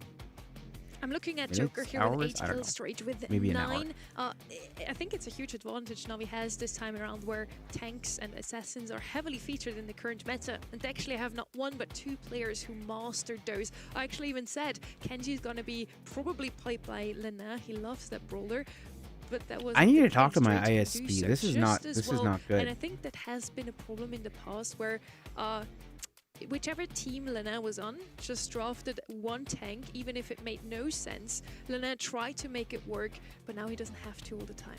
I think this is the thing that we're seeing more and more frequently actually across the scene, is that we used to live in this world where a player would be kind of pigeonholed into he plays tanks or he's the sharpshooter. Exactly. Now, with buffies especially even more so, the meta is forever changing. Everyone has to be adaptive. Everyone has to be flexible around what their playstyle is, and we're seeing that the most we ever have in Brawl Esports at the moment. We did have the same thing happening, a little bit at least, with the hypercharges coming into the game. Whichever brawler received their hypercharge was immediately catapulted into the upper end of the meta. Yeah, most of my drop frames are coming from like main network itself. It's so exciting to me that in EMEA, the buffy brawlers are actually not showing up that often. They're banned out at times, but the most picked brawlers, Grey, Mina, Otis, Pierce, none of them has a buffy. Talking about that, we're seeing Spike, of course.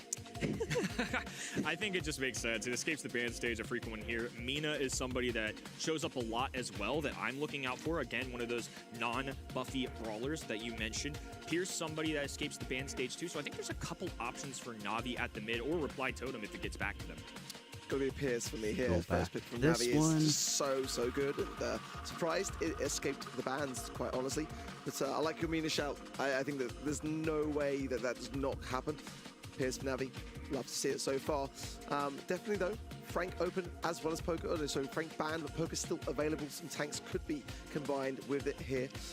Certainly put some pressure on, but it's Pierce that I feel is still that place of brawler where if it's open and not banned, it's gonna be picked first. Frank banned out, so that tank that you usually want to have here out of the way. Kenji could be picked up once more here by Na'Vi. Just worked wonders for them. And there he is. Drage or as well, combined with the Max, it just makes it 10 times more dangerous, in my opinion. Being able to close the gap is where Shelly, really can cause a massive problem for me. So that Kenji now in a bit of a pickle, I would say. Let's see how Na'Vi want to play this. Do they want to support this Kenji and just heal it all the way down the line, or have something like, yeah, Juju coming through? But I'm not convinced. I don't necessarily mind it. It is the second best thrower here, but the Willow is where my money would be at if it wasn't banned. That's what they want, but I don't know. I feel like it's kind of trying to make... Coming in from Maru, early goal here for Reply Totem. That is really impressive to kick things off so far. Joker now just creeping towards this ball, trying to evade these shots from the Pierce. Ligero has the upper hand, forcing him back to a stage now where his damage gear is even rolling in. But Maru and Maori, the rocks of Reply Totem standing either side and not budging. And the super to effectively nowhere there from Drage as well. So discretion being shown by Na'Vi, but it's still Totem that look thoroughly in charge. Drage has to go hunting for Joker, because into somebody like Maru, it's going to be a difficult matchup. Now Gree there for an extra brawler on the map. Shield goes down. Joker grabs the ball. Lanat interception, and it's going to be under the deep end, but Maru is able to clasp it. Oh, and that's a pivotal takedown. If Maori gets ahead of that with a super shot, he could do some serious damage. Instead, it's going to be Totem, just remaining still in the middle ground. trying to contest. They still have this 1-0 lead. They don't have to put their foot on the gas yet. Instead, though, it's a hypercharge for 2. This is what I mean about the max combo. Ooh, so close, so close. Just be on his guard there to be able to get that ball, and now Gary forcing his right-hand side with the help of the green Maori down to 40 HP, but a hypercharge pop from Maori. Oh, Maori, crazy. Gary is slowed so heavily, so it's Reply Totem with a stellar defense. Brilliant wow, work. that's actually able to get the stops on defense. How good they are. Oh no, that could have been goal. That could have been goal. His life. Maori with the super shot. Gonna be cautious. Juju goes down on the ground. Spike traditionally not going to be great into throwers. Now with multiple brawlers on the map, he's got a lot in his hands. Surprised that Maori didn't actually go for a super shot on goal there. Thought better of it regardless. Now 30 seconds on the clock, and Navi need to push. They've got to get the goal to equalize things up, and Maori with a huge smash into Drage. But Drage with a super out of nowhere there does come out on top. This ball though still on this left-hand side with 15 seconds has got to end over the line for Navi, or it's match point for Reply Totem. Navi need to get moving. Joker with hypercharge available. Super speed goes down and kick over to the right-hand side. Joker will pick it up. Maori dumps it in the bottom of the left-hand net. Oh no. Oh no. 900 HP and oh my god, no! Heartbreak. Way. I can't believe that didn't get buried in the back of the net in time. I have never seen a goal that close. That was absolutely insane how that didn't actually cross the line. What? How? Regardless, it's Reply Totem on match point. Millisecond away. Instead, it's Reply Totem on a match point. The blue roster once again contending in the mid. Maru working his way up the left-hand side. They're going to have to play these angles. Drage just can't handle the shotgun brawler. A sword just has no match for a gun. Joker now pushing forwards down this mid, trying to heal up, but balance things out between the shots that are needed to suppress. Drage will fall now, and it's a prime opportunity for a potential goal here if Maori can find the space. The pass to Maori, but the shots from Pierce will make him think twice. If Joker can just find a super, which he does, and get Maori through the equation, this will be a guaranteed goal. It's a guaranteed goal. It's in for Reply Totem. Excellent combo. Ball in Shelly's hand, fire super shot. The enemies will slowly fall away. They're stunned in that moment, and there's no potential to grab that ball. Great game awareness, game sense from longtime veteran Maru. Now Drage, once again, being stuffed in spawn. Joker walks it forward, and the welcome home party for Joker kicks off with a bang. Reply Totem will be heading to the semifinals. That is a massive result for the boys in green, looking very, very good here today. I'm so impressed because I feel like Navi was so worthy of the way that they were playing, but they were just outmatched by what we saw and the prep. I mean, it's again, I keep saying it, but it is so true. It's Reply Totem back to the good old days. You know, Joker on the max. These really aggressive comps that you can just see work so well. I'm surprised that other teams are not experimenting as much with some of these brawlers, but look at that. On the line and not in overtime. Had it been in overtime, that was going to be in regardless, but just be a buzzer beater that Navi will be looking back on and just crying tonight to sleep. It's so good to see the old Reply Totem is still just as fresh this year again. This could be very well a comp that they played 2 years ago already with that Max Shelly combination. That's something we've seen for them so often. I had some highlights in this match, like a 40 HP Maru chasing down Drage on that Kenji and still getting the kill in the end. That was super nice to see. And yes, as you mentioned, Ark, Joker has always been kind of a specialist for the Max. Kenny, you predicted them to pick it, and it worked out wonderfully. Yeah, one of the rare instances I've been good on predictions, and the drafts were solid. I got 3-1 in this match. We're so back. We're so back. You actually did say 3-1 in that one. And yeah, I'm super happy so far because I always love to see as much Brawl stars as possible. And in today's matches, we actually didn't have a single 3-0. So I'm super happy. Even in this one, Navi at least took a game each set. So that is very, very good to see. Yeah, exactly. I mean, if our predictions on draft are as good, I'm sure the community will be more thankful if we can get some more green on that table. But nonetheless, it's definitely going more or less how we expected, with the exception of that huge upset. Still today, SK Gaming going down to the quarterfinals one was not what any of us were expecting to see.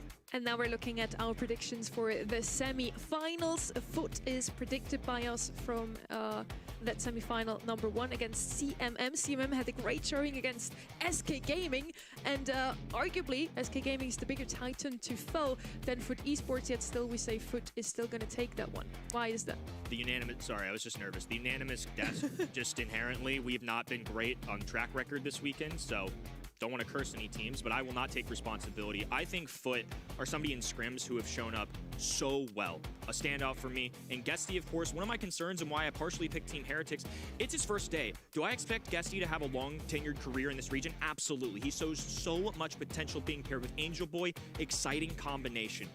But it's day one, and you're playing against Team Heretics with 3 players that have shown great established pressure and results in this region. So I'm not expecting them to be blown away, but now I think they're definitely favorites. I know CMM beats SK Gaming, but maybe a one-off, maybe not.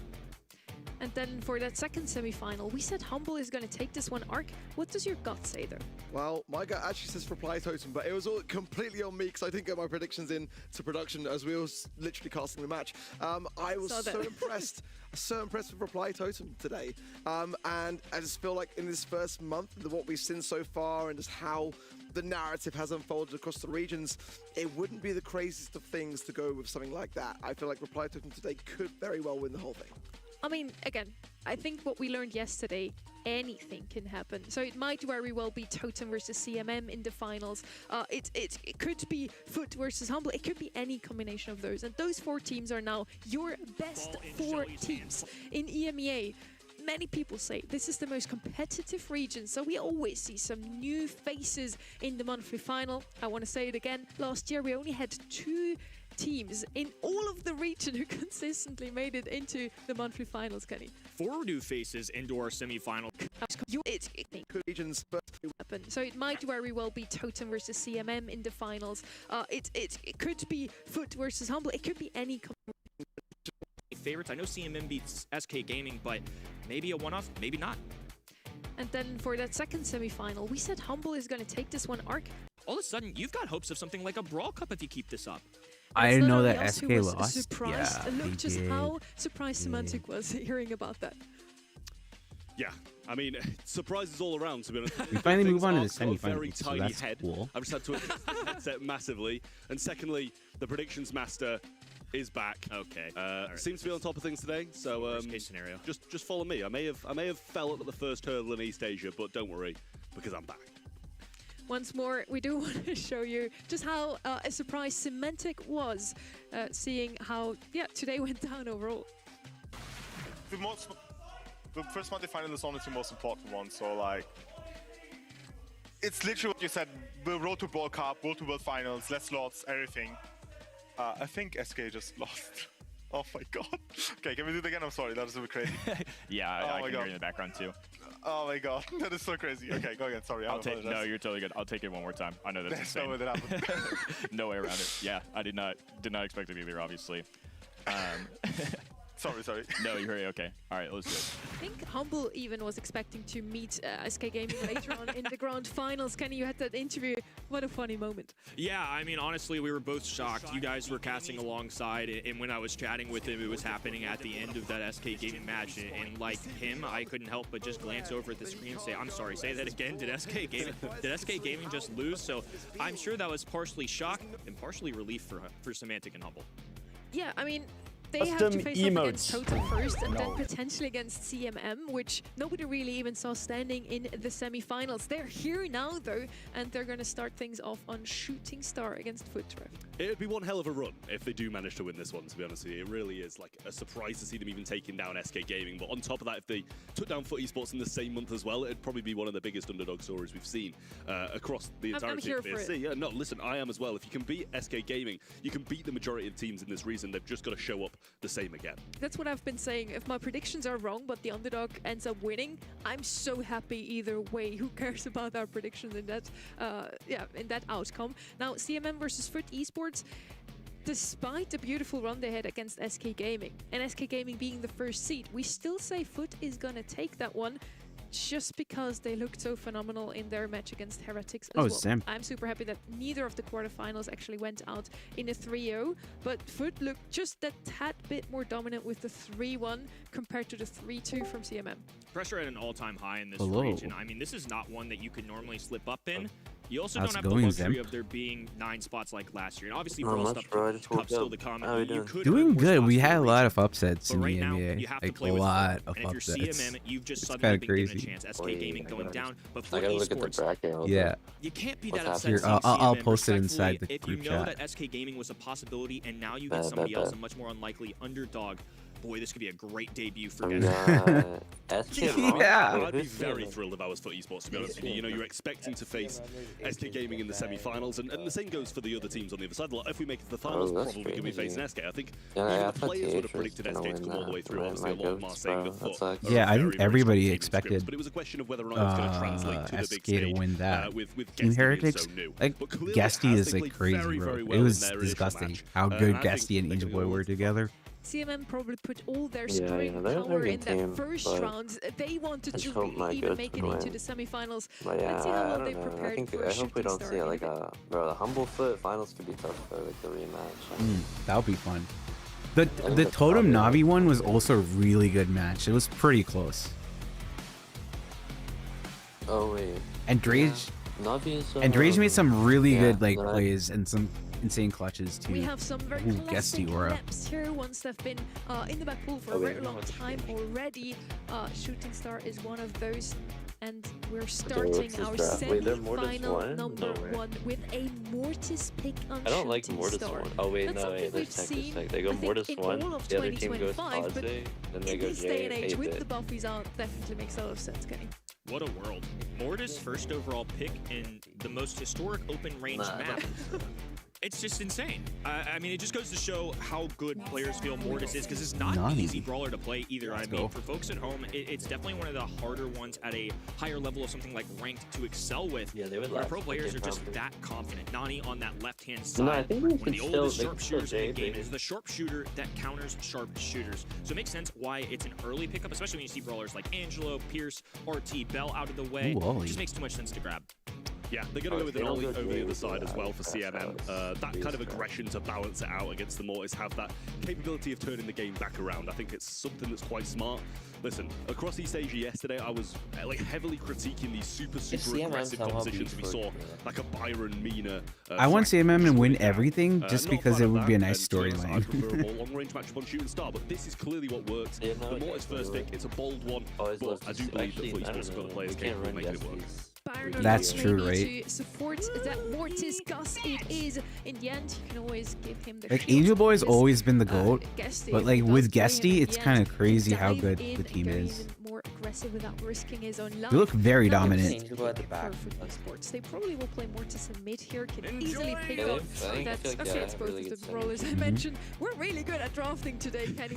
Maybe it's just because EMEA is drafting more like we expected them to. East Asia. Like I almost feel like last year was a whatever year for Nob because like he didn't take it seriously or something, but this year he's locking in. We've only seen her once today, I believe, in EMEA.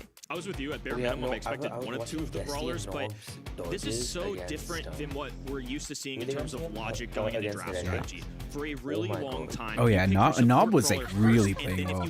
Hey, it's wait, Duncan, you're still here? They are so willing to pick Mortis that they're willing to grab him first. Even if CMM grab Gus and Byron, they're still willing to take that chance. I love the chessboard going down in our Brawl Stars world right now. To be fair, even though it was a Mortis first pick, we did not have any counters on the side of CMM really. So let's see how things are going to go down here. This is going to be a very difficult one. We have a lot more Brawl Stars action for you today. They have 2 winning lanes, starting things out like pretty much, but yeah, all these mid. Yeah, ready for a good game here. CMM need to live up to that expectation from the first quarterfinal, though, because you've taken down SK Gaming, you're going to be on top of the world. And I don't think they're going to come into this one with masses and masses of confidence. As I can't remember which one of you said it, but they were expected to go out in the quarterfinals, to be honest with you. So I don't know how much they'll have scrimped for this. Oh my god. Either way, how did he get out alive there? That's crazy. Sweeter if they got a victory over SK Gaming and Foot Esports. Now the red roster applying pressure. CMM having to deal with 3 brawlers in their spawn. Oh my god. Out of desperation. Angel Boy shuts him down. Guesty in, out. A wasted super there on the bottom left-hand side just to preserve their life. But the foot I can't believe he actually missed that bat though. Like I thought he'd get the double. On the right-hand side as well from Angel Boy. Managed to get one down and one half health, which kind of relieved a bit of the pressure for Guesty to stay in these aggressive moments. Got 2 of them one shot now. Surely Gus just focuses down rather than trying to save his How is he? The way he's like, oh my God, this guy's crazy. He's crazy. How is he surviving all of that? But not this heavily. Dude, Guesty's crazy. Oh my God. There is definitely tough when you use a gadget super combination, and on the other end, Angel Boy gets to respawn with a super and a hyper charge if he really wants it. Nob is looking to shut this game down early. Now rotating to that right-hand side, Remika falls. He's just baiting all of them. He's baiting all of them. It's crazy. Guesty's disgusting. Oh my God. That's as dominant of a game one show. Dude, Aura. This team is genuinely just incredible. Like the plays they made there, the Byron support, the 2 aggressive brawlers. Listen, they're playing Gus as kind of like a brawler who's running people down. That's how much of a good position that the Guesty's getting them into with his aggression on this Mortis, getting them low, letting the Gus finish off kills. This is also probably my first time properly watching Guesty play because I actually haven't. So this is crazy. I usually don't have regrets on predictions, you know, it's all fun and games, but this is one that I will. I mean, when I watched Foot Esports, I genuinely noted that this looks like one of the best teams out there, but I was overly nervous about Gusty's debut, and now he's rocking the Mortis, the hardest brawler to play on this comp. Why am I surprised? I don't know why I'm surprised, man. I have no idea. Duncan, do you want to join VC with us? He's a star playmaker for his team. I mean, he's just following Dekai around, and Dekai needs to use his... If you wanna, then, like, sure. He doesn't go in when he knows he's got super. I mean, that's a nice hypnotize there, but Guesty might still be able to get something back from this. Nobody responding. And a missed shot as well there from Kello.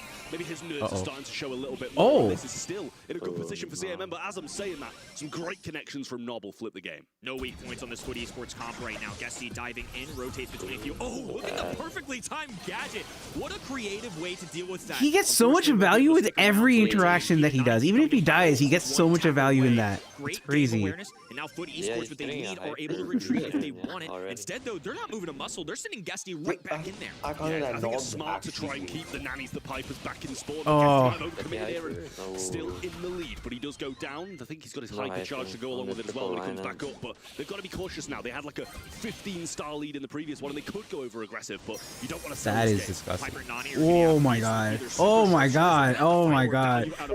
Oh, he even dropped the foot emote at them. Oh my. Goes CMM. What a disappearance. Where did they go? They all just disappeared. I was like, they were all on the map, and then all of a sudden they weren't. I mean, don't get me wrong, it's still close. Dude, I don't even care if Foot loses his game. It's just fucking class from Guesty, bro. Hypercharge being used, needs to make use of this. And Guesty's actually going to miss it, but he's going really aggressive now, trying to get the kill. Oh, he gets a kill there. Hypercharge is there from Kello, but it's not going to be enough, and some great plays from Foot Esports will keep them ahead.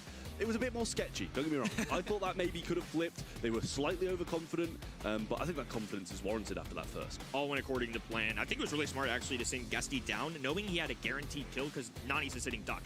It's going to be rearing that peep just in the driver's seat, but as a result, can't make regular shots. So Mortis gets the kill. Now they boost themselves with the 3 stars, and then in terms of bounty map, they're in a really safe position because nobody's in striking distance of that Mortis. Guesty, though, I think we talked about it earlier, but Angel Boy was definitely a big playmaker in that first match. This time, though, they're tasking Guesty with a tall order. He gets a double kill there. Some team wipes go down, as we call it, a disappearing act for CMM. I like that they put up more of a fight in that game number 2. Clearly, they've got some legs in them. But doing it twice in a row, beating somebody like SK, and then Foot on top of that, I mean, you can see it. Yeah, I'm not clipping this. I'm just going to watch this because it's like too much fun. Absolutely massive from him. Guesty being the aggressor with 6, clearly. And it's a lot of DPS coming out of the Mortis, I can't lie. Usually you see a little bit of DPS here and there. Yeah, you'll have What's up, Sarah? How's it going? So you should be low. Angel Boy doing his role. 2 kills. Who cares if he's healing up the rest of his teammates and keeping them alive? One aggressor on either side. The Mortis comes out on top here with 6 versus the 3 kills on Ollie on the other side. Now we are on double swoosh, a very bushy map that could feature some of those close range assassins, tanks. Are you excited for next weekend? Again, Kenny. Absolutely.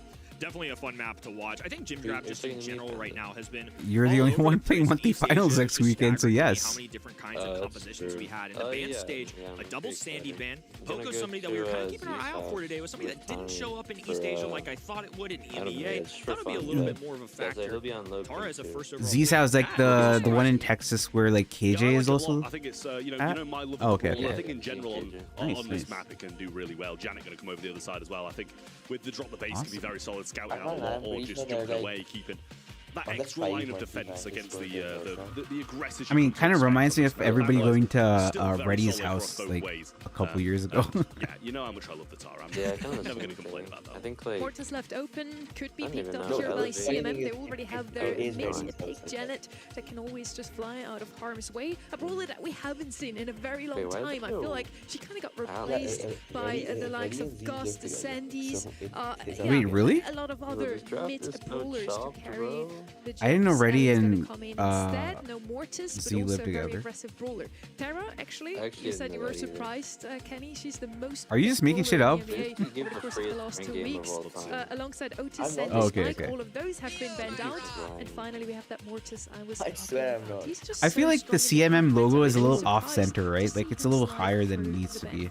Surprised in the sense that it was a first Maybe. overall I think pick. just I think Tara EMEA, makes sense, so- but Probably, especially in yeah. the world where we were on Shooting Star and we just saw Mortis be the first overall selection, I'm just kind of now conditioning my brain to think the other way around. A lot of it, you know what I mean? Yeah, exactly. I mean, Tara is somebody in Gym Draft historically that hasn't winged. Oh, okay.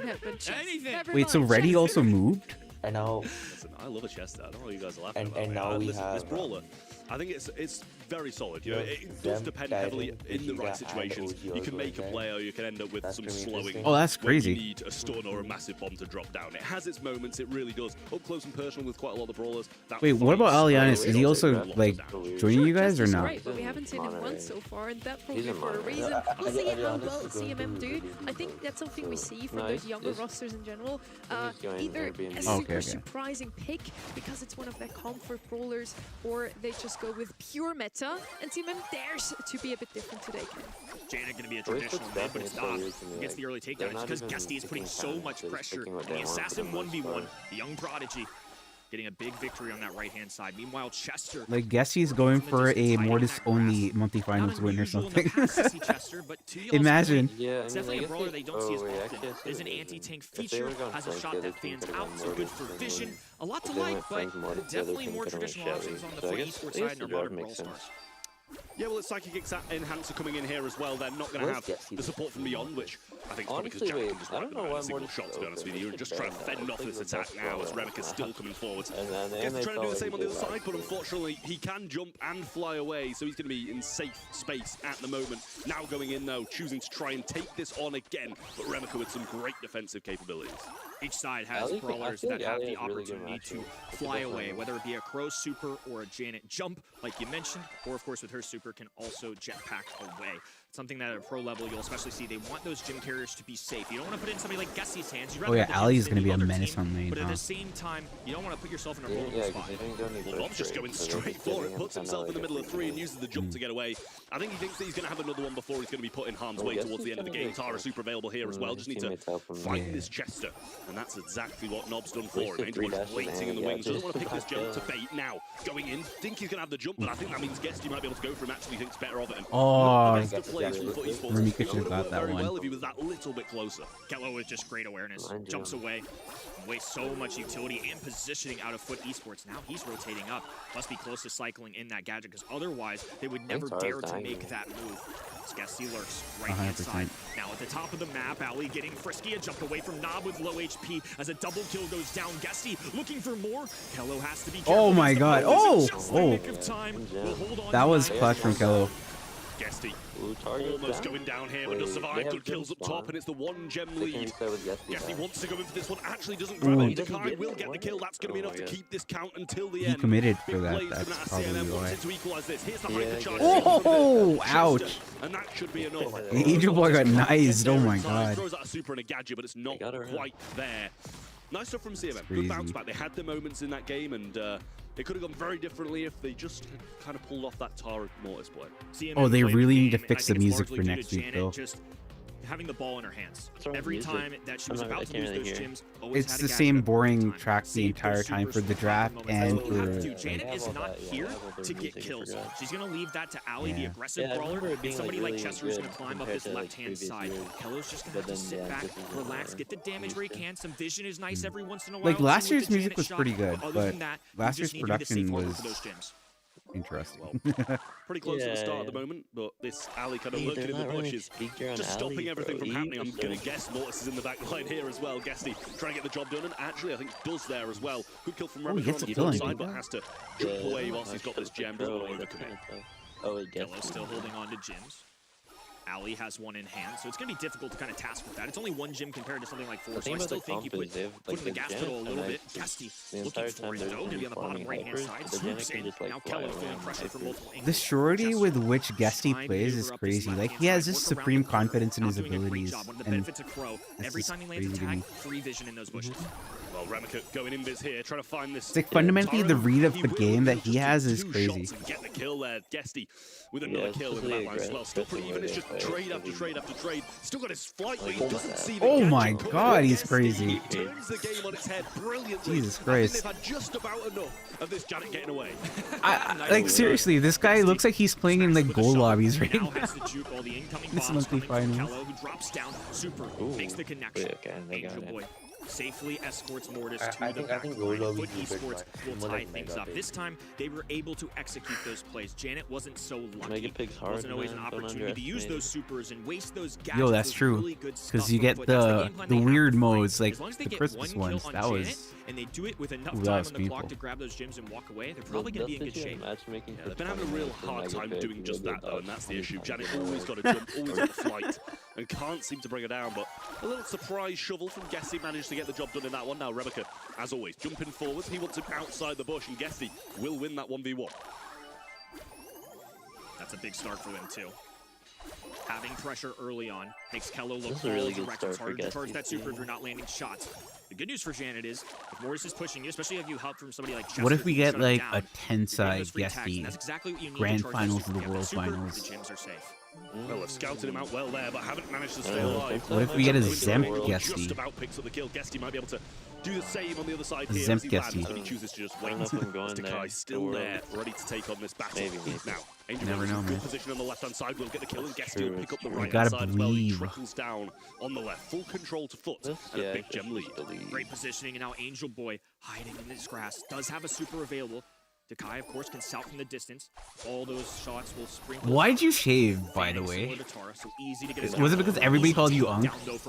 All he had to do was hide behind that wall and make sure Chester stepped forward. Oh, okay. I just don't like it. Yeah, Guesty will do more of the same, picking up his kill on the right-hand side. So we'll see a switch here, too. Guesty going in very aggressive with the hyper charge. Obviously knew he was going to be close to it, and Angel Boy just about picks that one up as well. Kello still the flight with 4 gems over his head. So that turnaround would win the game, but Chester comes in and just... I don't know if he was trying to break the grass or try and get some damage in, but neither really worked. Put them at a huge disadvantage. Kello, instead of using it for safety, just has to get aggressive with the super. Jetpacks over. Guesty swiping, cleans up. Kello in a world of hurt jumps away, but the gadget through the wall will seal his fate. Nail in the coffin. Even if Guesty How is this man alive? How? He's crazy, bro. He's crazy. He's fucking crazy. Look, his scoreline is gonna be crazy. Like, his KD is insane. Fearless. 2-0 lead in our semi-final number 1. Yeah. To me, that's a game that they maybe should have ran away with after that first one. They looked so far in control. No real turnarounds, and they were winning the lanes for the side of CMM, but Foot Esports just persevering, coming back through, waiting for that moment, and that they did perfectly well. Just been a solid showing. Really no wavering today.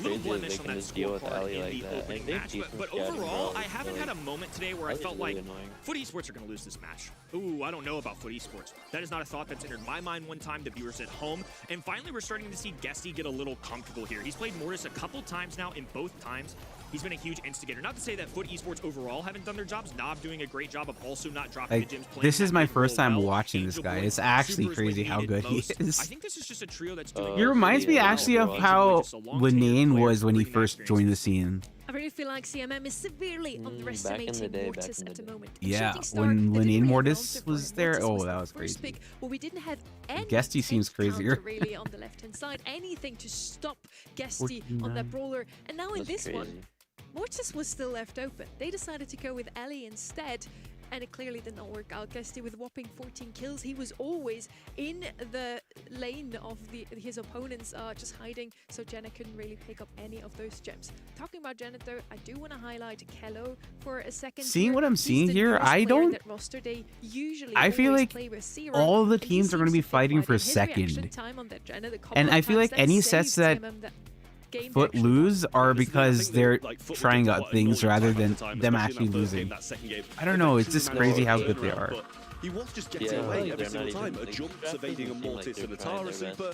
His flight's getting him away from his green stuff, by the way, was so really nice play from him, and as you say, a new player seems to be gelling well, and the same can be said for the other side as well. Foot Esports just seems to...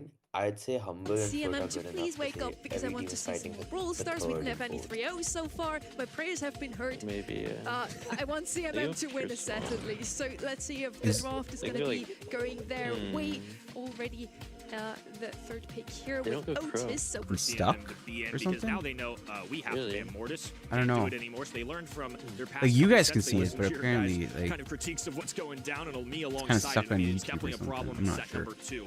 And so you have to go Pierce because Mina and Ems would have been the other two selections. As a result, I don't a understand. comfortable 2-3 turn. Spike somebody that slides through cracks. Now we have Otis who can be flexible in the mid as well. So you got a lot of great options open for this 6th pick. But it's stuck on match time. Yeah, I mean, they're going to have to be quite scared themselves of something aggressive, I think, because Foot Esports have taken two good tank counters, and they've kind of left quite a few open that can still be played as well, assassins, tanks, whatever. Carl, listen, I love the Brawler. Has it showed up much? Not really. And I think it's got to be the perfect moment for it really to work, and I don't know if this is it. I think Mo or maybe Crow would be my answer here in this one. You want to make sure that the Carl can't really use the super, so Mo would be my last pick here. Let's see what Foot Esports do. Obviously, they're the pros. They probably know it's better. actually like not working at all. Also, one of those brawlers I love to see. It might just be like my internet. Here. And then mid, you have a lot of bushes, no, but then so you guys can see it fine, right? Yeah, I still like Mo better, but Ali's fine, Kenny. I like Ali in this. No, I'm saying like you guys can see it fine on Discord, right? It's like not lagging on Discord and stuff. Yeah, okay. They're going Meeple and Pierce. Both of those traditionally run the middle Maybe of I the map. should One of them is going to be forced to the side.